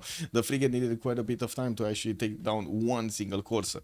We do have Macedon here. Stevie Villageois, to be honest, still not doing much. He's getting his military engineers to start making roads towards the east side. He might actually be looking to create the pathway through the southern forest. This is the magical forest of Alexander, okay? A lot of things happen over here. Have you seen the movies? Oh, the movies that were created in this forest, man. Yeah, the magical forest. We're going to need to see if we're actually going to have Byzantium here getting hit by his opponent, or if he's going to manage to get his armies out. Korea lost all of his units. I honestly don't know what that attack was. What was that attack? Was that actually for emotional strike against the Dieter Donor? It might have been, right? But the thing is, you do see the difference in stats over here is starting to be quite staggering. We do have Gogol 443 production. G Finas, biggest one from the other side, 336. Okay, he's not in war, but his neighbor is dying, so he's gonna be in war. We do have also Chillbrains right next to nobody. Like, okay, sure, you can call Korea here, but Korea is much bigger than him when it comes to science and culture. And so that's not an option for him. Oof, that's a problem. That seems like to be a problem. And then we do have Babylon that did get attacked here by Korea. We do need to see him getting a lot more units to fend off the attacks on the western side, and he now is plugging in all of the chokes. But his production, his science, his culture is actually not on par with Korea's at the moment. Not that far in production, but that science number is way different. Okay, what's going on here?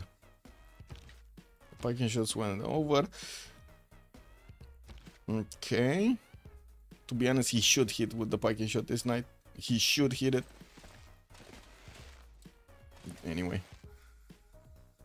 You know, the Keshiks are just trying to take out as many of these as possible. Oh, they went into the sea. So at least he does have another two traders, right? He can take this one and then he can take the other one also. With the coursers. So at least two traders. There we go. One. Boom. 120 gold. Another one. Boom. 170 gold. Woo, baby. They're going party, man.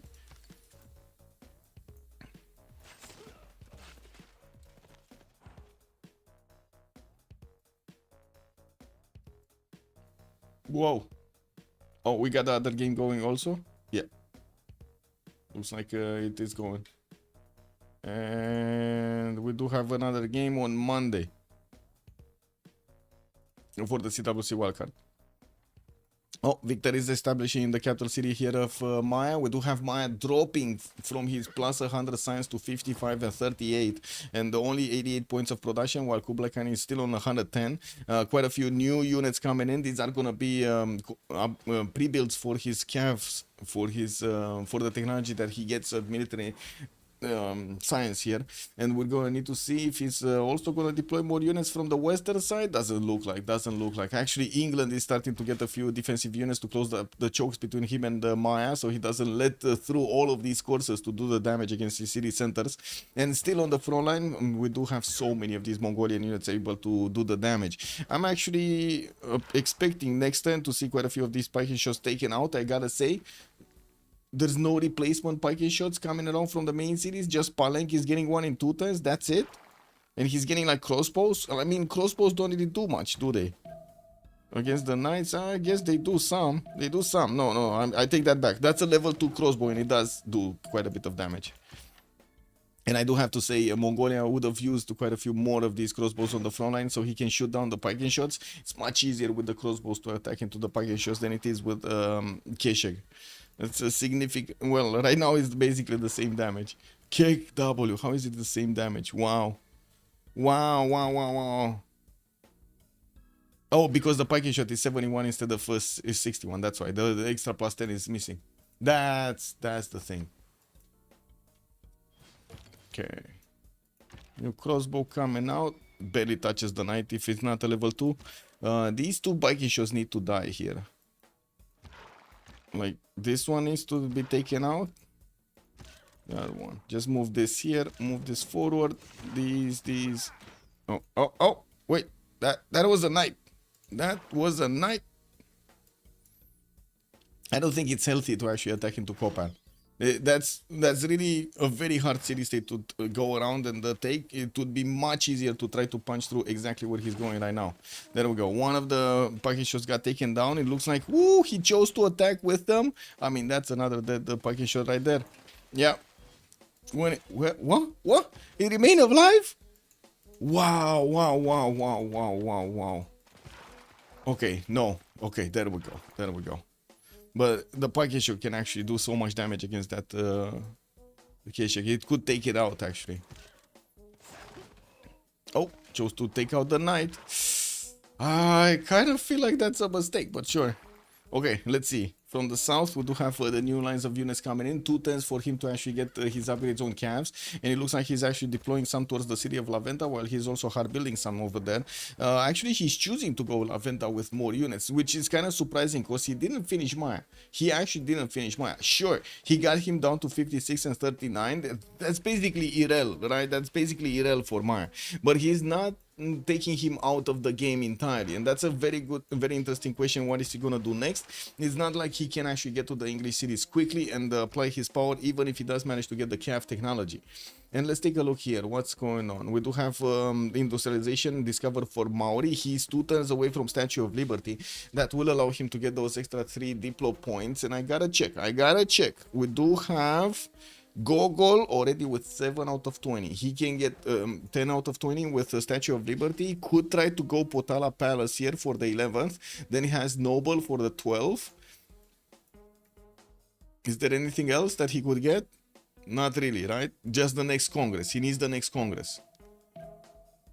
And at the moment, I do have to say on FFA Andies, I'm not that sure what kind of victory condition they have available for them. We do have Babylon managing to upgrade his cuirassiers a bit faster than Sondok did get the technology. I don't see the knights having this available option for them, the upgrade for the cuirassiers. And we do have Hawachas coming up from Seoul and Forbidden City finishing up in Gonju. This is going to be massive for him. An extra wildcard policy slot is going to be available for him to use there. Era Square, still nobody went into the normal age here. Nobody knows. Okay, so what's the deal? What's the deal, yo? Oh, this Kesheg really needs to GTFO out of here. Man! No, too late. Never mind. Too late. This one also. Ooh, he's losing units because he's not paying attention. Okay, this spiking shot can be taken down. This, wow. What happened here? This was definitely a miskick from Shizu. And why is he focusing this instead of actually doing the double slammy whammy over here on this spiking shot?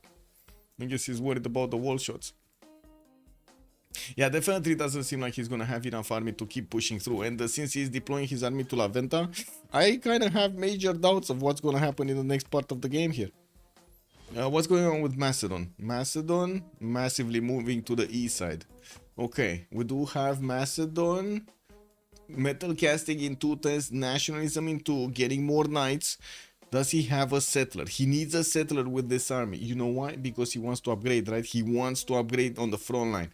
So he would definitely need a settler to actually get that setup going. I don't see a settler with his army at the moment. He really needs cuirassiers. If he wants to go against Byzantium here, he really needs cuirassiers. Cool Whip, I think it's possible still, okay. Only Korea big, Maori kinda, but not huge. I mean, you say that, but he does have 546 points of production. Oh, that's you know what I mean. That's kind of big. That's kind of big, man. That's very big. 8 turns also for Potala Palace from Kawihia. So, and of course, the next turn he's gonna finish statue. Still no competition on statue on the other side, so England is not gonna know he lost that. Well, I guess he's gonna know after. Like Great Lighthouse is also getting built here for more points Fera score, and I do see Mongolia is just going to pillage the cities of England and try to get as much out of them as possible. We do have another settler from Palenque, from Maya, that might actually try to go towards the northwest to get a safety settle going. Although, to be honest, I mean, he's kind of irrelevant at this point anyway, and we still have a lot of firepower left for Kublai Khan to keep on smashing. But the problem is, again, he's not reinforcing this attack front anymore. He's reinforcing towards the west side, and I significantly doubt his chances of success of doing anything on the western side. Like, we already have Byzantium with the Kiev technology, so he's gonna match the technology there.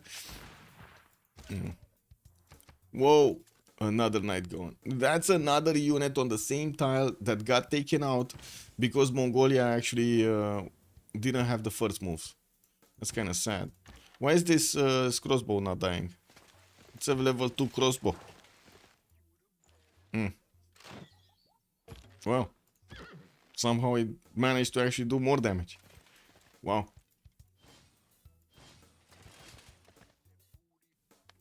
Okay, what do we have?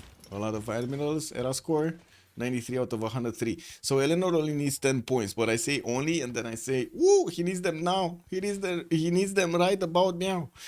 Coupe did manage to get that diplo. That's 10 out of 20 for him. He's getting Potala for the 11th, and I'm pretty sure he's going to want to be competitive to recruit Noble. It's not that far away that we're going to see actually Noble appear in the scientist screen.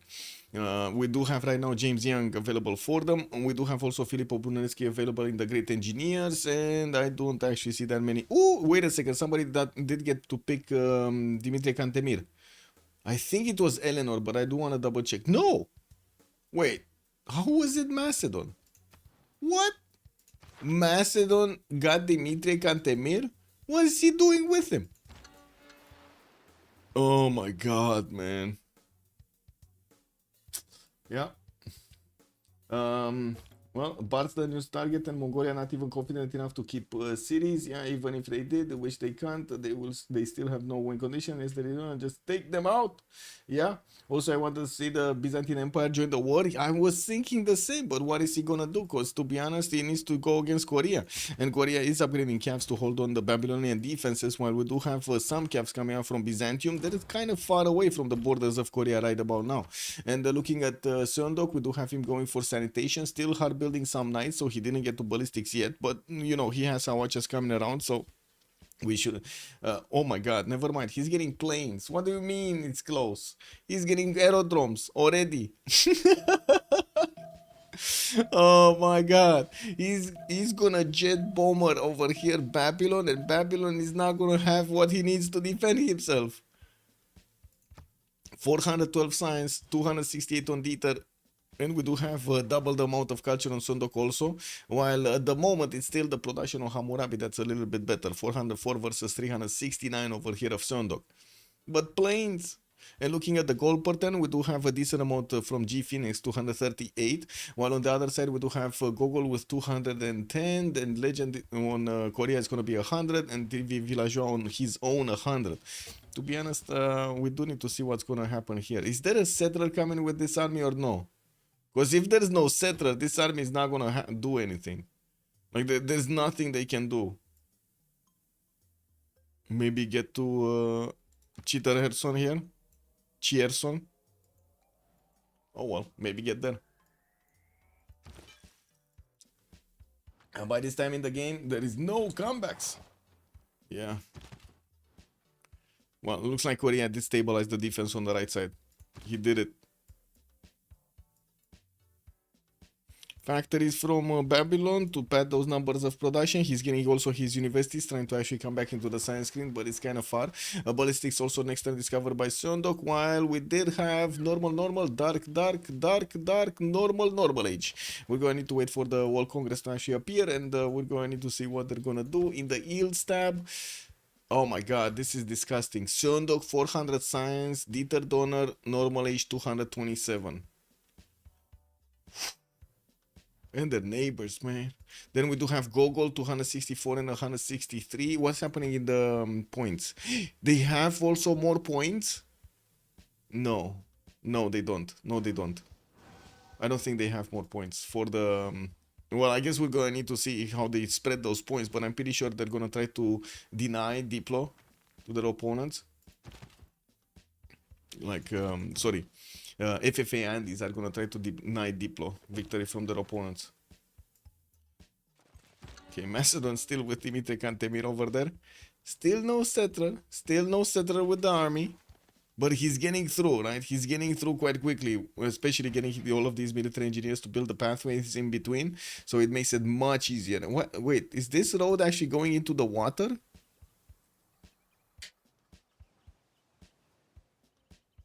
What?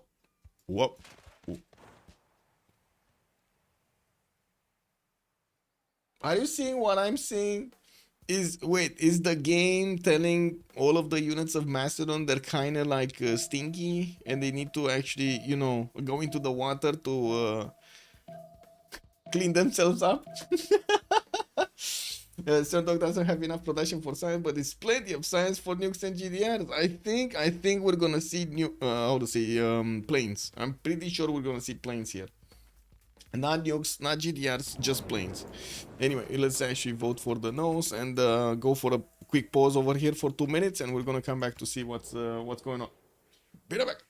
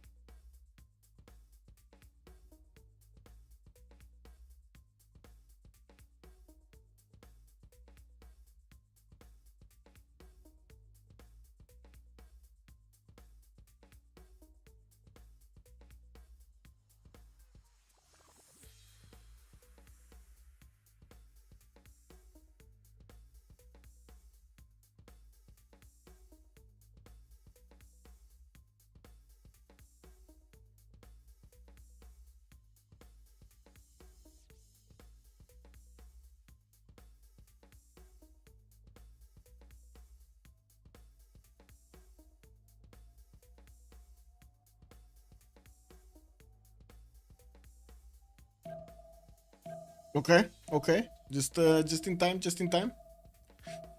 Wait, Thundorius.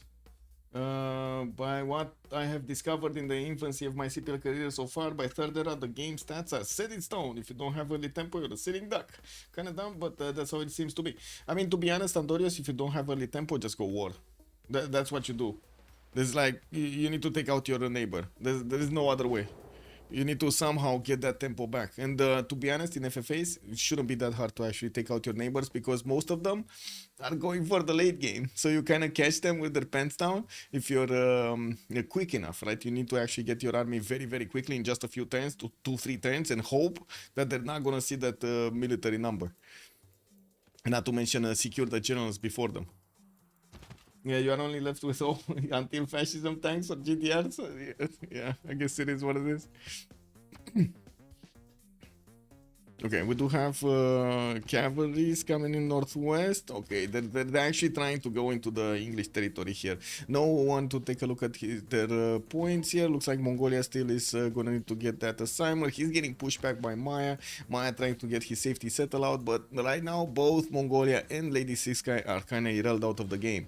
We do have also Alexander kind of erased out of the game, but maybe not. We do need to see if he's gonna manage to get that settled to actually upgrade all of these units into cuirassiers. He does have knights that will go against Byzantines cuirassiers. That's just not gonna be useful, no? Chillbrains is on 200 science, 53 culture. We do have him getting rifling in 210. He's gonna get steel walls by the time these knights actually get to him. So all of this army doesn't seem like he's gonna go anywhere unless he upgrades into cuirassiers. And he does have ballistics in 210, so that's not a problem. It's more of a problem of actually finding the spot to upgrade, you know? It's like going to find the perfect tree. 6 turns for Kawihia to get the Potala. Oh, what happened in the Congress? So 4 turns also for Oxford University to come out from Tehoniaga Noyakupe. Maori is definitely gonna have more science here. Okay, coal power plants. This is what I want to know. They got the points in, boys. They got the points in. 2 Diplo points extra for Kupe. I mean, they're already 14 out of 20. That's before Potala and before Newton. So they're gonna have another 2 points here, another 2 points available for him. And I didn't see anybody trying to deny Potala. Let me see. No, nobody's trying to deny Potala right now. Or at least, wait, Eleanor is not. Do we have Babylon? No. Is, no. No, actually right now Byzantium is starting to get his military out by the looks of it. Quite a few calves are coming out. Also a few of these cuirassiers are coming out of his cities, placing down a few more encampments. And since he is seeing that Macedon is starting to get quite a few units against him, they are catch-up saves like Ottoman or Vicky, Age of Steam, that have little to no early game bonuses. They just have to keep up enough to surpass each other. Yes, Nutria. Good evening, sir. If I didn't say it earlier. Thank you for the answer.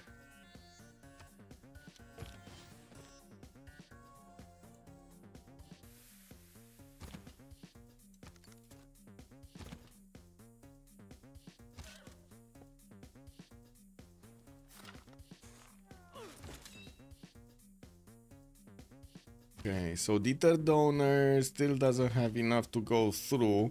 We did have James of St. George managing to get those 150 points of strength on the walls. That's going to definitely make it harder for the Babylonian attack. The first aerodrome has been placed. I don't see biplanes yet being built. And taking a look at also Sundok, he's getting radio next turn, so he's going to go directly to advanced flight. That's going to be big. In the other points in the Congress, coal power plants 50% discount, campus also 100% towards building that. Okay, very nice. The universities are going to get out very quickly here from them. But still, the size number between the two teams is quite a bit of a problem here. Dieter Dorner is the biggest one with 236. Now, Eleanor doesn't have a golden age anymore. Lost his free inquiry. He's going to need to start building up and finishing up his campuses. This campus has been placed here. No, sorry. The theater square has been placed here for the longest time. He never finished it. Remember when we checked this theater square? Guys. Remember when we checked this theater square? Remember when we wanted to see where the industrial zone got placed? Like 30 turns ago or 40 turns ago? What happened with that theater square, man? Does anybody know how this could happen? How did he forget about the theater square? Wow, that is amazing. That's amazing. You can fight for third or fourth if you're lucky. Yes, yes.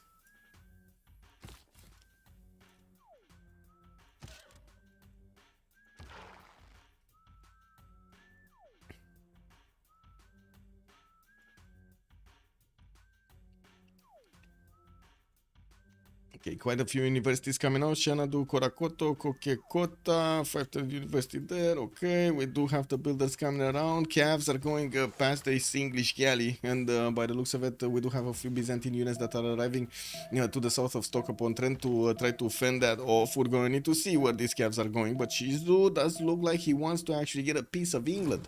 I don't think he actually knows. I mean, he kind of knows the land is kind of awkward, and he still wants to keep going. That's very interesting. He would have a possibility to actually go against the cities of Byzantium, but by the time he gets here, he's going to have steel walls. Like, Basil II is going to have steel walls. So basically, those Cavs are not going to do anything, even with a level 2 spy in that city center.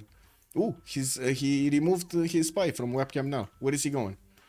He's probably deploying it into his next target, so we're going to see a bit of a heads up. We're going to have a bit of a heads up for where the spy arrives. Is it arriving here in Byzantium cities? No, not yet. More DV Villageois is getting in there. Okay. Macedonian units starting to get next to Iconium. We do have Byzantium with the Cavs that are going to arrive over there to punch back these knights. And as you can see, the Cavs are more than well equipped to actually punch them back. We don't have any ranged units here from Macedon, so that's not going to help him. And by the looks of it, he doesn't have the movement to actually get the cord up. He's also starting to hard build his cuirassier count. Again, no city center. No city center for him to upgrade his units. That's, I think, the biggest weakness that he has for this military. Maybe Sandorius can call cast now. Yeah, I thought the theater square was on Babylon, the +7. No, we were talking about him placing it, but he never placed it. He never placed it. He is actually getting a Casa de Constatación right now in 3 turns. He never did place it. And he's still not building it. This is incredible. He's still not building the theater square in the capital. Like, he's missing so many points, no? Those yields from his great works. The yields, man. You always want the yields. In the biggest city with the biggest bonuses. But no, he's not. He's not getting them in there. Was just going on a run while nobody else was talking. No, keep going, keep going. What do you mean, keep going? It's you know, like sometimes chat just keeps on doing stuff, like writing stuff much faster than I can actually follow, and sometimes it's kind of a dead chat and I don't get any kind of feedback. You know, I'm happy when I get a lot of feedback. What do you mean? Good, bad, whatever works. That's also one of the things that's kind of funny on YouTube over there. Like, I know the channel is getting nuked right now, right, by a lot of people and so on, but I look at the comments and I'm like, ooh, another comment. Oh, that guy made another comment. Oh, he made another comment. Good, good. Very nice, very nice. Keep commenting, whatever. You know? Isn't that how free speech is, no?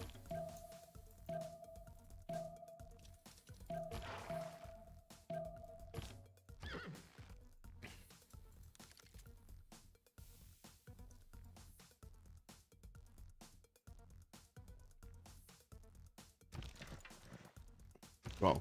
Well, what is this guy doing here? It's a roaming Hetari. I think he got lost. He's getting into the tiles of Mongolia here. Anyway, there's nothing really for these Cavs to go for. I would have really loved for them to actually go against Maya. Looks like they don't. So, because they don't, they're not going to get anything. Okay, let's actually see what's going on here. Nothing here. Not much. I guess this horse is going to be taken out by the Knights of Macedon. No, not even. Oh, wait, what? He tried to attack with a knight into a horse? With a knight into a cav? I think that was a bit of a problem, right? That was kind of a hard misclick. This is what it is. Cavs coming out from Thessalonica, 2 tens for Cuirassiers to also get out from Ansira, and another one from Adrianople. It does seem like slowly but surely Byzantium is getting up its units here. I do have to say the economy is not looking great right now on either side. They do still have a decent amount of gold per turn, but it's not looking awesome. G Phoenix is also on 200 science, 524 points of production here, and it looks like he just is keeping up with the workshop count and trying to get his shipyards in the cities that he has harbors from. Now, also looks like he's working on taking down Anshan. That's a 61 defense strength city. He does have a frigate to take out the walls, and by the looks of it, 3 knights to try to pillage every one of those tiles. Anshan is Goggles. Anshan is actually Kupe's city. While we do have Kupe with 338 science and also 200 culture, Legend is still on 400. And by the looks of it at the moment, Korea cannot push out, but I don't think he can be pushed either. He did get the city of Seoul converted, and of course Byzantium is managing to get his cav cores in there, but there just aren't enough of them to actually do enough damage against his opponent.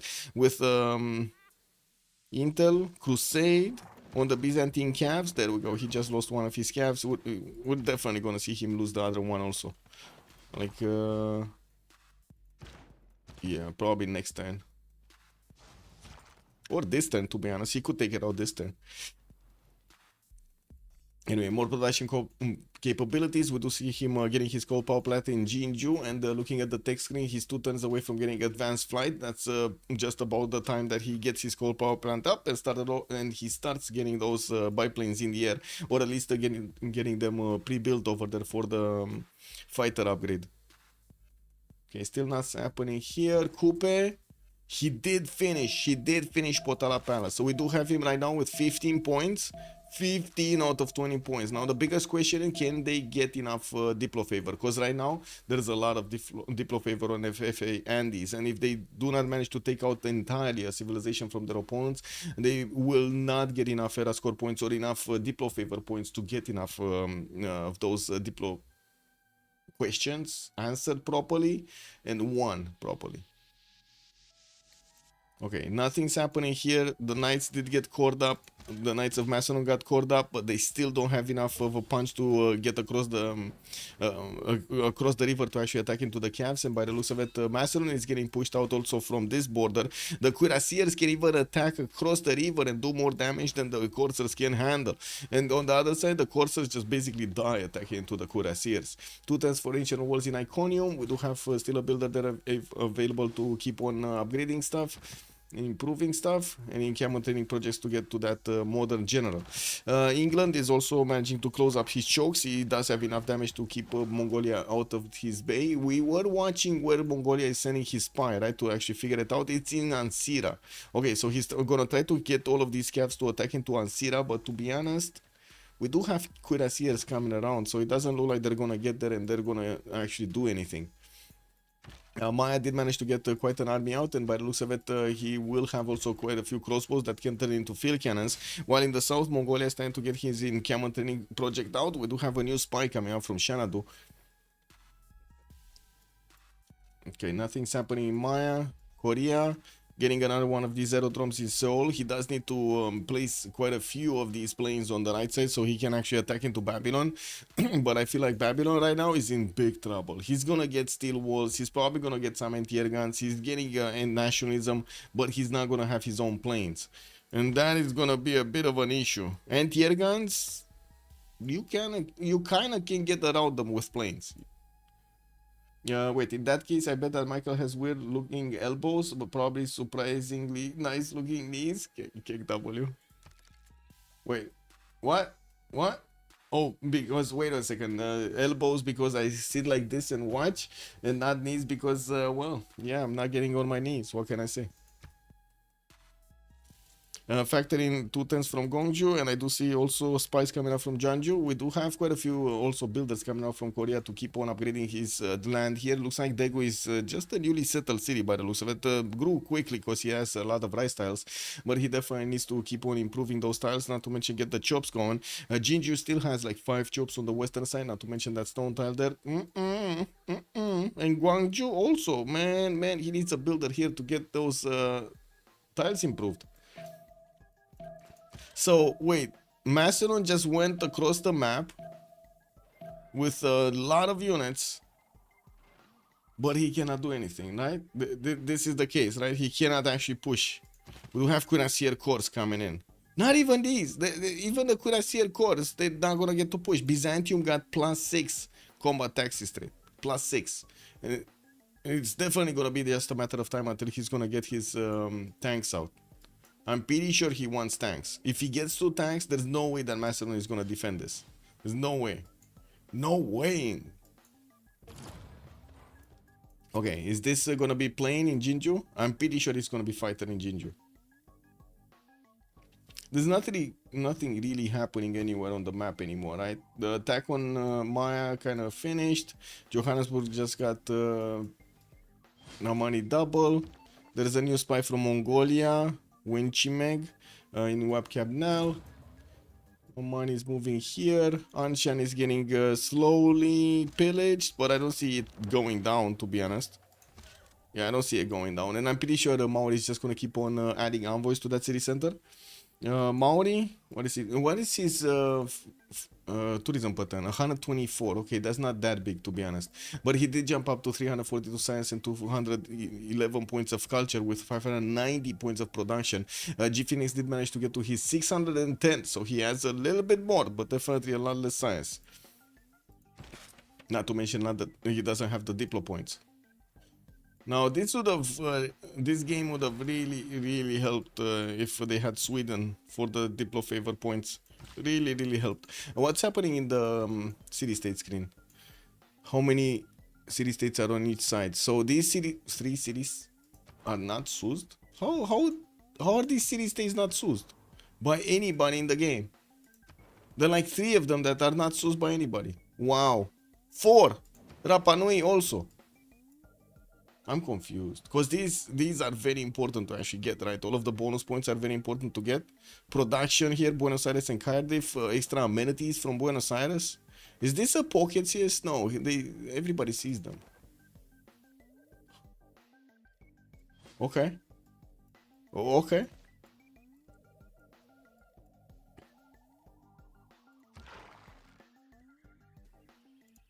Well, get this here. And also get this here. There we go.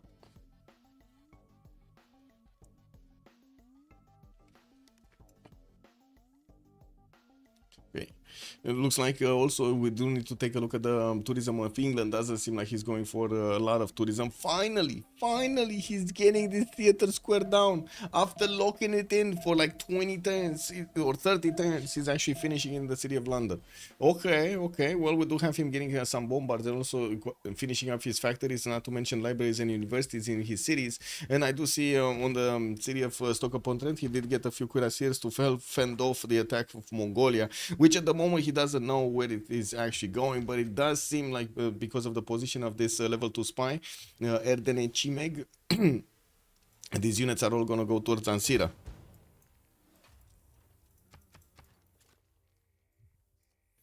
Two turns commercial hub here. Okay, armories. Well, I guess Mongolia just keeps on building what he can build, basically. We do have also Maori finishing up Adana next turn, trying to get Big Ben for Wakara. He does have Filippo Brunelleschi that could help him out with that production. If he does manage to get it, that's going to be an extra economic policy slot to use, and it is going to be extremely valuable. While I do see him getting some water parks also for the amenities, we do have some art museums also getting out there in the top part. We do have also G Phoenix going for flight. Now, is he going to get to actually apply flight against anybody? I guess Mongolia would be the closest target that he could go against. And if he does manage to couple his attack with maybe Maya, maybe they're going to get that. In the Great People screen, Mongolia can get Dandara. Why does he want to pick or pass? Wait, Great General. What? Oh, it's the scientist. I think the scientist, no? Or was it? No, it is take or pass the general. Kick. Lol. Anyway, let's see who's going to manage to get noble here. James Young is still the next scientist, and I do see they're passing him around. We do need to see when the next ones are going to get the points. Byzantium is just 2 turns away from getting there. I don't think he's going to get any kind of project here. And I do see Byzantium was pushed out from Seoul. We do have the first fighter also on the battlefield. look how much damage the fighter does against the cuirassiers. They're gonna be so quick on this. But we're also gonna have tanks upgraded from Byzantium to defend the city of Taruga here. This is gonna be an important target. If they do manage to take Taruga, that's basically 100 Diplo favor for the next era, and Diplo favor. So that might put them on track. So Gogol has Anshan, Dieter Donner has Johannesburg, Legend has Wait, they got both? They got both Science City states? Legend got it. He got Mitla. No? Yeah, that's Korea. He got Mitla. So that's why they weren't investigating anything. We do have Macedon actually putting down his money into Venice to try to seize that and get to benefit from a few more of those points. Rapa Nui also Chillbrains. These weren't seized earlier. That is massive, by the way. Both Science City states. 432 Science Yondok, Coupe 347, while on the other side, G Phoenix is barely trying to get 250, and also I do see Dieter Donner trying to get to 300 on Babylon. Okay, safety settle Maya going north of Anshan, that's gonna be fine.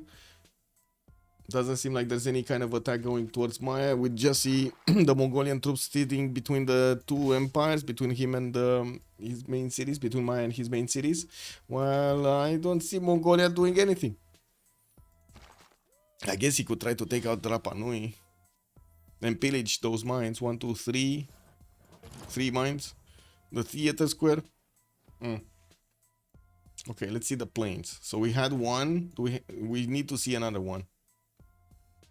Some very big graphical glitches. No idea what this is. Running away sprites.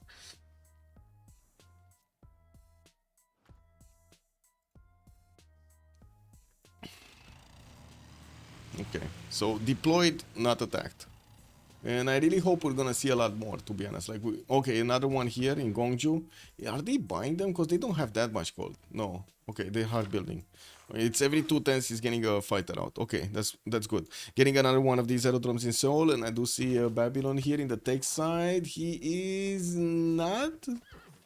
Okay, he does have steel, so it's just a matter of time until he's gonna get combustion. And I do see Chillbrains is 3 turns out from combustion, so maybe you know they're waiting for the boost here. Now we do have also Dieter Donner getting some bombards on the front line, also starting to commission artilleries in his main cities, trying to build also Rule Valley from Babylon, from the capital city of Babylon, and does have a level 2 spy that he's gonna plug into Korea soon, next to his level 1 here, or level 0 actually in the city of Seoul.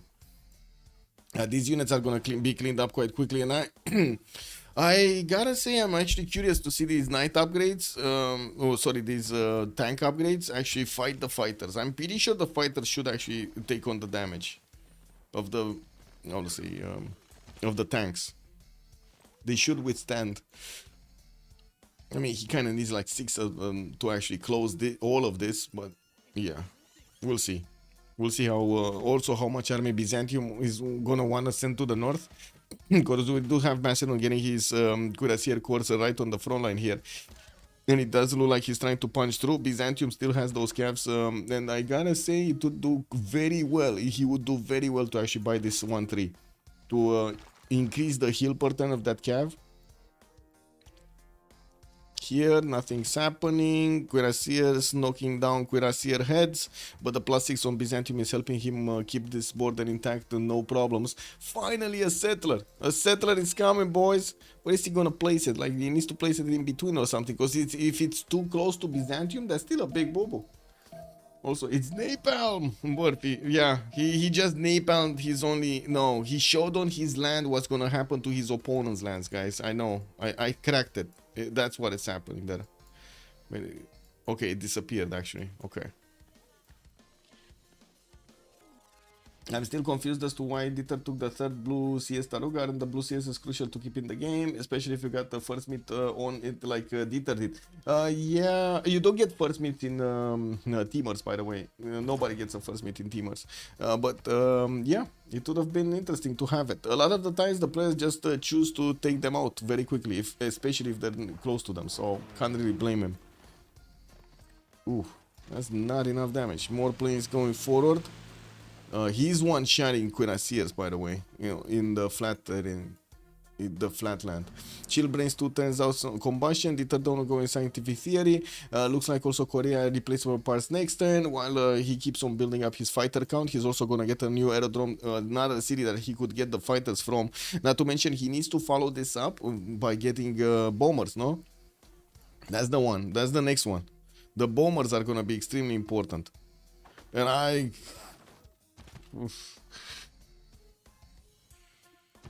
don't see this happening. Is it just me that doesn't see this happening, or is it no? This is happening. Oh my god, this is actually happening. He's actually gonna take out that cav. Check this out. Not this turn, but probably next turn or the turn thereafter. Because he can attack it with the Cuirassier this turn, doesn't take that much damage in return. You see he still keeps up.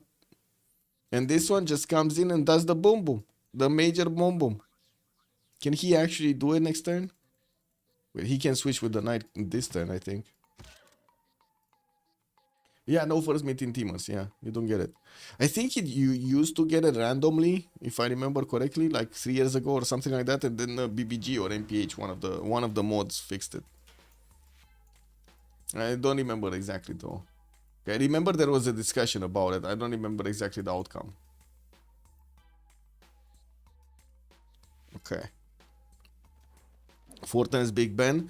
Now the biggest question will be how quickly will we see Why So Sexy managing to get these Diplo favor points, and do they have city states that they could take out to receive some more? So Taruga is definitely a target, right? This is 100 Diplo favor basically. That's 100 Diplo favor for Korea. They would really need this.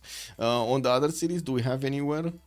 So no, Maya doesn't have any city state that he took out. Maya would have been an easy target. Byzantium to Kabul, and to get to Kabul and also go through steel walls, that's not gonna happen even for Macedon. Not to mention Mongolia from the right side. Mongolia doesn't really have that much right now. Like he won't be able to get to tanks, or at least not in good enough time though. Yeah, these team names are evolving. Yes, Plux. Good evening, sir, and welcome. No? It's amazing how you see these team names evolving. I love it. Love it. I did ask, because we didn't have any logo from the FFA Andies, I did ask Chill Prince earlier if he actually wants a logo. He didn't. Or at least he said he's on it, but yeah. We'll see. Getting that AI worked. I do have to say, I never understood why people are getting mad about trying to get a competition going with proper items over there, to actually marketing items over there, using AI to increase your productivity. I'm like watching the comments and I'm like, wow, this is amazing. This is amazing. What is this? What? Level 2 spy with +8? What do you mean? Lol.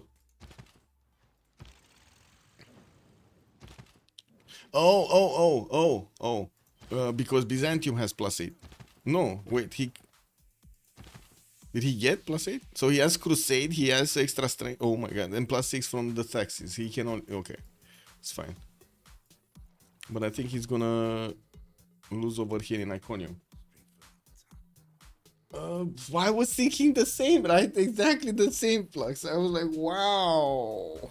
Ooh, imagine trying to be useful and getting punished for it. Wow. Oh, and called out for it. That's just insane, man. Wow. This is wow. Wow. Anyway, yeah. Hurts and shit show. Oh well.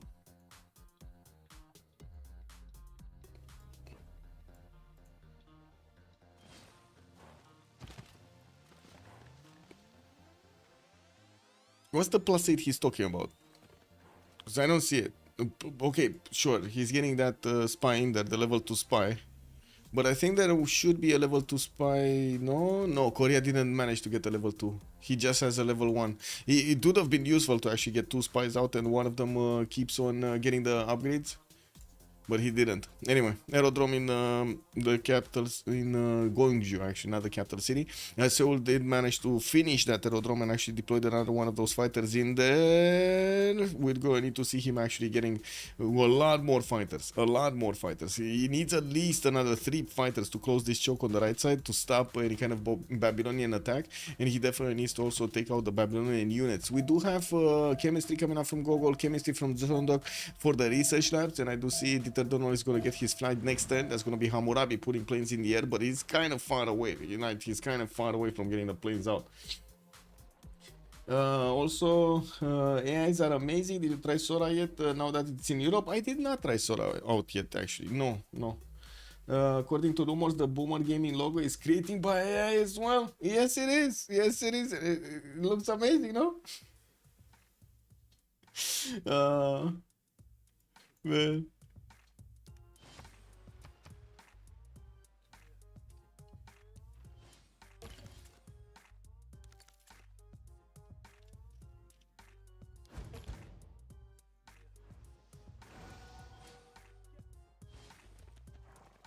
Anyway, more caps coming in, a lot of spies going into Gwangju, and I do see these fighters are trying to attack the units of Byzantium, first targeting the trebuchets, and I think one of the cuirassiers got hit over there, if not even died. We still didn't have Macedon actually punching through. He does have this ability to last shot, first shot Chillbrains, but he does know that Chillbrains is the host, so he's gonna have the first moves anyway. If he doesn't manage to actually one-shot the, what I should say, shoot the cav with the cuirassier and take it out to cross over, it's gonna be an issue. Okay, cuirassiers upgraded. Villageois is refining 5 turns. He didn't get steel, so he needs to go through steel also if he wants to get his tanks out.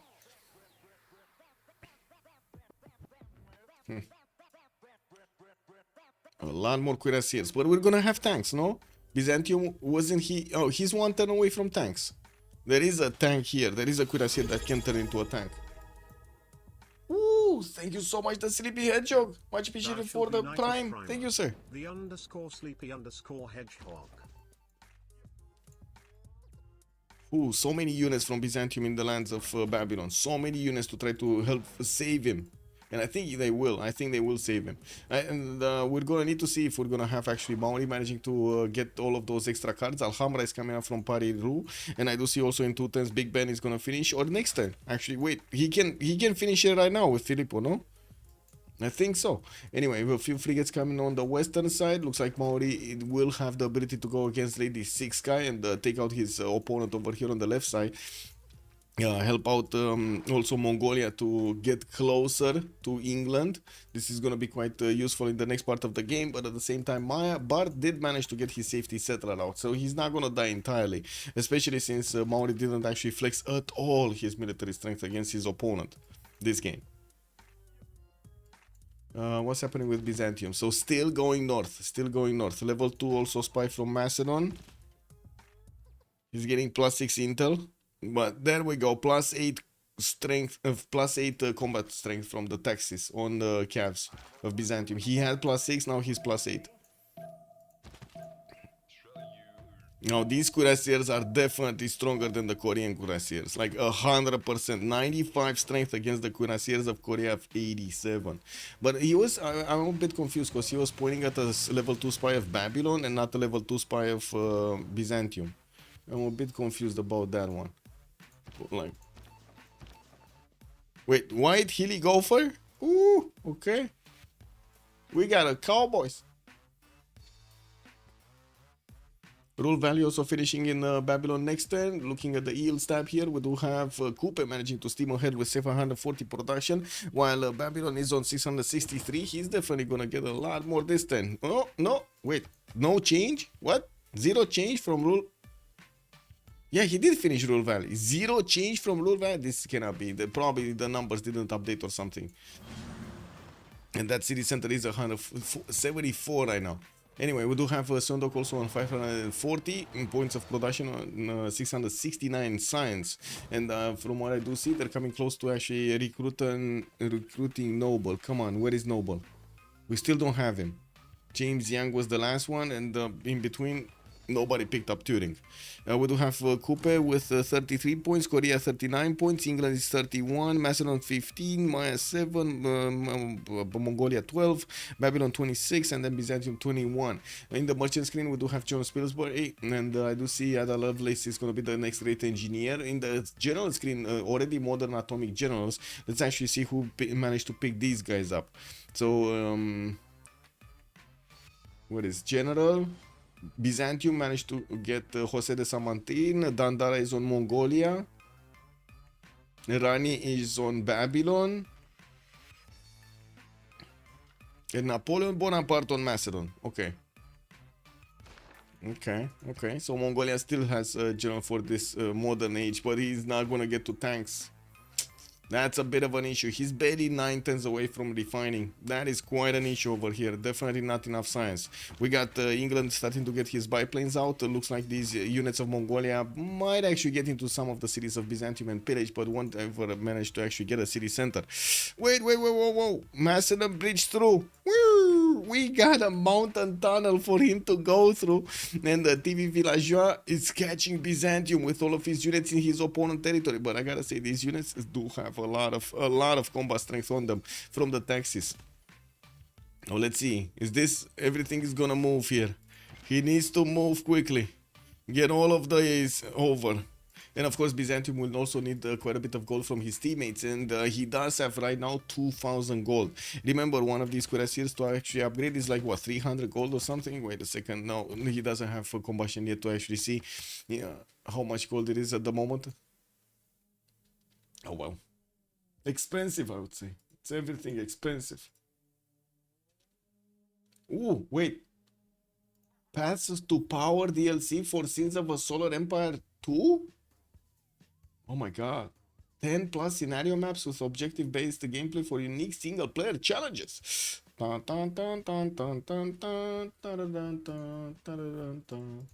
Okay.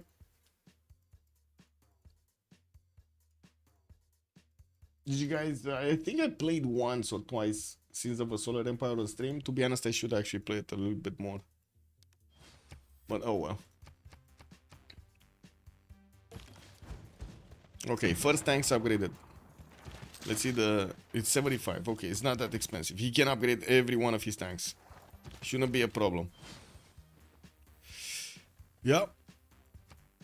300. Wow. It is what it is. I was way off. Making mistakes like a boss. Kick. Okay, so Macedon did get Alexandretta. Could actually, he did manage to upgrade all of his knights into cuirassier cores, and is managing to actually do, even with his cuirassier cores, a decent amount of damage against his opponent, especially if he attacks into the normal tanks. The cored up tanks, not so much. We do have him getting as much military as possible, not to mention his military engineers to keep building the pathways. Now, this is dangerous, because he built the pathway towards his opponent, and his opponent also will have the pathways back to him. So we will need to see if Byzantium is going to manage to get enough units to punch back Macedon, or is this going to be a bit of a problem for him? Because if he does manage to do that, he's going to appear in no time to the cities, in the main cities of Macedon, because of the road pathways. That's a bit unfortunate. Why cannot you dynamite, like use dynamite or something on these tunnels? Like, why is this not an option? Anyway, we do see also Babylon managing to get a lot of Byzantine tanks in his borders, while these Korean fighters can do enough damage, or can do some damage, I should say, against the tanks because of the +8 combat strength from taxis, and also the Crusade belief. It's very hard to actually take away the strength of these Byzantine tanks. While the tanks can do so much damage against Korea, we do have Korea getting his refining next turn. He's gonna get also, he got his walls up, his steel walls, and it's just a matter of time until he's gonna discover combustion, so he can upgrade his cuirassiers into tanks. Chicago Red has joined the round table. Whoa! We got a new member. Chicago Red, thank you so much for the follow, sir. Much appreciated.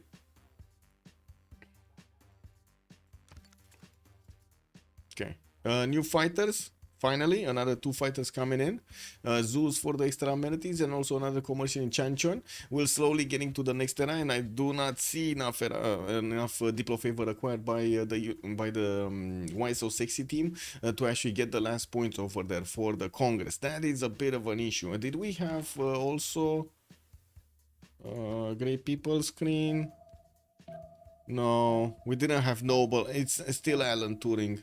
And it looks like Gustav Eiffel is going to be the next engineer. That's pretty cool. That's pretty cool. Did we see? Okay, so finally he's actually attacking to the calves. Trying to get over that one-tail choke in the forest. I mean, whatever Cuirassier is going to move over is just going to die anyway. But, you know, for the sake of things, of getting the tile, he might actually get over it. Do we have new units coming in? Yeah, Cuirassier Corps. Okay, so we do have Basson starting to build up his Cuirassier Corps and got in some of his cities, his military academies, working on getting the other cities also built with military academies so he can keep upgrading the corps, I should say, building up the core count to go on the offense here. Oof, oof. These Macedonian units, oh, they're too late. I would say this is too late, no? This is kind of very, very late for these for the Macedonian units to actually do damage against Byzantium. That's not happening. And we do have Byzantium starting to move towards the northwest to get to Korea's territory. Against Korea will probably get combustion in the meantime. With so much science, he's probably gonna want an steel walls. Or he already got the steel walls. KW. He just needed the boost from somebody, and he did manage to get that, as well as refining. Wait, does he have oil? Yes, as well as refining. Okay, Alan Turing still. Oh, he's starting to be passed. Korea is gonna need to have the next choice here. We're also gonna have Korea deploying a few more of these units towards the front line. Now that these units of Byzantium are outside of the borders of Babylon, they don't benefit from the Crusade belief anymore. But they do have the extra intel on Korea because of the level 2 spy here in Gongju. So that's basically a plus 11 that Byzantium has over his opponent. Wait, more. He's on plus 16. Because he has the plus 5 also from the... what's it called? The melee attack strength unit. The card. Wait. What is it? Twilight Valor. This one. The plus 5 combat strength for all melee attack units. This one. Twilight Valor. Okay. Stables, biplanes, swords. Stables, biplanes, swords.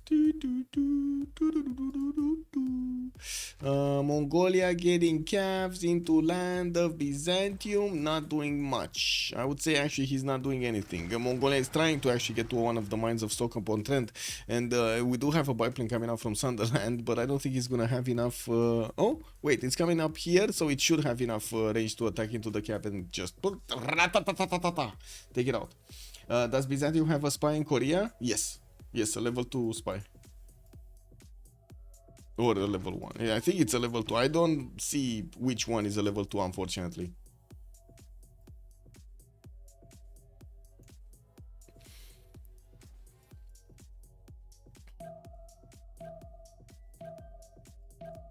Okay, this one. This is gonna get cleaned up. There's no way these Macedonian units are gonna get through. Like, there's no way, right? No way. We got Byzantine tanks, we got soon Babylonian tanks, we got a lot of bad boys here. How did this Cav actually get out of this? Wow. It actually survived, boys. Good evening, Lancer. Hello there, sir, and welcome. Why no wars of religion? Because Macedon doesn't have a religion, I believe. Or on which? Korea doesn't. Wait, Korea does have a religion, actually. Yeah, that's true. Why no wars of religion on either side? Maybe they watched, they saw that neither of them did plug it in, so they didn't get it. We just have a few more turns until the next Congress. 6 more turns until the next Congress, 5 until the next era. And the players are gonna need to get their bonuses. Already we do see Sondok managing to secure his heroic age. We do have normal age on Coupe. Normal 135 out of 141. He needs 6 more points. Alexander is still in the dark age. And by the looks of it, these tanks of Byzantium are just cleaning up house, basically. They're just attacking and taking out these cuirassiers without any kind of mercy. Oh, he can actually cross over with his Cuirassier course. Yeah, he could. How is the right team science? Still not that great. 370 on Eleanor, 370 on Hammurabi, while we do have 620 on Coupe and also 700 on Sundok. Biggest question is how are they gonna use the science, because it looks like even with all of the Byzantine tanks running around, Korea is just gonna get them through, right? He did get the tank upgrade? No, not yet. Next turn. He's one turn in combustion. Next turn he's gonna have his own tanks. 1, 2, 3, 4 upgrades. To be honest, these aren't that many units. And he definitely needs a few more. But the planes, the fighters are gonna help him keep this defense up. We got 4 fighters deployed. 3 of them can take out the tank, basically. Oh, there we go. So wait a second. All of these units that went to the north will need to come back to the south? Perfect. Yeah, perfect, man. Death by the robot it is. Yeah, it looks like it's gonna be GDR. Now, the big question is, can they actually get the gold to buy some? Because right now, Coupe is not making that much gold. Alexander is on 100. Sundok is minus. We do have Kublai minus 42. Oh, wait a second. Actually, I think Kublai is gonna die. Yeah, I think Kublai is gonna die because La Venta looks like it's getting hit over here, and the G Phoenix is gonna manage to acquire 100 Diplo favor from getting that city center and liberating it, while Mongolia is retreating most of his units from there. He's gonna try to put up a defense in Al Malik. It's just a matter of time until England is gonna get, first of all, advanced flight, second of all, bombers, and then he's just gonna drop bombs on Al Malik, no? On the cities of Mongolia.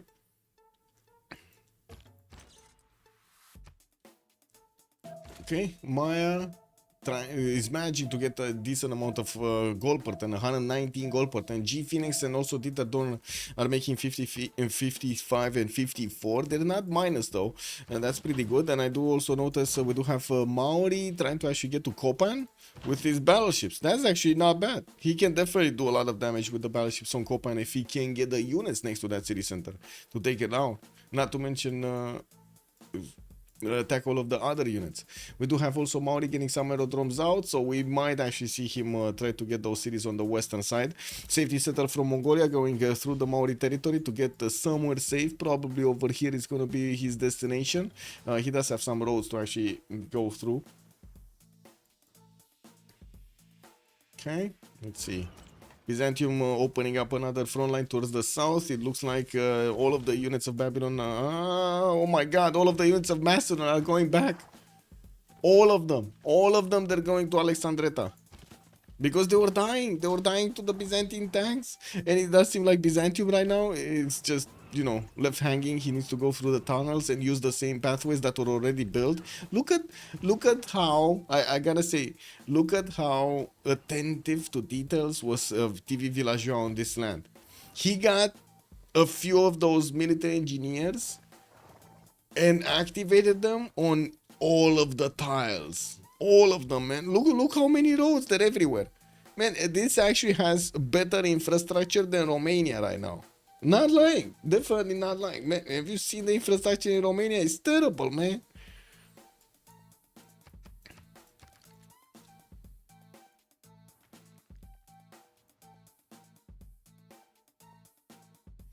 Macalian, good evening, sir.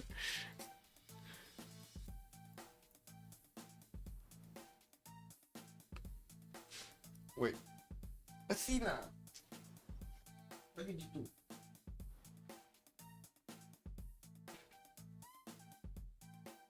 Athena found that I had a plate with some, you know, some of those potato bullets or something, like the, I don't know, the, how to say, the balls, potato balls. I had some of those. She doesn't like them, but she likes to play because they're balls. So she started grabbing them from the plate and just fooling around with them in the room.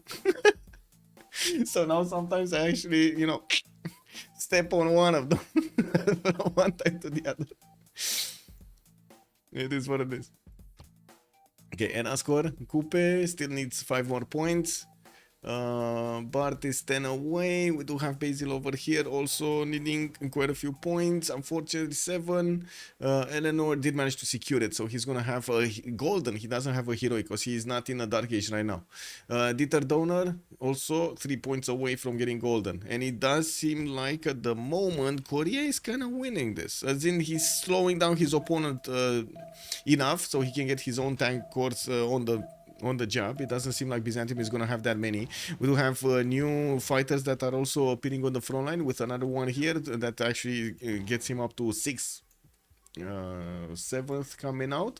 And from what I do see, of course, with quite a few of them shooting at a single tank, he's just gonna start to rip apart the tanks line. And there's nothing that actually can attack back the fighters of Korea. He did manage to take out that one anti-air gun.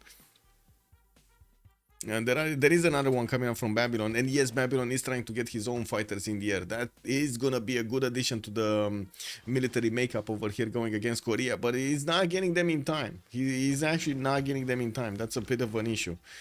Replaceable parts just finished on Hammurabi. Mobilization coming up in 3.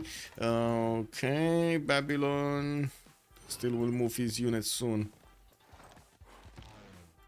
Okay, let's see if we do have some attacks from Korea. I was expecting him to actually take out this tank, to be honest. Like, as a first move, I was expecting him to take out the tank. Oh well. Yeah, there we go. 1, 2, boom. Rocketry also coming up from Korea in 2 turns. I mean, he's only 526 points of production. I'm not sure if rocketry is his ideal, or is he actually wanted to go towards GDRs. There's not a lot of production for him to actually handle. But with that much science, and also that much science on Coupe, they could definitely get to GDRs much faster than their opponent, get to fascism also pretty quickly, especially on Coupe, and allow him to actually do the damage with the GDRs against his opponent, which is going to be massively overpowering any opponent at this point. We do have also England starting to connect with Babylon cities. They're trying to get those trade routes with a bit more gold. This is a problem. Like, economy is definitely a problem for FFA Andies, with 136 gold, 85 on Dieter Donor, 47 on G Phoenix. We do have TV Villageois on the side of YSO 60 on 118. Gogol is starting to make 200. Legend did manage to get back up to 25, and then Kublai is on minus. But to be honest, I'm not sure why is he minus, because I mean, it's not like he actually has that many units. But anyway, it is what it is. He did manage to get to steel walls. Now even these biplanes will have a bit of a problem, a bit of an issue actually attacking into that city center. If he does manage to get to also tanks, that would be, I mean, incredible. Babylon fighters in 2. Yeah, Babylon is getting fighters in 2 and also mobilization in 3. He doesn't have that many pre-builds though. He's getting them, but he doesn't have many right now. Okay, 1, 2, 3 planes are getting out. Okay, he's gonna get them quickly, to be honest. And by the looks of it, also Byzantium pushing in from the south. Does seem like, okay, another plane got deployed over here. These tanks are just gonna die to the planes, to be honest. Like, there's no reason for Korea to actually attack with just tanks. To lose their strength, basically. Just let them be, let them defend, let the Byzantium actually push and push through, and try to push through the land defenses as well. While it's gonna be much easier for Korea to just attack with the tanks. Look at that, another attack with the planes. Another tank will be taken out here. Can he deal the damage against this one? No. I mean, I'm pretty sure a lot of planes are gonna start attacking. Why are they not attacking? Oh my god, he has the moves, but he's not attacking. I mean, come on, attack, get the promotions.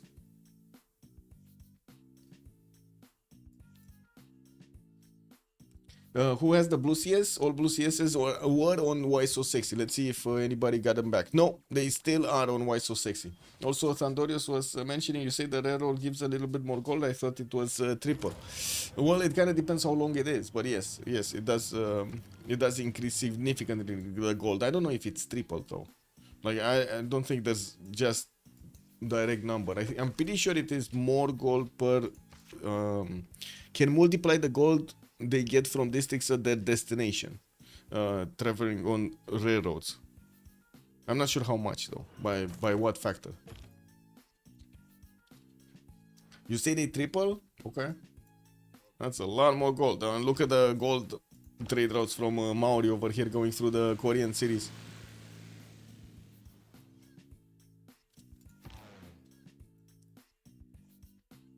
Okay, 2 tents for airport in Gwangju, hangars in Seoul, military academy in Jeonju, and we do need more fighters, just more fighters.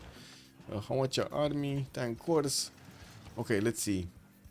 I don't see Alexander getting the era score. I don't see Kublai getting the era score for a golden age. Basil did manage to secure his heroic age. We do have Bart also, not managing to get there, 9 points off. We do have G Phoenix managing to secure it, and that's going to be a golden age. And Dieter Donor just needs 3 more points to get there. And he's going to get advanced flight, no? That's the first aluminium unit. He already has a fighter in the air, so flight he got. Not sure if he got a boat. Actually, not sure if he got a boat for the era score, because right now a boat would be extremely useful. That would be exactly what he needs. But maybe he got it. Like there were quite a few turns, right? 90 turns that we played this game. That they played this game. Okay, tanks from Byzantium trying to go against the Macedonian units that did retreat from the attack in the city of Alexandretta. We do have a few more cuirassier corps also coming around from Macedon, and we should be seeing him getting combustion next turn. So he's gonna upgrade his own tanks over here, but I gotta say the Byzantine ones are gonna be quite strong anyway. +8 taxes is not something you wanna give up, and there is a +6 inter on Macedonian unit, so at least he can actually balance it out with that. We do need to see if Byzantium is gonna manage to actually get a spy into his opponent's cities. I think he was building one, or training one I should say. Not sure if he actually managed to get it out and also send it to Macedon, because he definitely saw that he's getting attacked, right?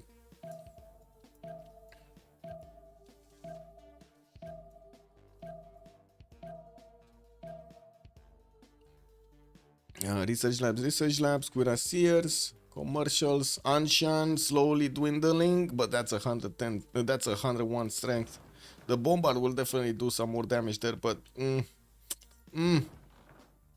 Athena,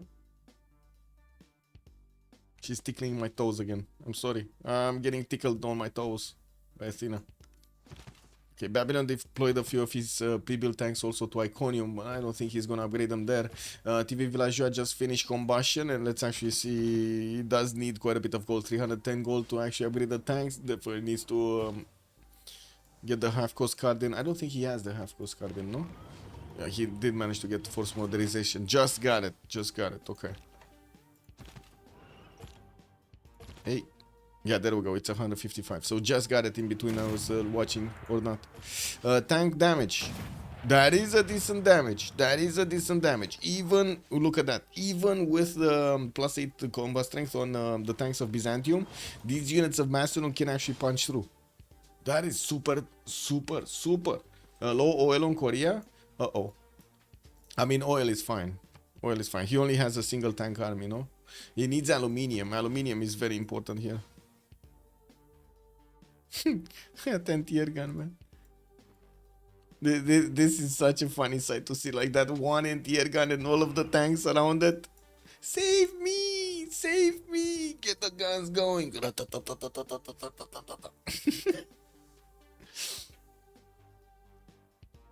Anyway, what is this? Oh, so Dieter did secure it, 128 out of 125. Do we have anybody coming closer and also getting it? No, we got these. We already knew, and Alexander is 10 points off, so it doesn't seem like he's gonna get it. You know, we only have like one more turn until the... no, this is it, actually. This is the last turn. They can actually get the points for the Congress. Yes, Athena, yes. I mean, come here. Oh my god. Athena. Athena wants to play, and I cannot actually throw stuff at her because wherever I throw stuff, she's not actually bringing them back. So usually what I do is go after the stuff I throw after she actually, you know, got a little bit of hello? Got a little bit of energy out of her, and throw it again, and then keep doing it. Which, to be honest, it's kind of fun because I get some exercise out of this also. So, you know, not complaining. I just cannot do it that, you know, like when I'm streaming or doing something else.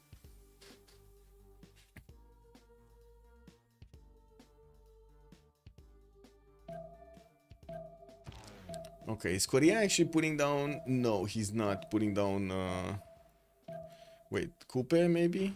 No. I'm looking at spaceports, but I don't see them. Coupe did manage to build quite a nice array of wonders here, including that Oxford University did finish Big Ben for the biggest gold. And I do see they spent everything. They spent everything. 732 science on Google, 344 culture, with also 800 points of production. We do need to see if what will happen actually in the next Congress. I definitely say they're not going to get that last option. They're probably going to get minused. But there is a way to get, you know, to dwindle those points. You just need to vote with, like, have the one trying to go for the Diplo victory, vote with the opponent, basically. But that also requires you to guess which are going to be the options that your opponents are going to go for. Every time that I see the impassable plane line, I hate the mechanic even more. Yeah, no, makes no sense. Don't make no sense. Yeah, this is terrible. And now that the Babylon did manage to get quite a few fighters out, he's starting to clamp them up, putting them right in the face of Korea.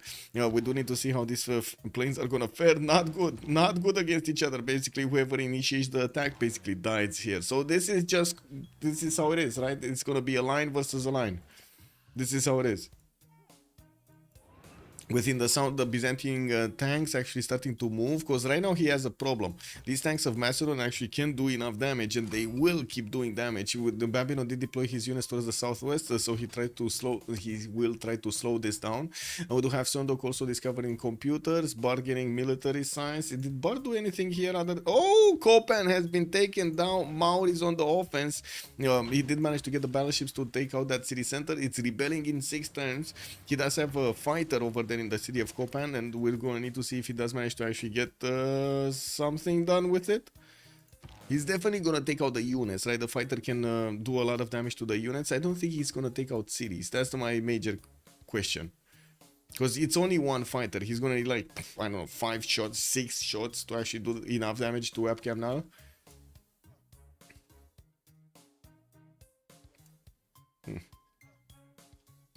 More tanks here. Byzantium coring up. Babylon not doing much. Okay. Coupe did get his golden when for reform the coinage. Now the gold is fine. 387 points of gold per turn on Coupe. Sondok is on 260. Sondok did also get Heartbeat of Steam with 2 arms alongside the reform the coinage. And I do see more airports coming out from the south.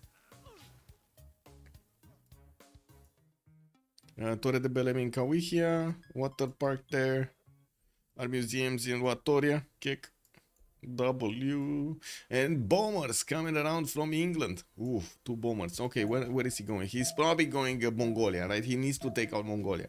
Anyway, we're gonna have a pause here in 2 minutes for the Congress to go through, and we're gonna see what the boys are gonna do. I gotta say, this is quite a matchup here. They're going late game, and we're gonna need to see who's gonna manage to win this in the end. Oh, 8 turns for Jeonju. So it looks like Korea is starting to put down spaceports. I mean, with his production capabilities, I'm not that sure. But 900 science does look amazing. I gotta say, 900 science looks amazing. Let's see. I think Amber is the least one that I've seen. Recon, and then this. Yeah, I'm pretty sure we didn't have that much Amber on the map. So, be right back, 2 minutes.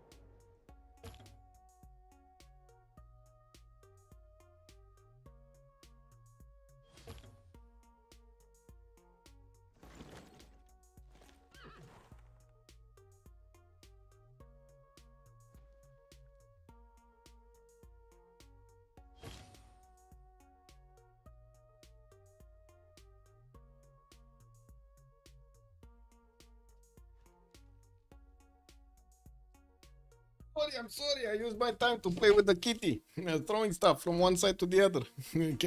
Kick W. And to be more specific, I was playing it with Athena because I got another cat called Kitty, and she doesn't like to play. She just like to claw. Ooh, bad kitty, very very bad kitty.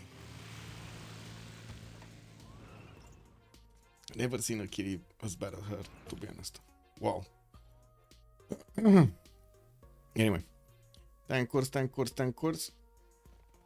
A lot of tank course coming in from Macedon. It keeps pushing through. He will get through the mountain tunnel. Byzantium is trying to stop this from happening, and we're going to need to see if we're actually going to have the tanks managing to do the damage. He can be hit by 3 sides, actually 4 sides. No, 1, 2, 3.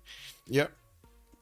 Even that mountain tunnel, actually. Wait a second. There's a mountain tunnel that allows him to go directly on the coal tile and on the 1-3 and over here. And oh my god, this tank is not going to survive the encounter. And by the looks of it, Korea at the moment is getting pushed. All of his planes got taken out. Babylon is pushing through, and by the looks of it, he's managing to do the damage against these planes. He lost quite a few of his, but then Byzantium is following through with the tanks. And this might actually debalance Korea. They're getting through. They're getting through, boys. They're getting through. Is this that one game when this is going to happen? Like, we're going to have a nation that does manage to actually do so much damage here? Oh my god. We might see it happening.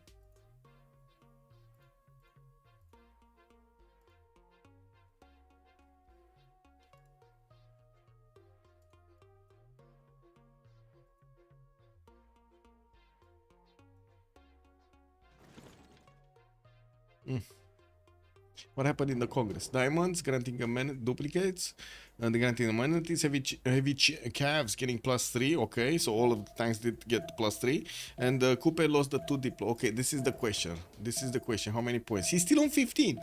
He's on 15 out of 20. So right now, basically, we're on a clock. 20 turns for them to try to take out Why So Sexy.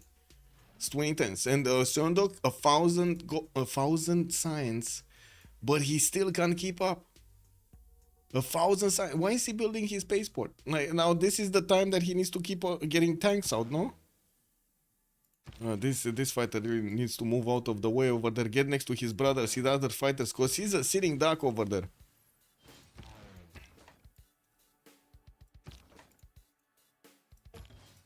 Okay, let's see what's gonna happen in the encounter. Because with that, oh boom! Oh no, airport! The airport! That's a problem.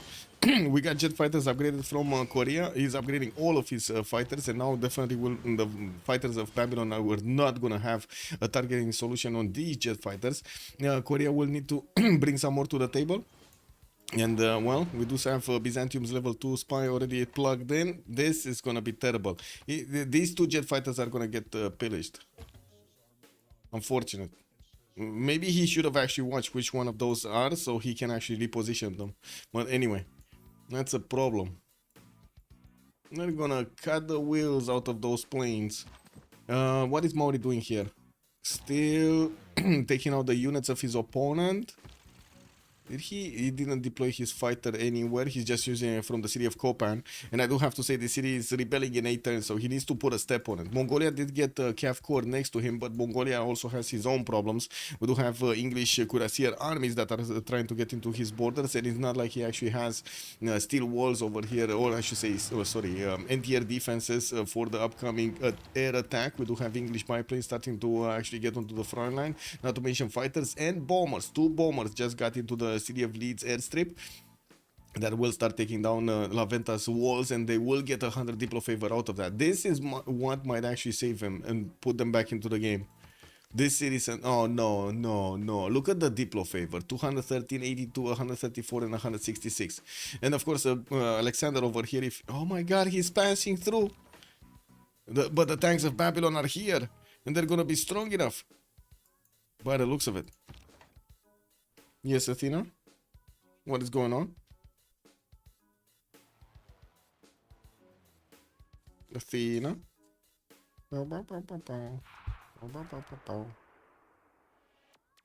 She's blocking my view right now. How is Korea's production? Not good. He's 675. Why is Babylon not upgrading tanks in Byzantium? He just did. Yeah.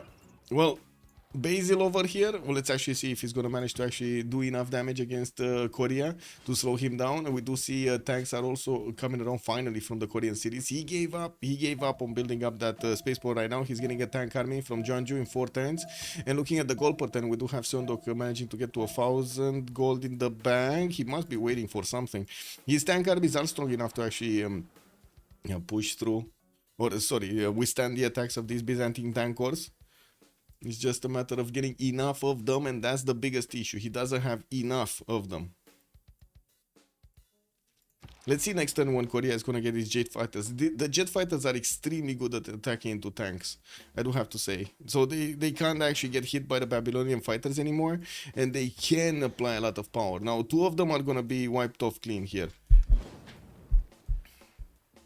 Unfortunately, this tank corps is gonna push them back. There we go. 2 of them got pushed back. Well, got deleted basically. Now, 1 tank corps should die. Why is he attacking into that stronger tank corps? Oh, it is what it is.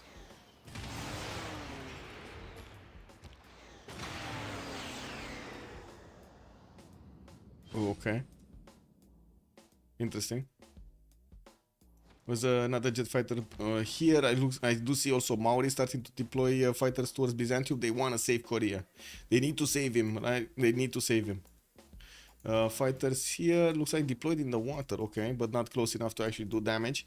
7 turns for a spaceport to come out from Maori. Looks like he's also gonna go for spaceports. War Department coming out next turn. And looking at the yield stab, 666 science on Coupe, 411 culture with 900 production. Now this is definitely gonna be good for his GDRs and or for the space victory. In this city, Wakarawarewa, he does have 114 production only. Tehonianga no Yakupe, 171. Definitely needs to get one from Tehonianga no Yakupe. But guess what? He doesn't have a flat tire. This is a hill. This is a plane. Okay, this is a plane. So he can place it. Oh my god, he cannot take it at all. Oh, Maori doing Maori things. Anyway, it is what it is. It is what it is, boys. What's going on here with Macedon? I think he already got the first attack going by the looks of it. He doesn't really have that much movement on his tanks, and he did manage to do enough damage against the Byzantine tanks. Now Byzantium is trying to get helicopters with his Cav upgrade pre-builds here, and I do see Byzantium is next turn gonna get the technology to upgrade these the Cavs into helicopters. Korea dying with 1,000 science. Yes, Korea. I mean, I don't know if he's dying, but yeah, he's in trouble. He has only like 3 of these jet fighters that are 4 jet fighters, 5 right now. Okay, he has 5 back. But the biggest question is, why is he not targeting units of Byzantium to actually take them down, like actually delete them from the battlefield, not just put a little bit of damage on them? Because it's dangerous when you actually spread around the damage between multiple units. You actually give them experience. They have the time to maybe heal themselves or get some more experience, and they're just gonna heal back with promotions. While if you single target them, you might actually take them down. He's definitely dying. He's not replenishing his forces. Well, Maori is gonna help out with this. He's getting more fighters and deploying them on the right side. As soon as these tanks are gonna get into the range of his own fighters, it's gonna be fine. Anyway, at the moment there's no artillery to go against the city of Seoul, and we do need to see if wait, that's another. Oh, that's another airstrip that's gonna be taken down. Another two jet fighters. Why didn't he move them? Wow. This is incredible. Why didn't he move them? Yeah, there we go. So another two jet fighters. One of his armies died, tank armies died. Doesn't have enough to actually core them up. And he's not coring them up. Okay. Well, no need for the walls. He got converted. True, Echo Supreme, you're right. He got converted. No need for the walls. No need for the artilleries. These cities are just gonna go down. Or at least the city of Seoul. Okay, one turning tanks here, two turning a tank army from Jeonju, more tanks in the north. Okay. I mean, what can I say? He kind of played over here. I do see Sondok is getting robotics next turn, but they don't have enough gold to buy out the GDR. If only, if they would manage to actually buy out the GDR, this would be so good. Sorry, cat hand. Yeah. Produce a tank immediately dies. Yeah, he lost like two tanks that just got destroyed. Maori's jet fighters here. Okay, 6 attack range. They are starting to be in the attack range of these Byzantine units, and he's gonna have attack range over here as well in this radius, right? 2, 4, 6 tiles. This radius. So I guess Gongju could be attacked by these tanks without actually losing there. But anyway, finally the jet fighters can actually attack into the Byzantine tanks. They're not going to be on the airstrips, exposed airstrips. They're going to be inside of the city centers. And by the looks of it, we do not have new ones in the production queues. Just tanks. And what's happening with Macedon in the south? Because this might be a way out for him. It looks like Babylon did lose a few of his tanks here. Macedon did manage to push through. He can do the damage against the helicopters also. And by the looks of it, he's also running towards the city of Constantinople slowly to take down one of the tank corps of Babylon there. Very, very low HP. There's a tank army coming in. There's also another Babylonian tank, cuirassier corps in the south. Ooh, he could take that one down as a promotion on this tank. Maybe the city of Kherson, and I'm pretty sure the city of Kherson is not going to have enough damage to shoot the tank with the health it has remaining. More tank corps, more cuirassier corps also coming in from Macedon. He's just all in here. And on I do also notice England is starting to actually get through La Venta. He got the bombers to attack into that city center, took it down, liberated it. Now he's attacking Al Malik. Mongolian troops are running wild over here. They cannot get the defenses. We do have also Maori managing to connect with Reros. This is just going to help out actually Eleanor get to his opponents much quicker. Maori did upgrade one of his jet fighters, and he's starting to actually attack into Wap Canal. There is a Mongolian Cav Corps that is just waiting to take that city down. That is the capital city of Maya there. Okay, so there we go. Seoul got taken down. Let's see if these tanks are gonna be taken out. Oof. He's playing. Oh my god, man. The damage from these Byzantine tanks. I mean, to be honest, this is dangerous. This is very dangerous. Byzantine needs a... Do you think? Because he's doing enough damage. He's doing enough damage against the units of his opponent to take them down and managing to recover. GDR in 5 turns in Gwangju. 5 turns from Jeonju. Can he hold on 5 turns? I don't know if he can hold on 5 turns. Look at that. Jet fighter from Maori can actually 2-shot the normal tank. Okay, there is something happening here. Yes, Athena. What is going on? I can't play with you right now. Hello. She wants attention. It is what it is.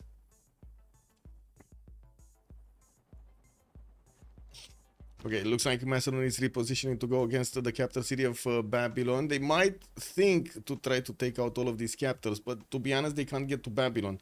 And I don't think they can get to Eleanor efficiently or quickly enough. 5 turns does into an eternity, yes. For how fast actually Babylon does the damage here against the city of Gwangju, like look at that, it's 104 strength and already took it down to half of that wall. We do have Korean tanks also appearing, and of course you've seen the jet fighters actually do the damage against these tanks. Took one down, they're probably gonna take another one next turn or 2 of them. We're gonna see if Byzantium does have the meat to go through, but I think so. This is kind of the limit that Babylon can actually deploy his fighters at the moment, because he has them in the wrong airstrips. He's gonna need to start moving them, and I would expect him actually starting to build on some bombers. I'm a bit surprised that he's not getting bombers. Wait, there's something here. There's a fighter, okay. Ce faci, mă? Vrei să ne jucăm cu asta? Go. Woohoo! Yeah. I ho silver. Away. Yep. What can I say? This is what it is. Oh, another GDR coming up from 4. Well, I mean, I don't know if that's actually going to survive there. Korea does need to actually keep these tiles. And I do see the tanks can still do the damage against the city of Gwangju. Need one more turn for Korean robots. Okay. Wait, the traders are within. Oh, within range. Yeah, but I think Korea has reformed the coinage, so the traders cannot be planted. These are protected traders. Oh, Gwangju got taken down. Chilbre is not messing around. Took another city of his opponent. But I do have to say he's not actually deleting the cities. He's keeping them. And by the looks of it, he's managing to spread his religion in the other cities. But Gwangju right now does not have actually the religion of Byzantium in it. So these steel walls are going to hold for a little while longer. No! Oh my god! He couldn't. Oh.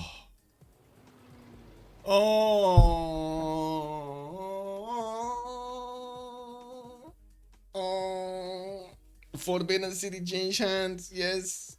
And Gwangju was about to be taken back, and he had another jet fighter here that could attack, and dwindle probably just enough. Oh my. Okay, there we go. They bought a GDR.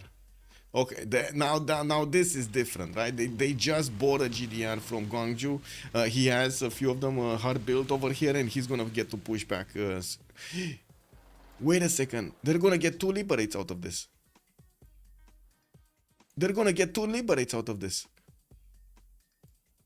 This is terrible. 2 liberates, 200 Diplo favor points is gonna be terrible. He just needs to make sure that Maori is the one that's taking back the city centers. Because right now with the GDRs, I don't think there's a problem to withstand the damage here, by the looks of it.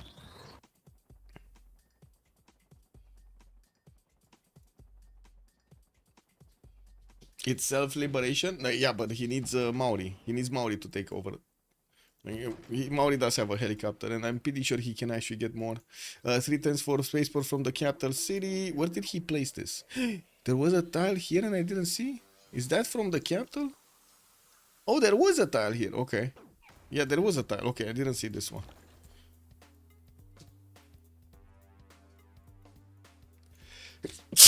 Webcam now also getting attacked. There is a Maori helicopter that is trying to get the vision over the west side. There are quite a few English fighters deployed on the right side of his empire to try to fend off any kind of attack possible from either Mongolia or Maori.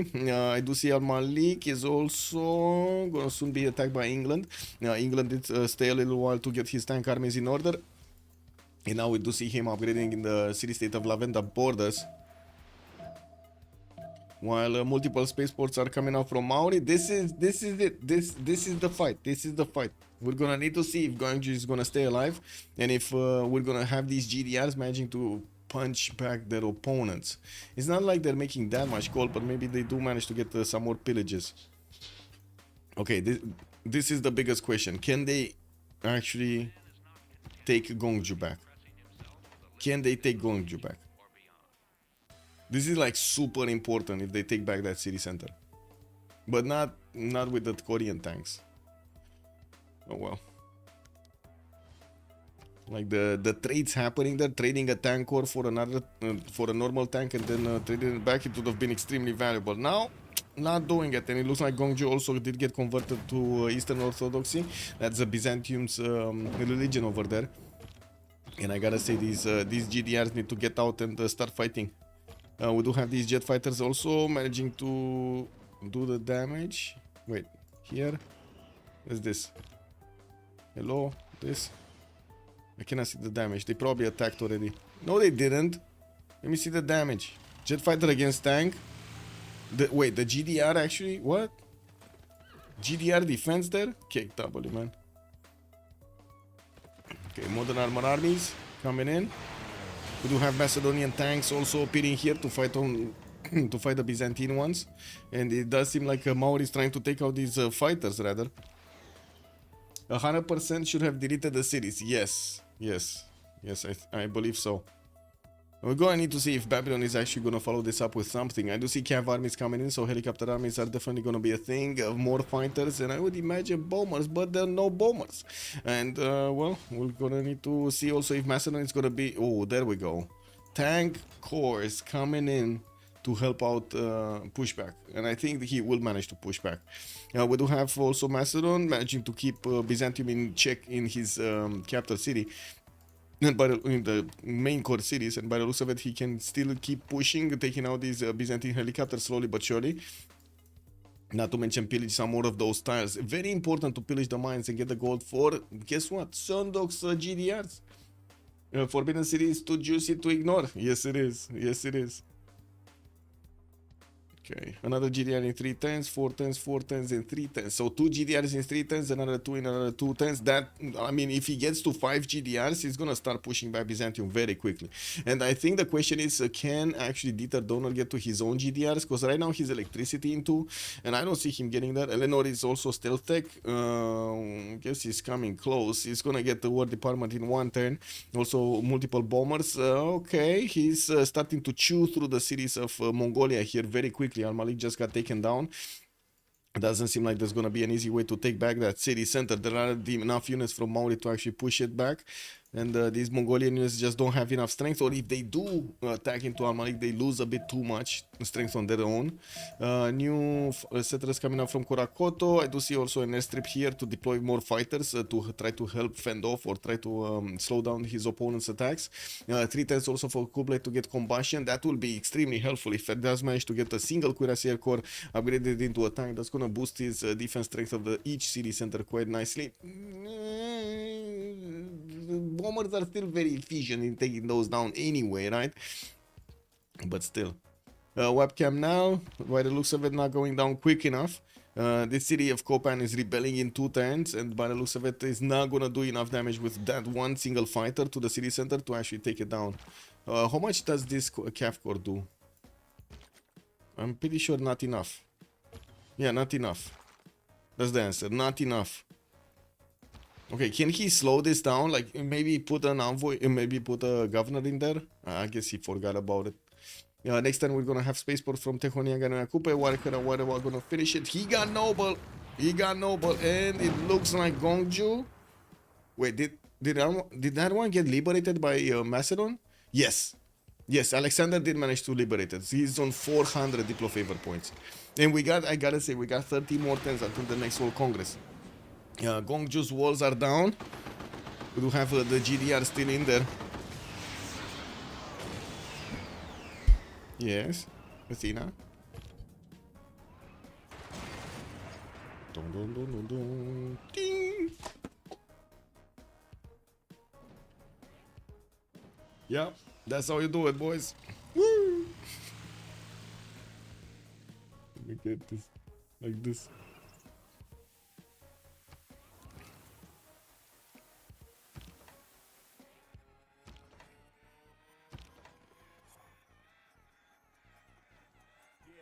Then what did happen with these walls so quickly? How did these tanks didn't die or something? Anyway, Macedon is gonna clean this up. There's like no way Macedon is not gonna clean this up. Do you think that capital city with GDR inside of it is gonna die? Huh.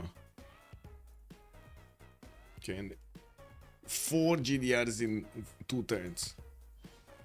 Coupe is also getting GDR. Space race coming up in 2. Ooh. Okay, let's see here.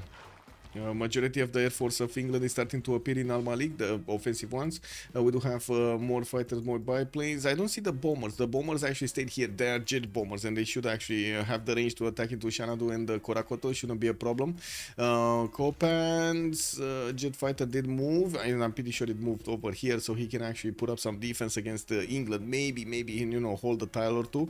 There is Kokekota also in the south next to Mount Roraima, and I gotta say, he never actually got this 4 science tile. Wow, okay.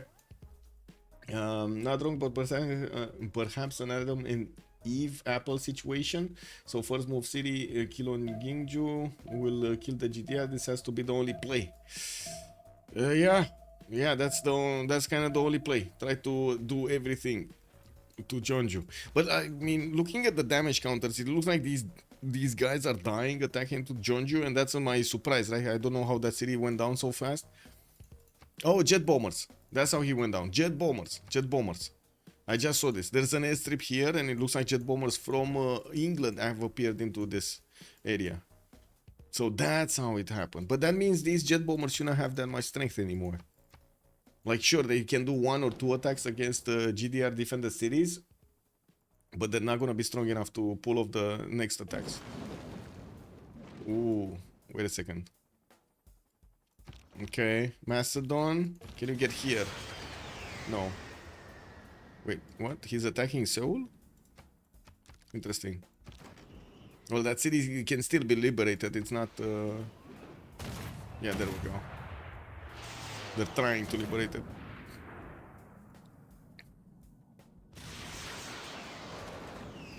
Boom! Maori! Come on, do it. There we go. Seoul got back to Korea, and that's another 100 Diplo favor on their side. And that, I think, kind of puts a nail in the coffin for this, because in 12 turns, when we're gonna have the new Congress, they're probably gonna win everything, right? They're in 15 out of 20 points right now on Coupe. I think they should have, wait a second, they should have 16. Yeah, because Alfred Noble is just sitting over here in Tekoniaga Noya Coupe. That's the 16th point. So they just need the last one and another one, and that's it, they win. Like in the Congress, the last option is gonna be giving them 2 points, but if you win it, you get the 3 points, because you know you have the winning point from actually the winning question, the winning option, and then they're just gonna need another one of the other options, and that's it. And I'm pretty sure they have enough. And that's it. Victory right there. We Though got its face may change the throughout boys. the ages. Why so sexy? Managing to win, even though that was quite a run from both Eleanor and Byzantium, punching back into their opponents. Byzantium dealing with the 1,000 strength of Korea, 1,000 science of Korea per turn over there. Wow. I do need to put my headphones back for the communication, so just give me a second so I can actually get this going. And we're gonna have the... I don't know, actually this is fine. I think I need... Yeah, that should be fine actually. So let's get into the post-game chat and see what the boys are all about here.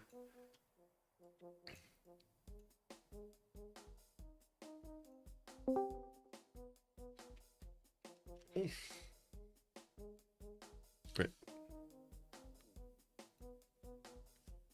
What? Kick. Anyway. Hopefully I'm gonna hit them.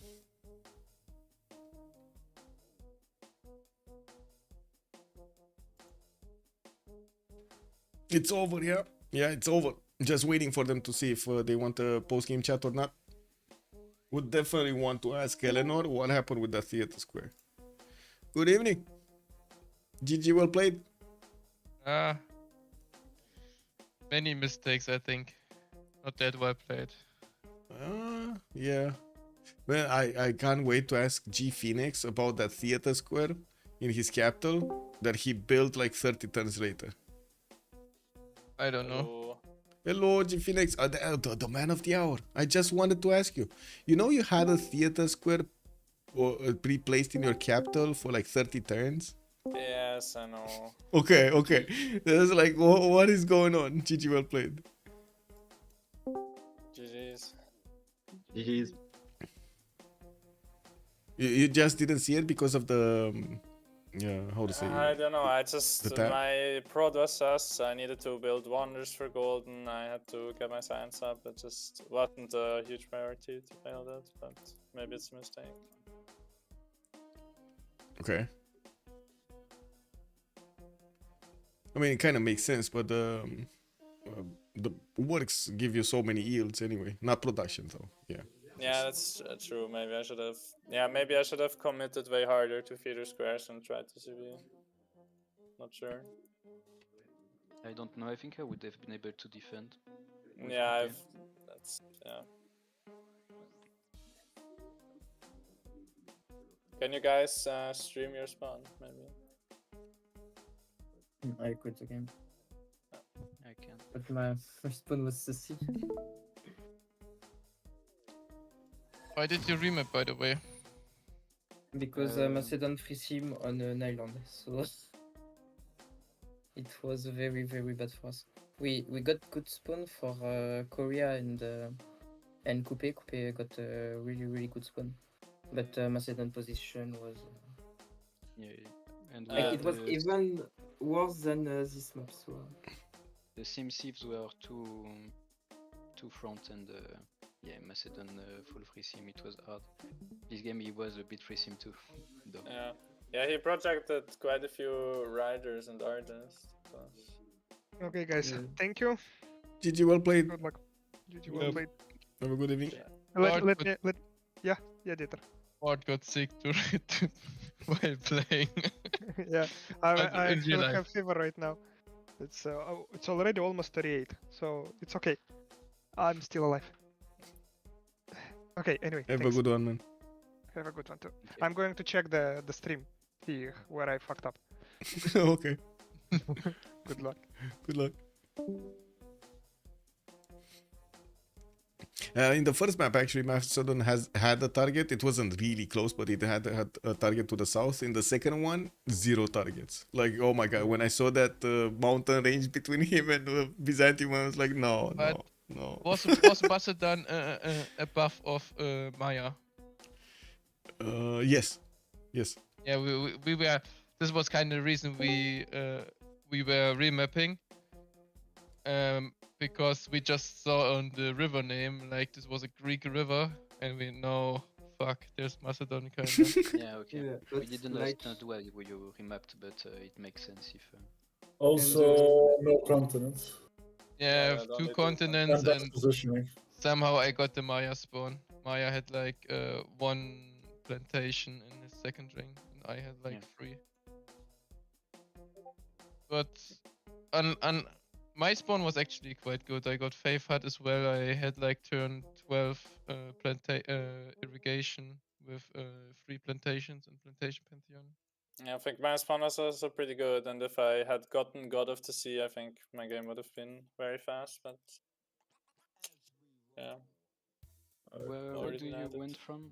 You took. yeah, it's just Okay. By the way, why did you guys pick Macedon? because it's OP as fuck. It's a good Civ, but Like I got the worst position. If I swap my position with any other Civ, I would have done a way better job. But like my position is not good, and I didn't play well. I mean, Macedon at best trades 1-for-1. Macedon is not a good Civ. Doesn't have a good enough combat bonus. And it's nerfed into the ground. Literally, Yeah. the barracks are 60 production now. Together with the unit, got an extra 5 production on its cost. Like, why do you think it's still a good Civ? Like the production, the 5 more production isn't a big deal because like if you add God of Forge, the card and the Warlord and even your bonus, it's like 2 production. You need just 2 production in the city to get your Etaro in 1 turn. Okay. And like You Then still just- can IRL everyone. The science nerf is No. I mean, you can. Like I said, I think that Civ just trades 1 for 1 if it's in a good position, and you shouldn't pick a Civ for just that. But I mean, if you are between two people, you can just slam it away between the two people, and they will still need to defend. Yes, which is not hard. And yeah, but it's always annoying. And the capability of sim of the Civ is really strong because you get high production for basically doing nothing. I mean, it's okay. We have different philosophies. Yeah, Yeah, we yeah. do, because I don't understand what. Actually, we never thought you were gonna pick Hammurabi first and then Maya. I mean, there's 3 Civs that are the strongest Civs in the game, according to us. And that's Spain, Babylon, and then it's Rome. And nothing else comes close. Yeah. Maya pick was just to have an answer against your Sondag Korea. That's why we picked it. But somehow, yeah. Yeah. Maya had Yeah, something else to do than going for a big science. Also, you guys did really well with holding the blues, yes. Yeah, the entire game. I was actually surprised that you had that many envoys with, and I think my culture was better for most of the game. No, they didn't spend on anything. They didn't spend on anything. Like they were like in the half part of the game, I was checking the city states to see how much Diplo favor you're getting, and when I saw like 4 city states were never sourced, I was like, wow, that's amazing. Yeah. I mean, I have 40 envoys in Mitla and 2 in Rapa Nui from the quest. And 0 in everything else. It's yeah.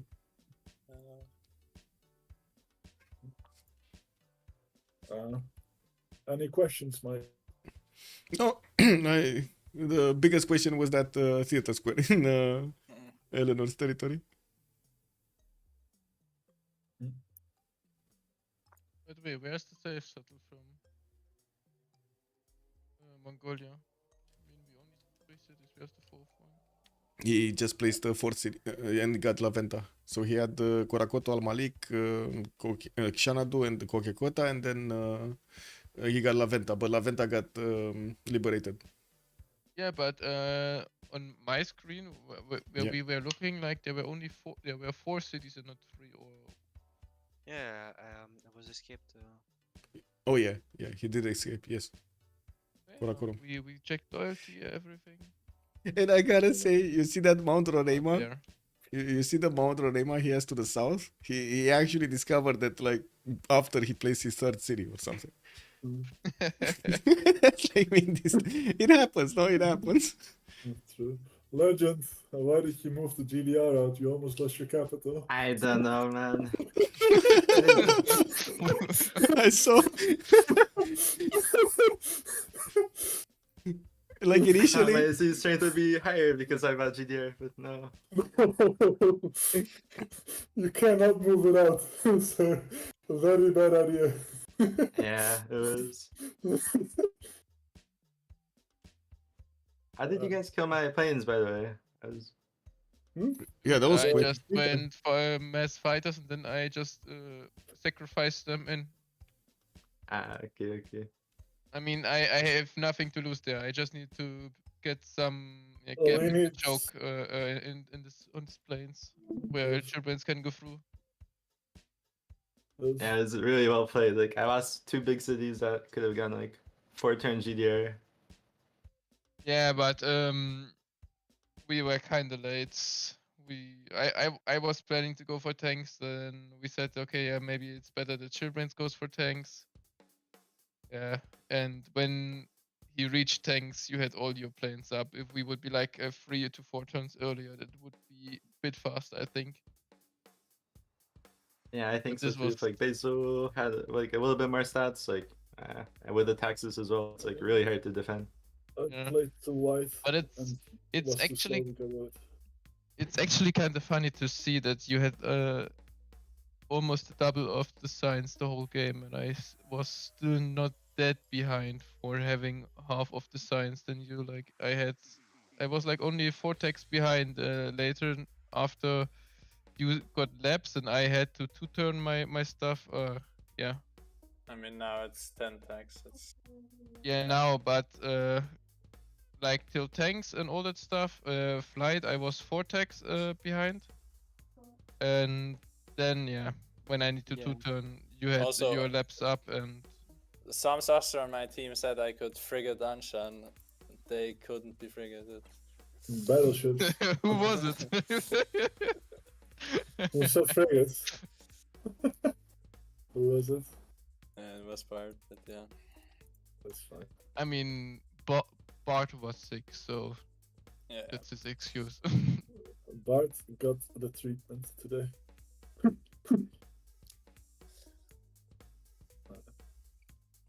Alright, anyways, GG's. GG. GG, let's well go played. to FFA Andies. Have a good one. See you guys next time. Bye bye. Bye-bye.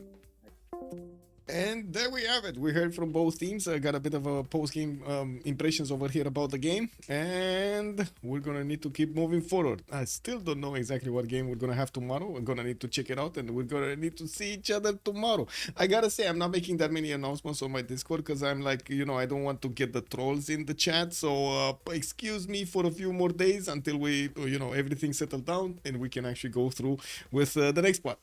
Have a great evening, everybody. And I thank you so much for being here with me tonight. I'm sorry for the beginning of the stream that we had quite a bit of a longer wait, and I do hope you guys understand it. It's out of my control, basically out of my control. I do want to thank you so much for the follows, much appreciated for the subs, and I do hope you're gonna throw a like over there on YouTube. I know it's getting bombed right now, every video is getting bombed, but it, you know, it still helps to actually throw those likes in there. Have a great evening and see you guys next time. Bye bye.